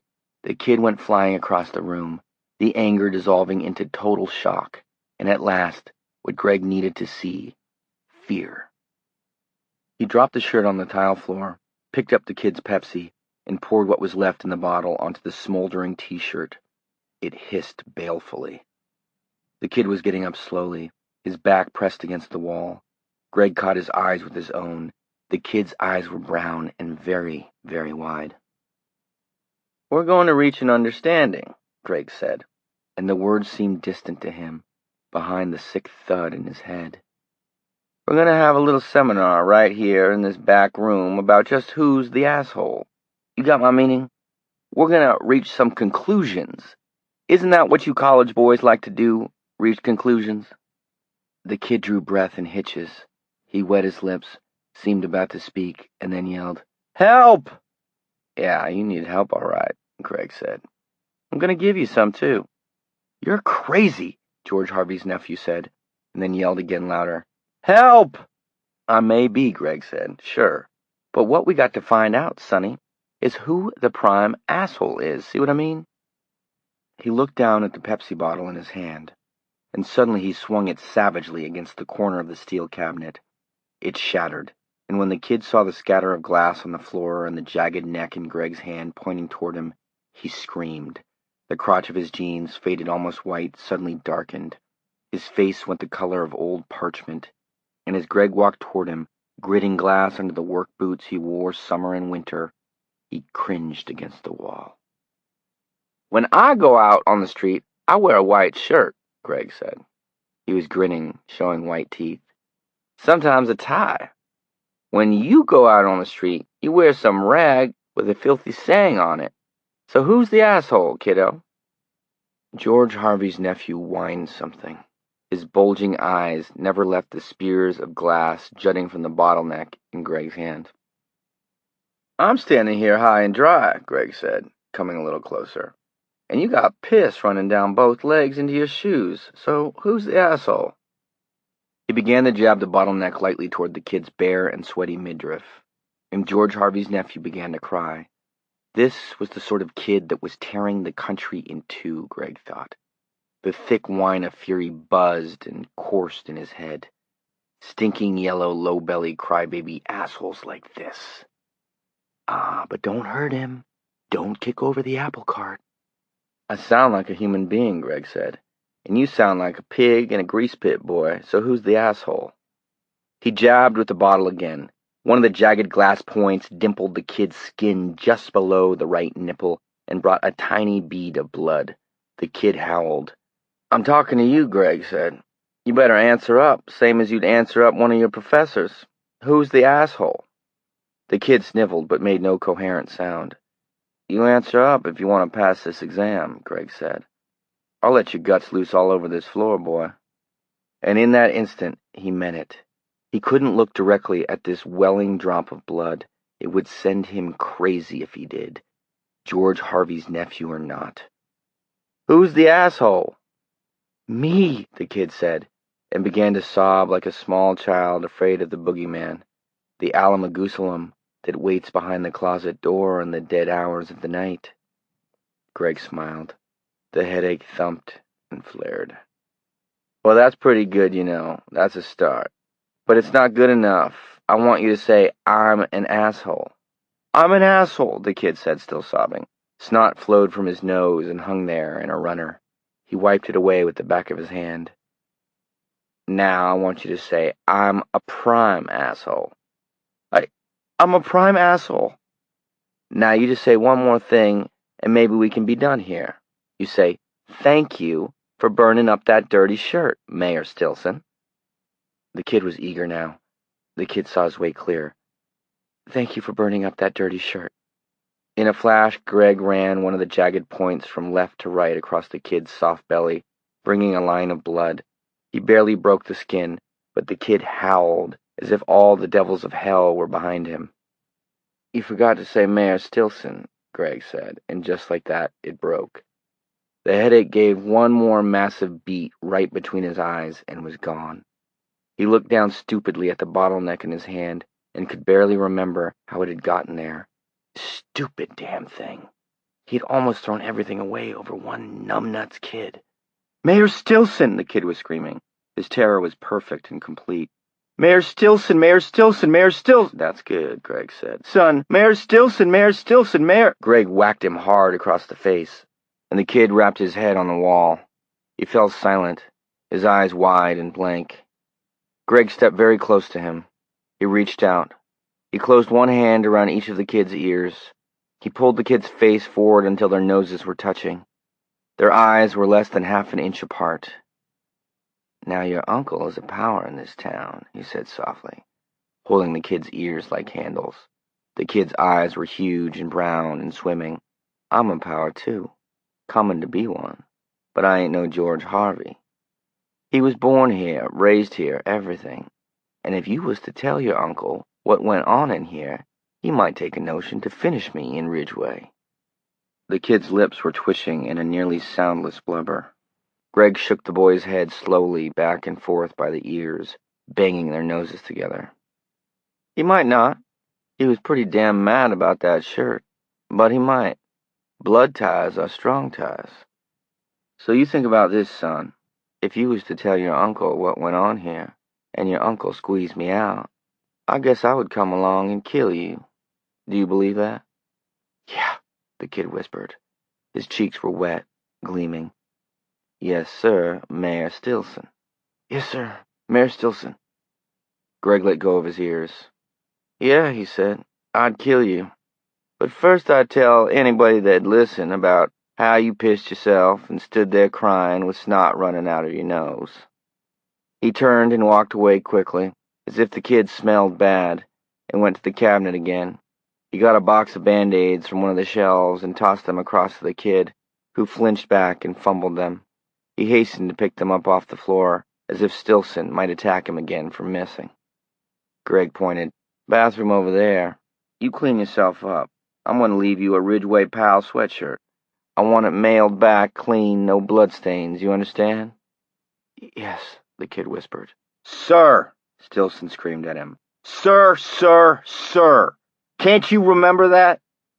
"Sir," the kid moaned. "Yes, sir. Yes, sir." "They don't teach you kids respect for nothing," Greg said. "Not for nothing." The headache was trying to come back. He took several deep breaths and quelled it, but his stomach felt miserably upset. "Okay, that's the end. I just want to offer you one good piece of advice. Don't you make the mistake of getting back to your damn college this fall or whenever and start thinking this was some way it wasn't. Don't you try to kid yourself about Greg Stilson. Best forgotten, kid. By you, me, and George. Working this around in your mind until you think you could have another swing at it would be the worst mistake of your life. Maybe the last." With that, Greg left, taking one last contemptuous look at the kid standing there, his chest and belly caked with a few minor smears of dried blood, his eyes wide, his lips trembling. He looked like an overgrown 10-year-old who has struck out in the Little League playoffs. Greg made a mental bet with himself that he would never see or hear from this particular kid again, and it was a bet he won. Later that week, George Harvey stopped by the barber shop where Greg was getting a shave and thanked him for talking some sense into his nephew. "You're good with these kids, Greg," he said. "I don't know. They seem to respect you." Greg told him not to mention it. 2. While Greg Stilson was burning a shirt with an obscene saying on it in New Hampshire, Walt and Sarah Hazlitt were having a late breakfast in Bangor, Maine. Walt had the paper. He put his coffee cup down with a clink and said, "Your old boyfriend made the paper, Sarah." Sarah was feeding Denny. She was in her bathrobe, her hair something of a mess, her eyes still only about a quarter open. 80% of her mind was still asleep. There had been a party last night. The guest of honor had been Harrison Fisher, who had been New Hampshire's 3rd District congressman since dinosaurs walked the earth, and a sure candidate for re-election next year. It had been politic for her and Walt to go. Politic. That was a word that Walt used a lot lately. He had had lots more to drink than she had, and this morning he was dressed and apparently chipper while she felt buried in a pile of sludge. It wasn't fair. "Blue," Denny remarked, and spat back a mouthful of mixed fruit. "That's not nice," Sarah said to Denny. To Walt, "Are you talking about Johnny Smith?" "The one and only." She got up and came around to Walt's side of the table. "He's all right, isn't he?" "Feeling good and kicking up Dickens by the sound of this," Walt said dryly. She had a hazy idea that it might be related to what had happened to her when she went to see Johnny, but the size of the headline shocked her. "Reawakened coma patient demonstrates psychic ability at dramatic news conference." The story was under David Bright's byline. The accompanying photo showed Johnny, still looking thin, and in the unsparing glare of the flash, pitifully confused, standing over the sprawled body of a man the caption identified as Roger Dussault, a reporter for the Lewiston paper. "Reporter faints after revelation," the caption read. Sarah sank down into the chair next to Walt and began to read the article. This did not please Denny, who began to pound on the tray of his high chair for his morning egg. "I believe you're being summoned," Walt said. "Would you feed him, honey? He eats better for you anyway." Story continued, page 9, column 3. She folded the paper open to page 9. Flattery will get you everywhere, Walt said agreeably. He slipped off his sports coat and put on her apron. Here it comes, Guy, he said, and began feeding Denny his egg. When she had finished the story, Sarah went back and read it again. Her eyes were drawn again and again to the picture, to Johnny's confused, horror-struck face. The people loosely grouped around the prone Dussault were looking at Johnny with an expression close to fear. She could understand that. She remembered kissing him, and the strange, preoccupied look that had slipped over his face. And when he told her where to find the lost wedding ring, she had been afraid. But Sarah, what you were afraid of wasn't quite the same thing, was it? Just a little more, big boy, Walt was saying, as if from 1,000 miles away.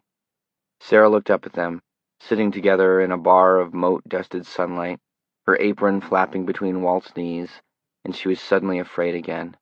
She saw the ring sinking to the bottom of the toilet bowl, turning over and over.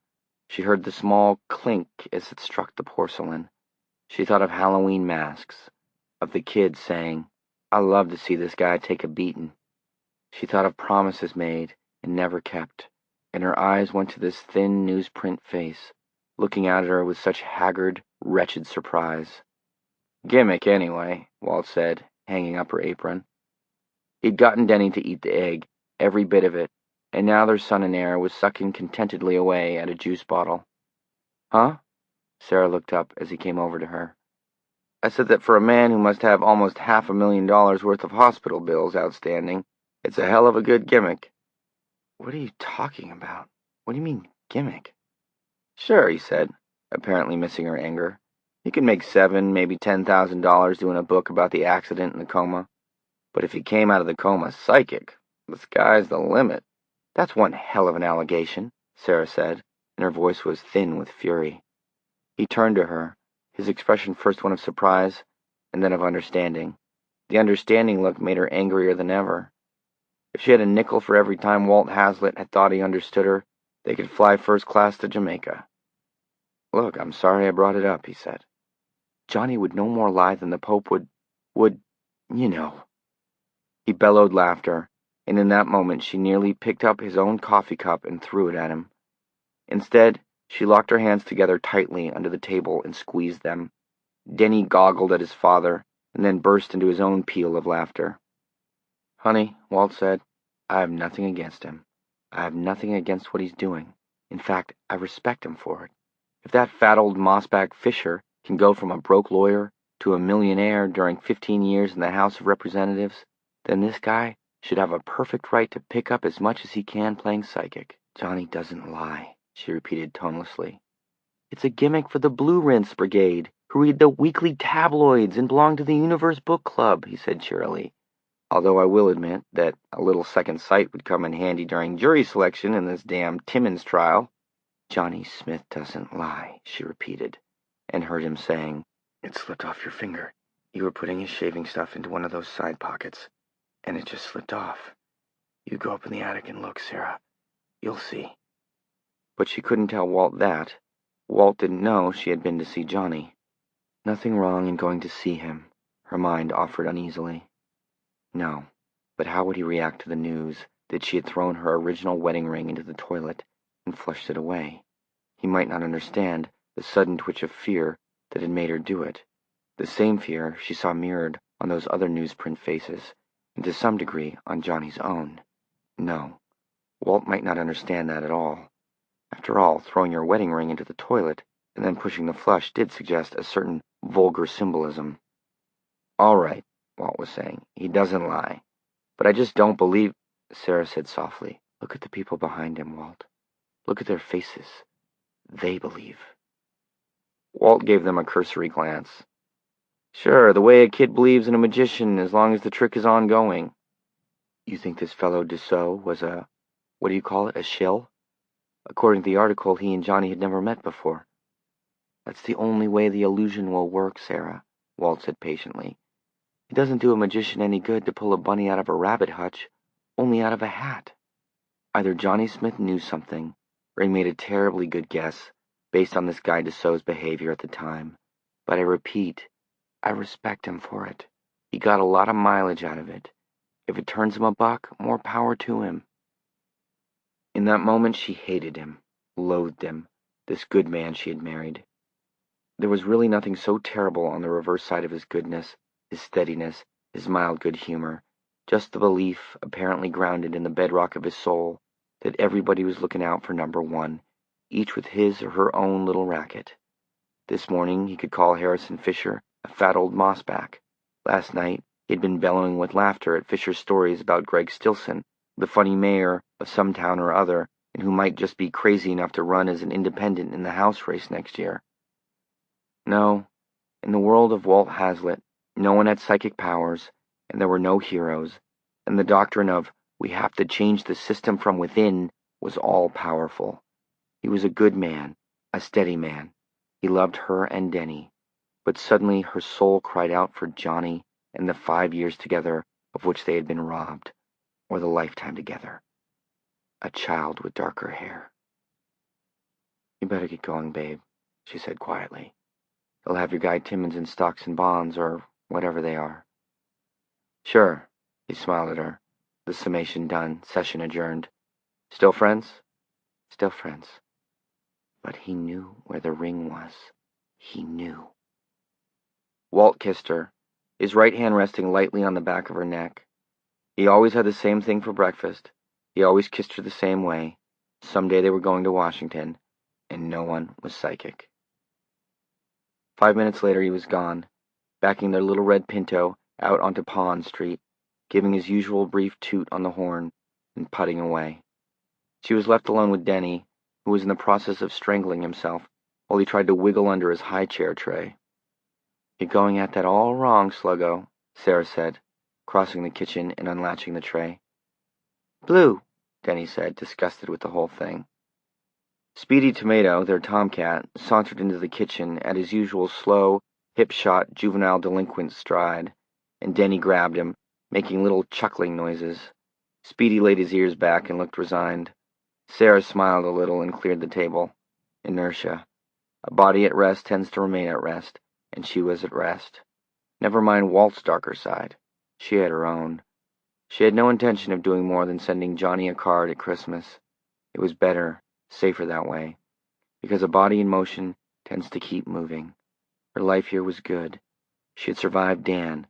She had survived Johnny, who had been so unfairly taken from her, but so much in this world was unfair.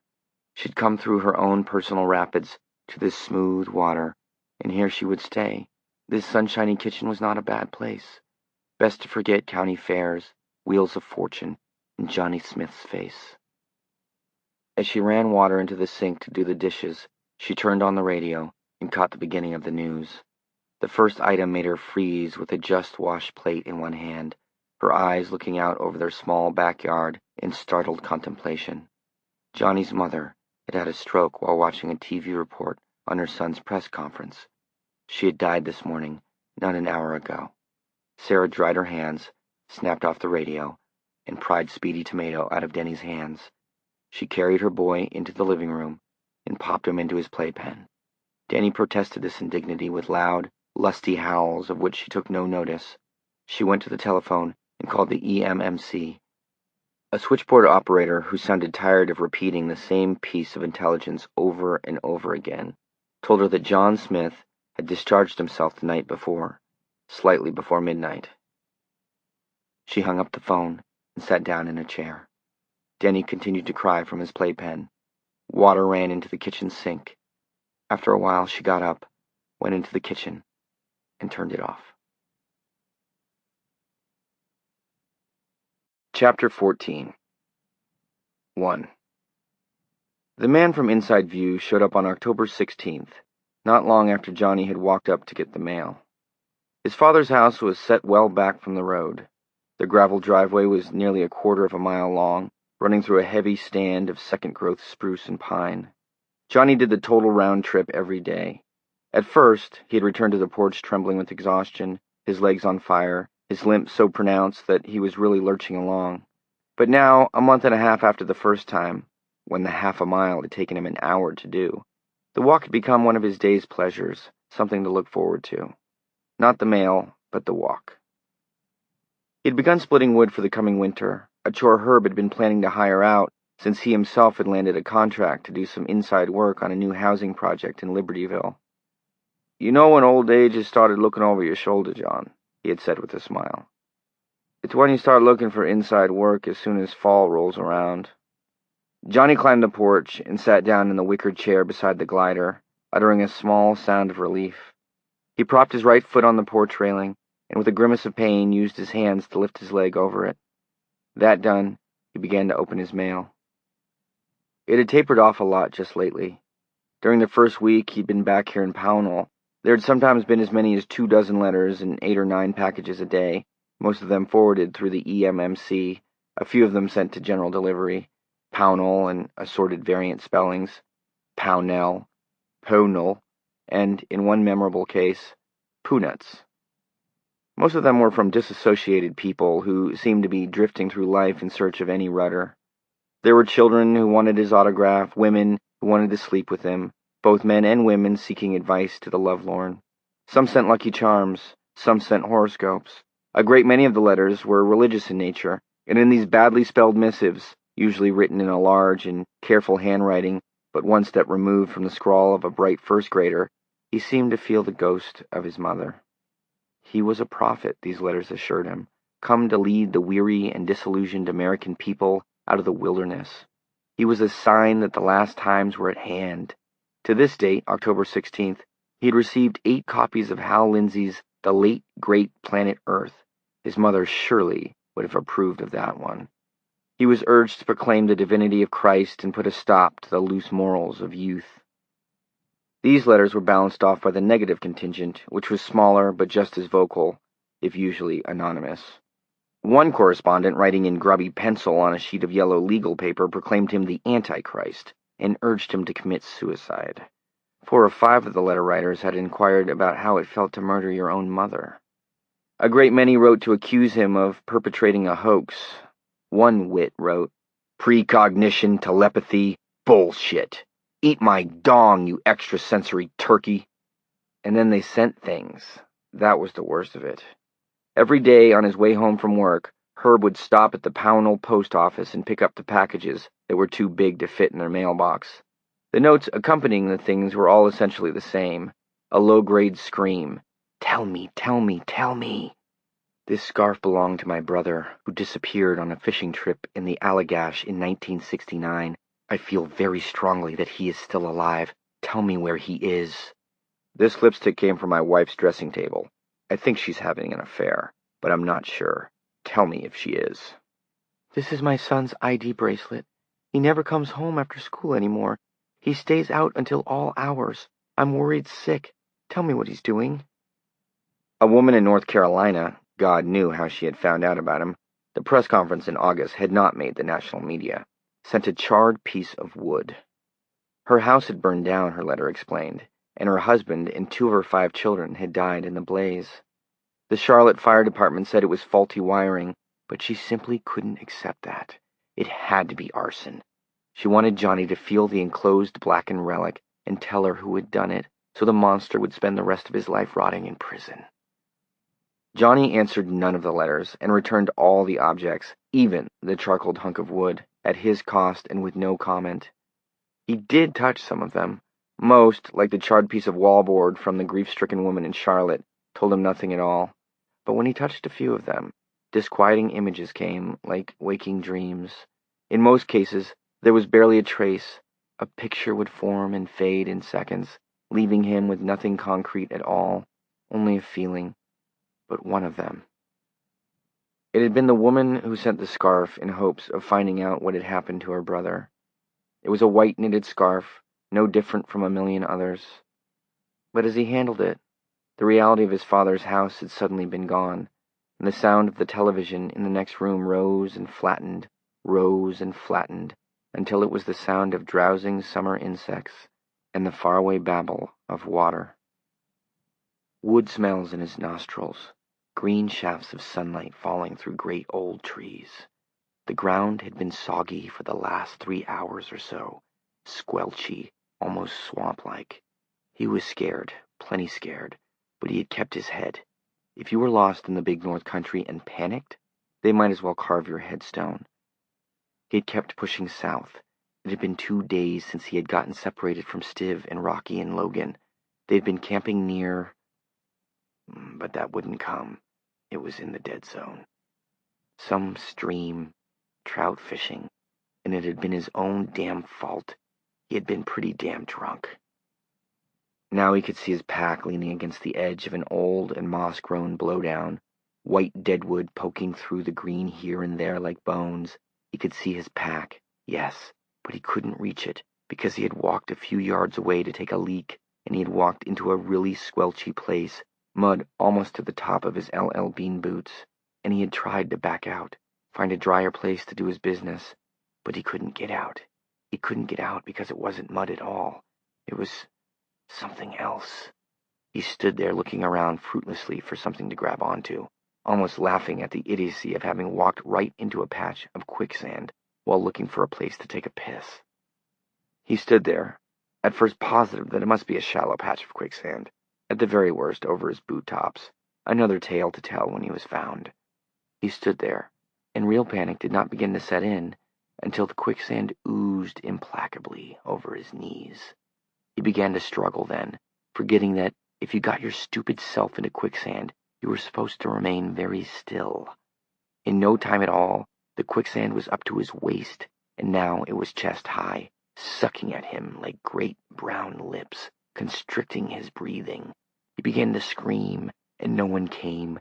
Nothing came except for a fat brown squirrel that picked its way down the side of the mossy deadfall and perched on his pack and watched him with his bright black eyes. Now it was up to his neck, the rich brown smell of it in his nose, and his screams became thin and gasping as the quicksand implacably pressed the breath out of him. Birds flew swooping and cheeping and scolding, and green shafts of sunlight like tarnished copper fell through the trees, and the quicksand rose over his chin. Alone. He was going to die alone, and he opened his mouth to scream one last time, and there was no scream because the quicksand flowed into his mouth. It flowed over his tongue. It flowed between his teeth in thin ribbons. He was swallowing quicksand, and the scream was never uttered. Johnny had come out of that in a cold sweat, his flesh marbled into goosebumps, the scarf wrapped tightly between his hands, his breath coming in short, strangled gasps. He had thrown the scarf on the floor, where it lay like a twisted white snake. He would not touch it again. His father had put it in a return envelope and sent it back. But now, mercifully, the mail was beginning to taper off. The crazies had discovered some fresher object for their public and private obsessions. Newsmen no longer called for interviews, partly because the phone number had been changed and unlisted, partly because the story was old hat. Roger Dussault had written a long and angry piece for his paper, of which he was the feature editor. He proclaimed the whole thing a cruel and tasteless hoax. Johnny had undoubtedly boned up on incidents from the past of several reporters who were likely to attend the press conference, just in case. Yes, he admitted his sister Anne's nickname had been Terry. She had died fairly young, and amphetamines might have been a contributing cause. But all of that was accessible information to anyone who wanted to dig it up. He made it all seem quite logical. The article did not explain how Johnny, who had not been out of the hospital, could have come by this accessible information, but that was a point most readers seemed to have overlooked. Johnny could not have cared less. The incident was closed, and he had no intention of creating new ones. What good could it possibly do to write the lady who had sent the scarf and tell her that her brother had drowned, screaming, in quicksand because he had gone the wrong way while looking for a place to take a piss? Would it ease her mind, or help her live her life any better? Today's mail was a mere 6 letters. A power bill, a card from Herb's cousin in Oklahoma, a lady who had sent Johnny a crucifix with "Made in Taiwan" stamped on Christ's feet in tiny gold letters. There was a brief note from Sam Wyzak, and a small envelope with a return address that made him blink and sit up straighter. S. Hazlitt, 12 Pond Street, Bangor. Sarah. He tore it open. He had received a sympathy card from her 2 days after the funeral services for his mother. Written on the back of it, in her cool, back-slanting hand, had been, "Johnny, I'm so sorry that this has happened. I heard on the radio that your mom had passed away. In some ways that seems the most unfair thing of all, that your private grief should have been made a thing of public knowledge. You may not remember, but we talked a little about your mom the night of the accident. I asked you what she'd do if you brought home a lapsed Catholic, and you said she would smile and welcome me in and slip me a few tracts. I could see your love for her in the way you smiled. I know from your father that she had changed, but much of the change was because she loved you so much and just couldn't accept what had happened. And in the end, I guess her faith was rewarded. Please accept my warm sympathy, and if there's anything I can do now or later on, please count on your friend, Sarah. That was one note he had answered, thanking her for both the card and the thought. He had written it carefully, afraid that he might betray himself and say the wrong thing. She was a married woman now. That was beyond his control, or ability to change. But he did remember their conversation about his mother, and so many other things about that night. Her note had summoned up the whole evening, and he answered in a bittersweet mood that was more bitter than sweet. He still loved Sarah Bracknell, and he had to remind himself constantly that she was gone, replaced by another woman who was 5 years older and the mother of a small boy. Now he pulled a single sheet of stationery out of the envelope and scanned it quickly. She and her boy were headed down to Kennebunk to spend a week with Sarah's freshman and sophomore roommate, a girl named Stephanie Constantine now, Stephanie Carsley then. She said that Johnny might remember her, but Johnny didn't. Anyway, Walt was stuck in Washington for 3 weeks on combined firm and Republican Party business, and Sarah thought she might take one afternoon and come by Pownell to see Johnny and Herb, if it was no trouble. You can reach me at Steph's number, 814-6219, any time between October 17th and the 23rd. Of course, if it would make you feel uncomfortable in any way, just call me and say so, either up here or down there in K-Bunk. I'll understand. Much love to both of you, Sarah. Holding the letter in one hand, Johnny looked across the yard and into the woods, which had gone russet and gold, seemingly just in the last week. The leaves would be falling soon, and then it would be time for winter. Much love to both of you, Sarah. He ran his thumb across the words thoughtfully. It would be better not to call, nor to write, not to do anything, he thought. She would get the message. Like the woman who mailed the scarf. What possible good could it do? Why kick a sleeping dog? Sarah might be able to use that phrase, much love, blithely, but he could not. He wasn't over the hurt of the past. For him, time had been crudely folded, stapled, and mutilated. In the progression of his own interior time, she had been his girl only 6 months ago. He could accept the coma and the loss of time in an intellectual way, but his emotions stubbornly resisted. Answering her condolence note had been difficult, but with a note, it was always possible to crumple the thing up and start again if it began to go in directions it shouldn't go, if it began to overstep the bounds of friendship, which was all they were now allowed to share. If he saw her, he might do or say something stupid. Better not to call, better just to let it sink. But he would call, he thought. Call and invite her over. Troubled, he slipped the note back into the envelope. The sun caught on bright chrome, twinkled there, and tossed an arrow of light back into his eyes. A Ford sedan was crunching its way down the driveway. Johnny squinted and tried to make out if it was a familiar car. Company out here was rare. There had been lots of mail, but people had only stopped by on 3 or 4 occasions. Pownell was small on the map, hard to find. If the car did belong to some seeker after knowledge, Johnny would send him or her quickly away, as kindly as possible, but firmly. That had been Wyzak's parting advice. Good advice, Johnny thought.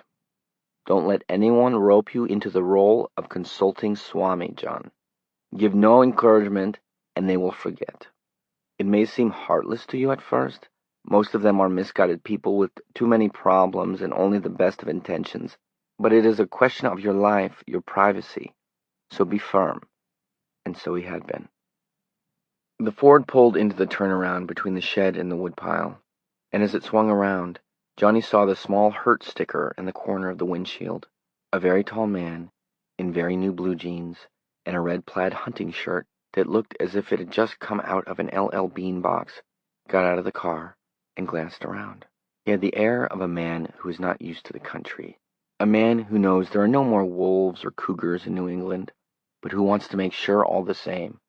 A city man.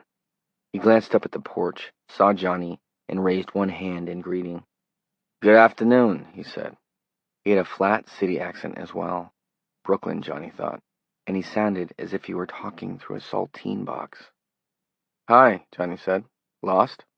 "Boy, I hope not," the stranger said, coming over to the foot of the steps. "You're either John Smith or his twin brother." Johnny grinned.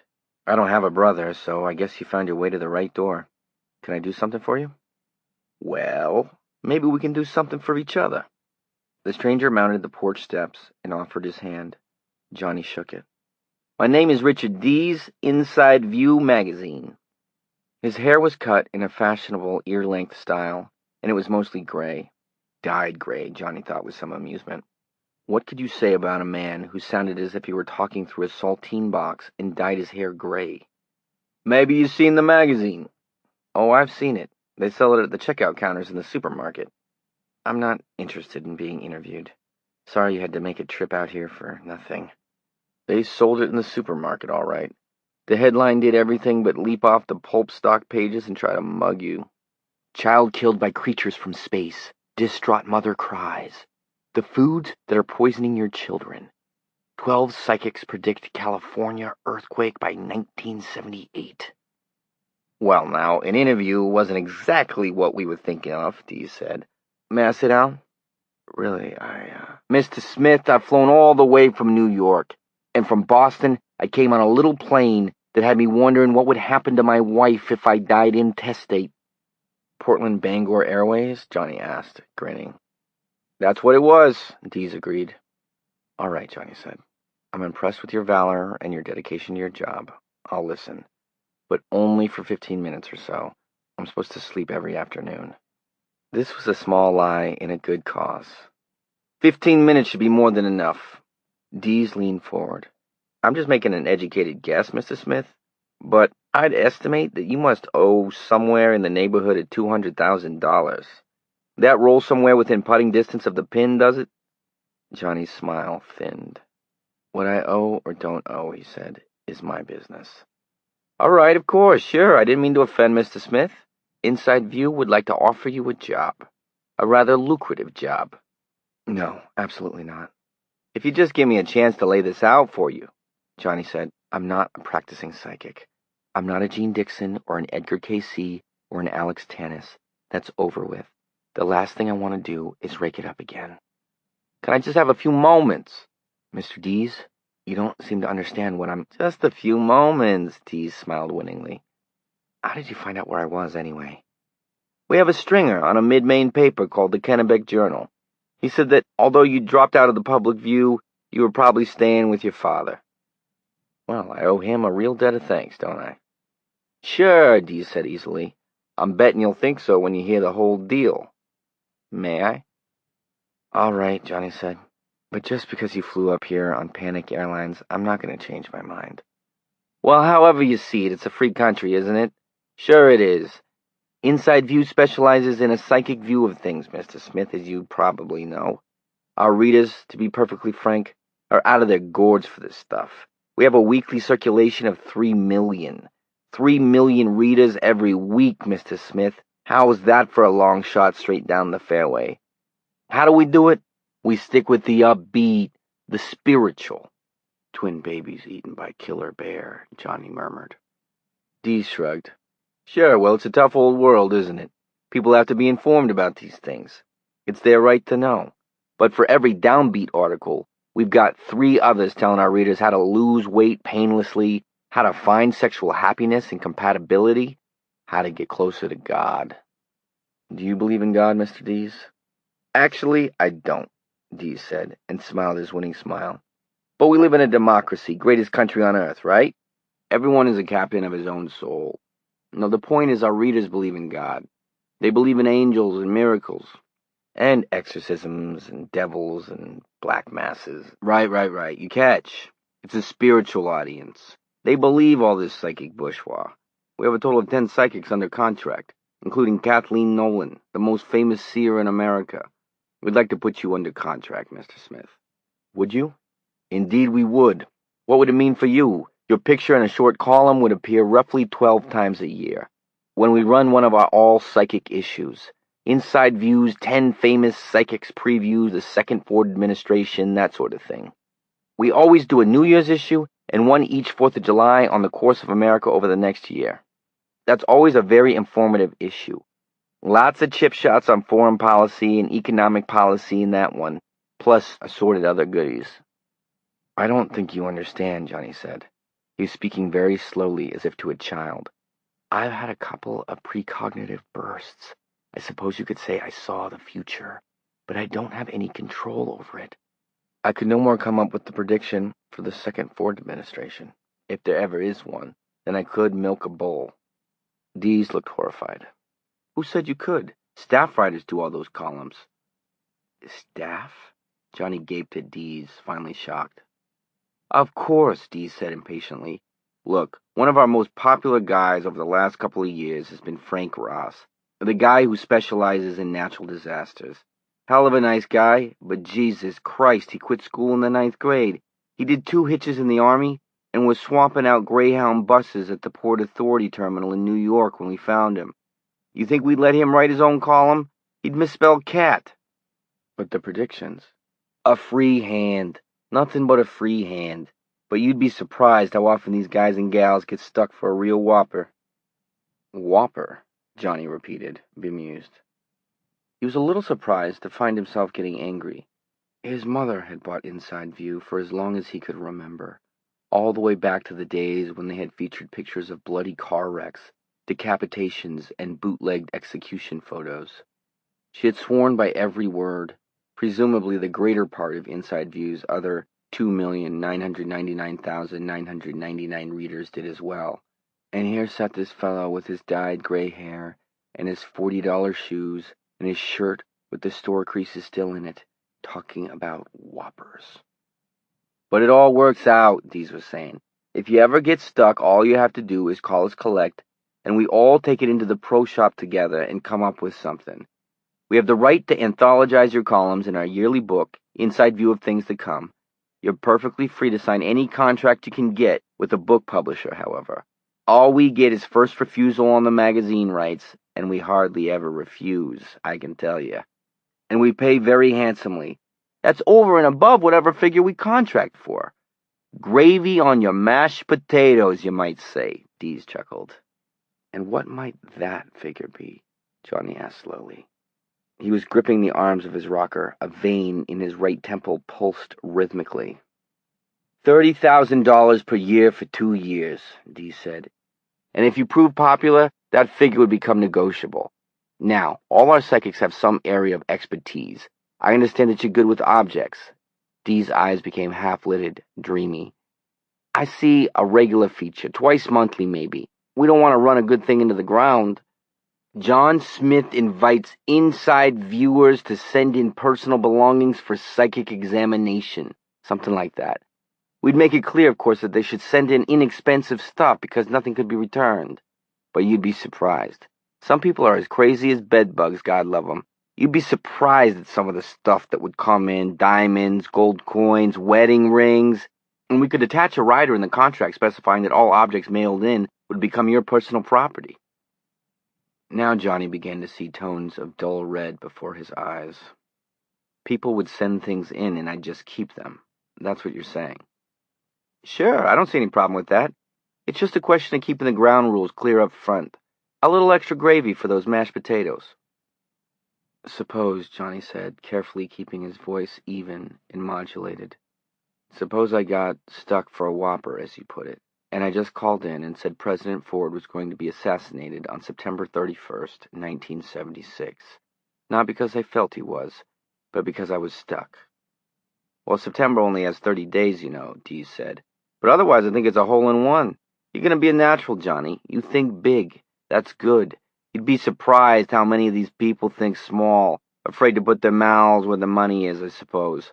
One of our guys, Tim Clark, out in Idaho, wrote in 2 weeks ago and said he'd had a flash that Earl Butz was going to be forced to resign next year. Well, pardon my French, but who gives a fuck? Who's Earl Butts to the American housewife? But you have good waves, Johnny. You were made for this stuff.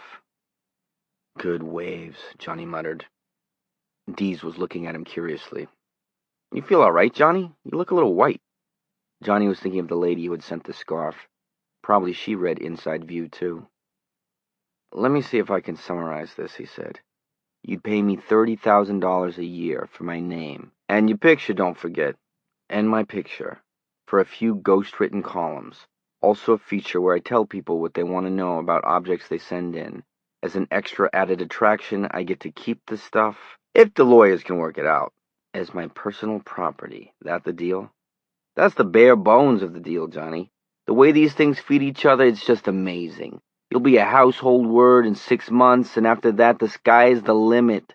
The Carson Show, personal appearances, lecture tours. Your book, of course. Pick your house. They're practically throwing money at psychics along Publishers Row.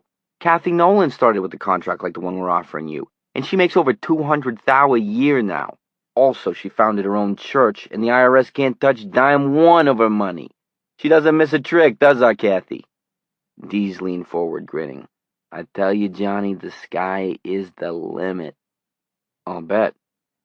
Well, what do you think? Johnny leaned forward toward Dees. He grabbed the sleeve of Dees' new LL Bean shirt in one hand and the collar of Dees' new LL Bean shirt in the other.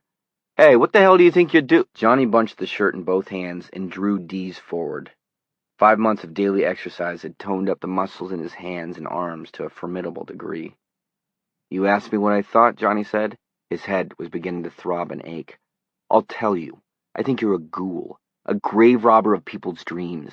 I think somebody ought to put you to work at Roto-Rooter. I think your mother should have died of cancer the day after she conceived you. If there's a hell, I hope you burn there. You can't talk to me like that, Dees cried. His voice rose to a fishwife's shriek. You're fucking crazy.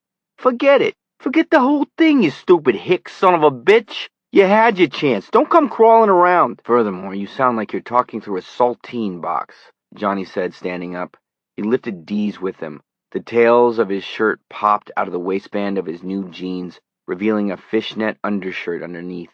Johnny began to shake Dees methodically back and forth. Dees forgot about being angry. He began to blubber and roar. Johnny dragged him to the porch steps, raised one foot, and planted it squarely in the seat of the new Levi's. Dees went down in 2 big steps, still blubbering and roaring. He fell in the dirt and sprawled full length. When he got up and turned around to face Johnny, his country cousin duds were caked with dooryard dust. It made them look more real somehow, Johnny thought, but doubted if Dees would appreciate that. I'd have put the cops on you, he said hoarsely, and maybe I will. You do whatever turns you on, Johnny said. But the law around here doesn't take too kindly to people who stick their noses in where they haven't been invited.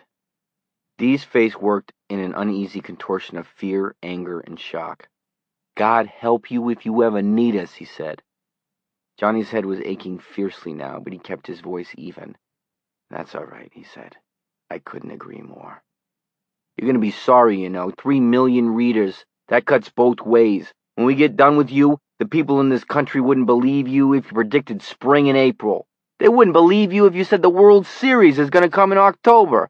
They wouldn't believe you if... Dees spluttered, furious. Get out of here, you cheap cocksucker, Johnny said.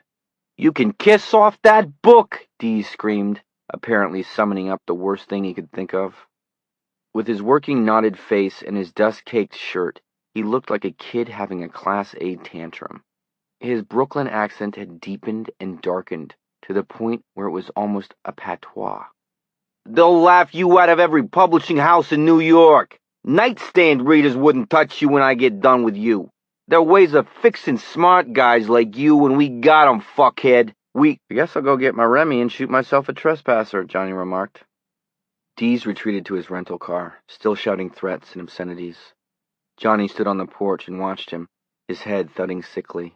Dees got in, revved the car's engine mercilessly, and then screamed out, throwing dirt into the air and clouds. He let the car drift just enough on his way out to knock the chopping block by the shed flying. Johnny grinned a little at that in spite of his bad head.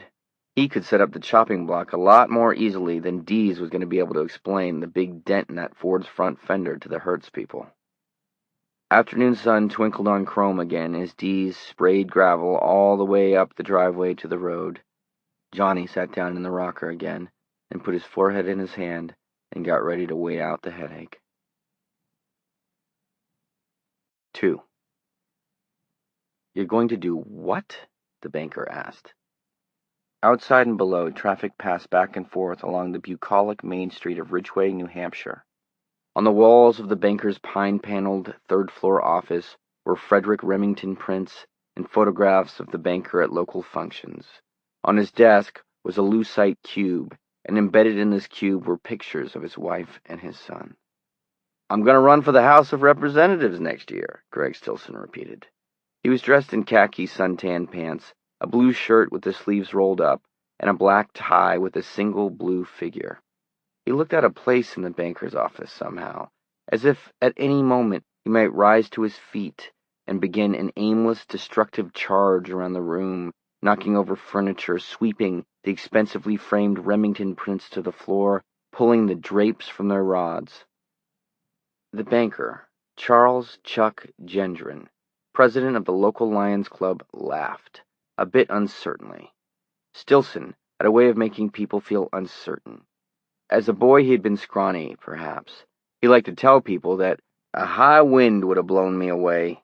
But in the end his father's genes had told, and sitting here in Gendron's office, he looked very much like the Oklahoma oil-filled roughneck that his father had been. He frowned at Gendron's chuckle. "I mean, George Harvey might have something to say about that, mightn't he, Greg?" George Harvey, besides being a mover and a shaker in town politics, was the 3rd District Republican godfather.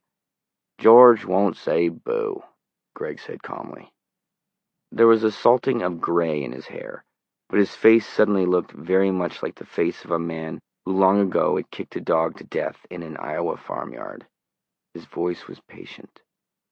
"George is going to be on the sidelines, but he's going to be on my side of the sidelines, if you get my meaning.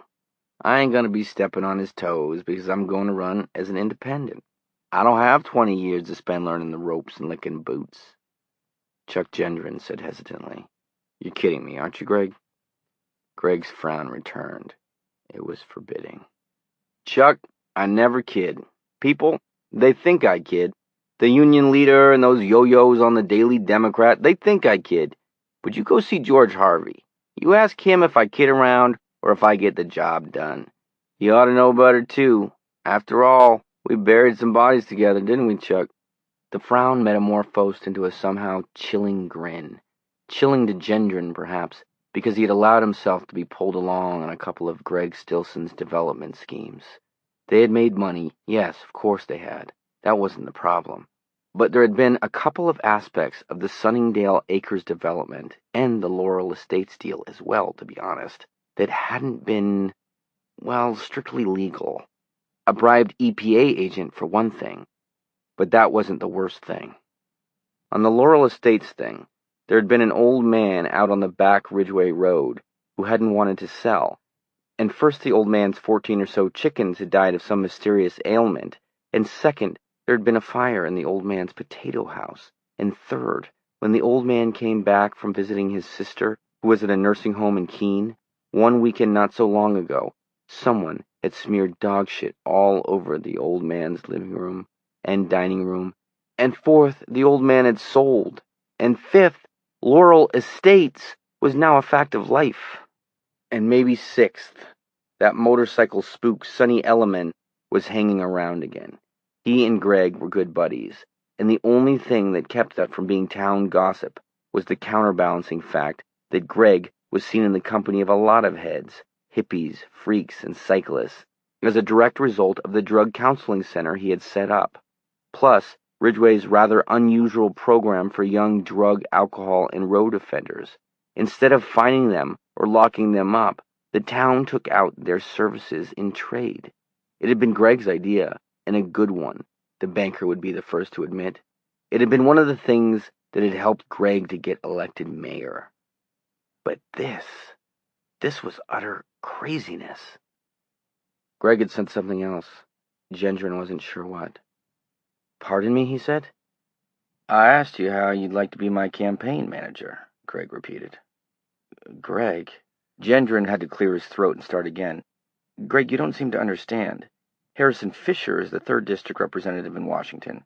Harrison Fisher is Republican, respected, and probably eternal. No one is eternal, Greg said. Harrison is damn close, Gendron said. Ask Harvey. They went to school together. Back around 1800, I think. Greg took no notice of this witticism.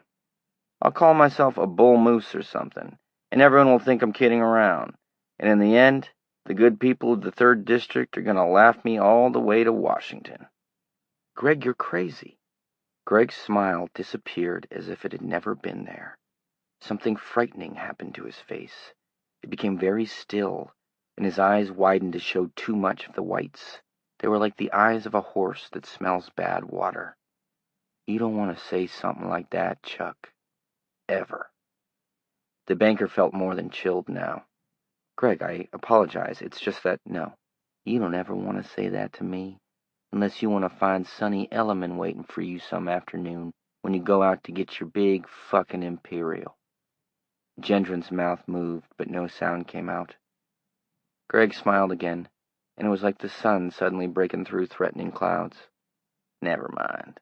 We don't want to be kicking sand if we're going to be working together. Greg, I want you because you know every damn businessman in this part of New Hampshire. We're going to have plenty good money once we get this thing rolling, but I figure we'll have to prime the pump. Now's the time for me to expand a little and start looking like the state's man as well as Ridgway's man. I figure $50,000 ought to be enough to fertilize the grassroots. The banker, who had worked for Harrison Fisher in his last 4 canvasses, was so astounded by Greg's political naivete that at first he was at a loss on how to proceed.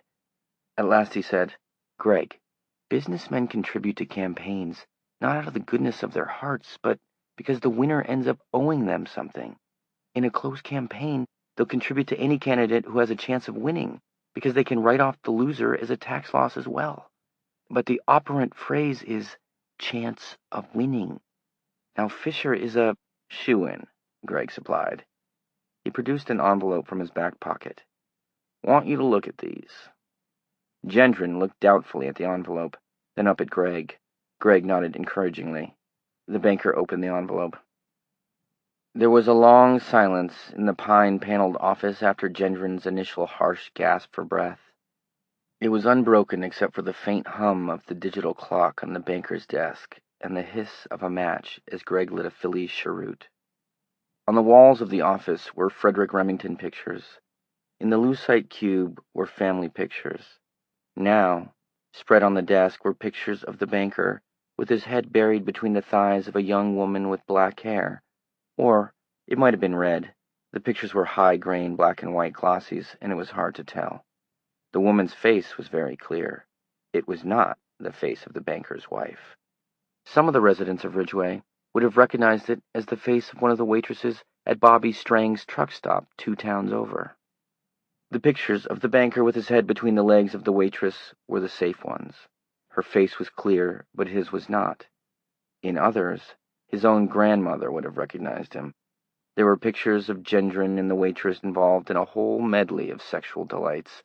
Hardly all the positions of the Kama Sutra, but there were several positions represented that had never made the sexual relationships chapter of the Ridgway High Health textbook. Gendron looked up, his face cheesy, his hands trembling. His heart was galloping in his chest. He feared a heart attack. Greg was not even looking at him. He was looking out the window at the bright blue slice of October sky, visible between the Ridgway 5 and 10 and the Ridgway Card and Notion shop. The winds of change have started to blow, he said, and his face was distant and preoccupied, almost mystical. He looked back at Gendron. One of those drug freaks down at the center. You know what he gave me? Chuck Gendron shook his head numbly. With one of his shaking hands, he was massaging the left side of his chest, just in case. His eyes kept falling to the photographs, the damning photographs. What if his secretary came in right now? He stopped massaging his chest and began gathering up the pictures, stuffing them back in the envelope. He gave me Chairman Mao's little red book, Greg said. A chuckle rumbled up from the barrel chest that had once been so thin, part of a body that had mostly disgusted his idolized father. And one of the proverbs in there, I can't remember exactly how it went, but it was something like, the man who senses the wind of change should build not a windbreak, but a windmill. That was the flavor of it, anyway. He leaned forward. Harrison Fisher's not a shoe-in. He's a has-been. Ford is a has-been. Muskie's a has-been. Humphrey's a has-been. A lot of local and state politicians all the way across this country are going to wake up the day after Election Day and find out that they're as dead as dodo birds. They forced Nixon out, and the next year they forced out the people who stood behind him in the impeachment hearings. And next year, they'll force out Jerry Ford for the same reason. Greg Stilson's eyes blazed at the banker. You want to see the wave of the future? Look up in Maine at this guy Longley. The Republicans ran a guy named Irwin, and the Demos ran a guy named Mitchell, and when they counted the votes for governor, they both got a big surprise, because the people went and elected themselves an insurance man from Lewiston that didn't want any part of either party. Now they're talking about him as a dark horse candidate for president. Gendron still couldn't talk. Greg drew in his breath. They're all going to think I'm kidding, see? They thought Longley was kidding, but I'm not kidding. I'm building windmills, and you're going to supply the building materials. He ceased. Silence fell in the office, except for the hum of the clock. At last, Gendron whispered, Where did you get these pictures? Was it that Elliman? Oh, hey, you don't want to talk about that. You forget all about those pictures. Keep them. And who keeps the negatives? Chuck, Greg said earnestly. You don't understand. I'm offering you Washington. Sky's the limit, boy. I'm not even asking you to raise that much money. Like I said, just a bucket of water to help prime the pump. When we get rolling, plenty of money's going to come in. Now, you know the guys that have money. You have lunch with them down at the Caswell house. You play poker with them. You have written them commercial loans tied to the prime rate at no more than their say-so. And you know how to put an arm lock on them. Greg, you don't understand, you don't... Greg stood up. The way I just put an arm lock on you, he said. The banker looked up at him. His eyes rolled helplessly. Greg Stilson thought he looked like a sheep that had been led neatly to the slaughter. $50,000, he said. You find it. He walked out, closing the door gently behind him. Gendron heard his booming voice, even through the thick walls, bandying with his secretary. His secretary was a 60-year-old, flat-chested biddy, and Stilson probably had her giggling like a schoolgirl. He was a buffoon. It was that, as much as his programs for coping with youthful crime, that had made him mayor of Ridgeway. But the people didn't elect buffoons to Washington. Well, hardly ever. That wasn't his problem. $50,000 in campaign contributions, that was his problem. His mind began to scurry around the problem like a trained white rat scurrying around a piece of cheese on a plate. It could probably be done. Yes, it could probably be done. But would it end there? The white envelope was still on his desk. His smiling wife looked at it from her place in the lucite cube. He scooped the envelope up and jammed it into the inner pocket of his suit coat. It had been Elliman. Somehow, Elliman had found out and had taken the pictures. He was sure of it. But it had been Stilson who told him what to do. Maybe the man wasn't such a buffoon after all. His assessment of the political climate of 1975 to 76 wasn't completely stupid. Building windmills instead of windbreaks. The sky's the limit. But that wasn't his problem. $50,000 was his problem. Chuck Gendron, president of the Lions, and all-around good fellow, last year he had ridden one of those small, funny motorcycles in the Ridgeway 4th of July parade, pulled a yellow legal tablet out of the top drawer of his desk, and began jotting down a list of names. The trained white rat at work. And down on Main Street, Greg Stilson turned his face up into the strong autumn sunlight and congratulated himself on a job well done, or, well, begun. Chapter 15. 1. Later, Johnny supposed that the reason he ended up finally making love to Sarah, almost 5 years to the day after the fair, had a lot to do with the visit of Richard Dees, the man from Inside View. The reason he finally weakened and called Sarah and invited her to come and visit was little more than a wistful urge to have someone nice come to call and take the nasty taste out of his mouth, or so he told himself.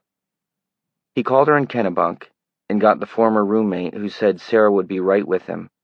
The phone clunked down, and there was a moment of silence when he contemplated, but not very seriously, just hanging up and closing the books for good. Then Sarah's voice was in his ear. "Johnny? Is it you?" "The very same." "How are you?" "Fine. How's by you?" "I'm fine," she said. "Glad you called. I didn't know if you would." "Still sniffing that wicked cocaine?" "No, I'm on heroin now." "You got your boy with you?" "I sure do. Don't go anywhere without him." "Well, why don't the two of you truck out here someday before you have to go back up north?" "I'd like that, Johnny," she said warmly.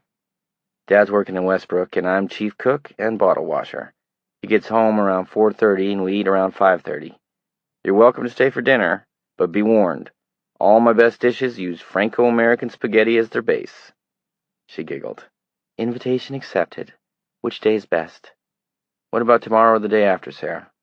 "Tomorrow's fine," she said, after the briefest of hesitations. "See you then."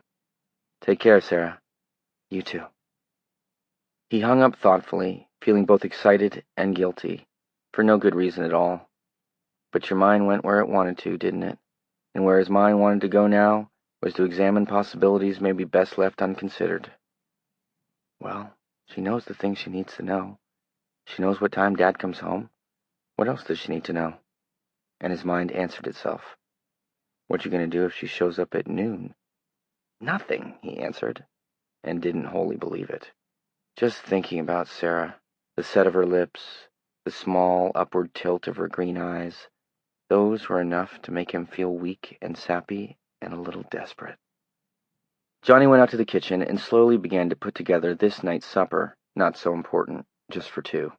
Father and son batching it. It hadn't been all that bad. He was still healing.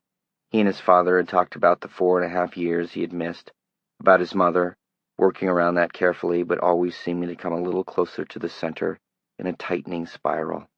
Not needing to understand, maybe, but needing to come to terms. No, it hadn't been that bad. It was a way to finish putting things together, for both of them.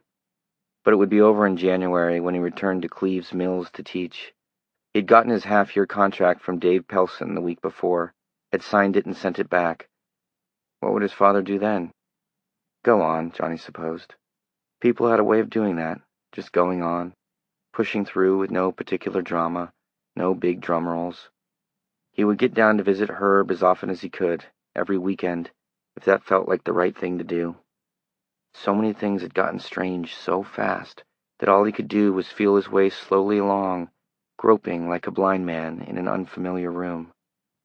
He put the roast in the oven, went into the living room, snapped on the TV, then snapped it off again. He sat down and thought about Sarah. The baby, he thought. The baby will be our chaperone if she comes early. So that was all right after all bases covered. But his thoughts were still long and uneasily speculative. 2. She came at 12:15 the next day, wheeling a snappy little red Pinto into the driveway and parking it, getting out, looking tall and beautiful, her dark blonde hair caught in the mild October wind. "Hi, Johnny," she called, raising her hand. "Sarah!" He came down to meet her. She lifted her face and he kissed her cheek lightly. "Just let me get the Emperor," she said, opening the passenger door. "Can I help?" "No. We get along just fine together, don't we, Denny? Come on, kiddo." Moving deftly, she unbuckled the straps, holding a pudgy little baby in the car seat. She lifted him out. Denny stared around the yard with wild, solemn interest, and then his eyes fixed on Johnny and held there. He smiled. "Vig," Denny said, and waved both hands. "I think he wants to go to you," Sarah said. "Very unusual. Denny has his father's Republican sensibilities. He's rather standoffish. Want to hold him?" "Sure," Johnny said, a little doubtfully. Sarah grinned. "He won't break and you won't drop him," she said, and handed Denny over. "If you did, he'd probably bounce right up like silly putty. Disgustingly fat baby." "Vom bunk," Danny said, curling one arm nonchalantly around Johnny's neck and looking comfortably at his mother. "It's really amazing," Sarah said. "He never takes to people like Johnny." Johnny. When the baby put his arm around Johnny's neck, a confused rush of feelings had washed over him like mild, warm water. There was nothing dark, nothing troubling. Everything was very simple. There was no concept of the future in the baby's thoughts, no feeling of trouble, no sense of past unhappiness, and no words, only strong images, warmth,